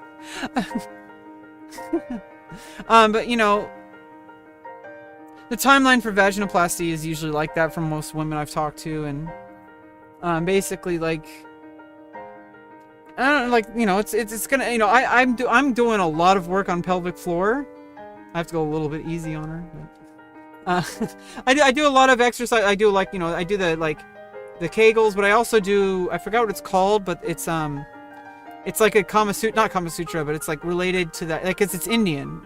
There's like Indian techniques for pleasure. It's not Kama Sutra. It's another thing. But it involves the pelvic floor. And it's, obviously, it was written for, people assigned female at birth. But at the same time, the pelvic floor, like, I don't think people really understand just how alike a penis and a vulva are.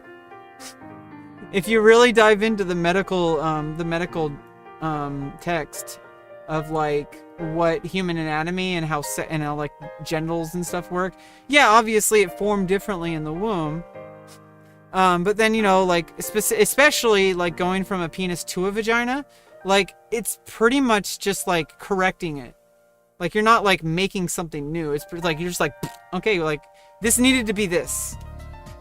And it's, I don't know. I don't know enough about phalloplasty to know about that, but I do know that it's harder to make a penis than it is to make a vagina and a vulva. Yeah, I'm pretty sure I'm going to be really beautiful. I'm talking about my genitals again, aren't I?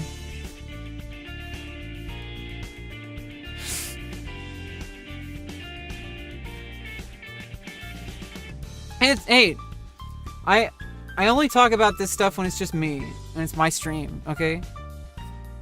I don't talk like this in public, in person, with people, and unless they've made it clear that they're okay with talking about frank discussions. That's a very careful case-by-case situation, though. That's like most people, I think. I forgot what I was talking about. But yeah, like, I'm gonna feel differently about myself and about my body after the surgery, so I'm gonna give myself a lot of time before I decide to come back to the industry. But I'm pretty damn sure I'm coming back. That's the plan. That's the plan.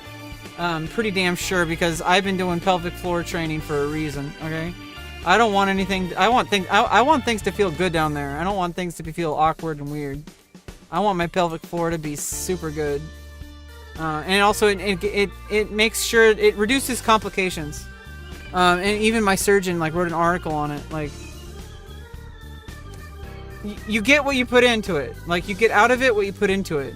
So if you don't do any pelvic floor training, you're probably going to have complications after surgery because of problems with dilating.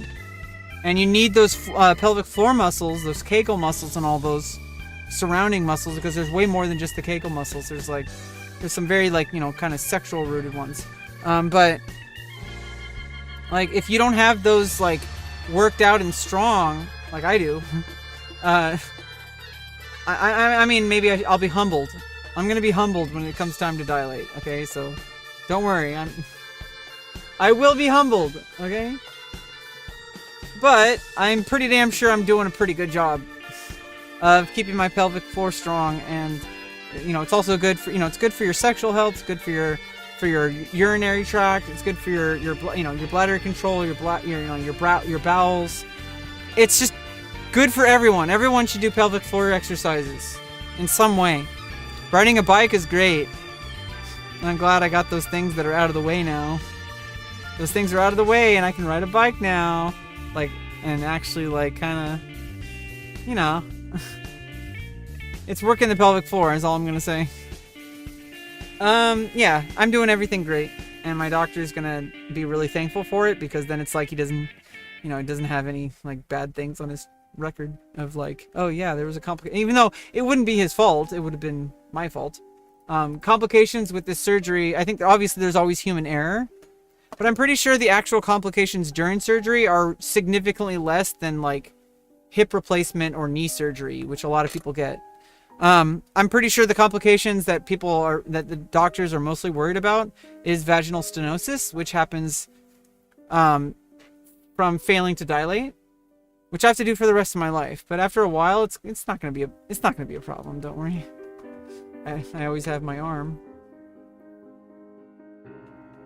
I don't want it to close up. It's literally like life and death. My sexual life is an important part of my life. And some people think that's weird. I don't care. Like, I don't want to be miserable. I need, like, my sexual health is so important. Because it's something that, like, my autistic brain developed as, like, a coping mechanism, and it is good for you. It's hella good for you. It releases oxytocin, which is the same chemical that you release when you hug somebody. You understand? That's what they mean by self-love. Jesus fucking Christ, start jacking off and stop, like, harassing women. Okay, not talking to you, Need Dreams. Talking to the potential people. People that don't exist. They probably never will. Maybe they will. No! Stop doubting yourself, Rebecca. You deserve success. You deserve success. I am enough. I am enough. I am enough. I am good enough. I am enough. I am strong. I am in control. I am in control.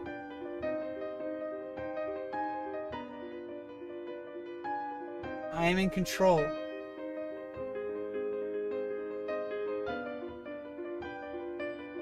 I am enough. Okay. Well, later.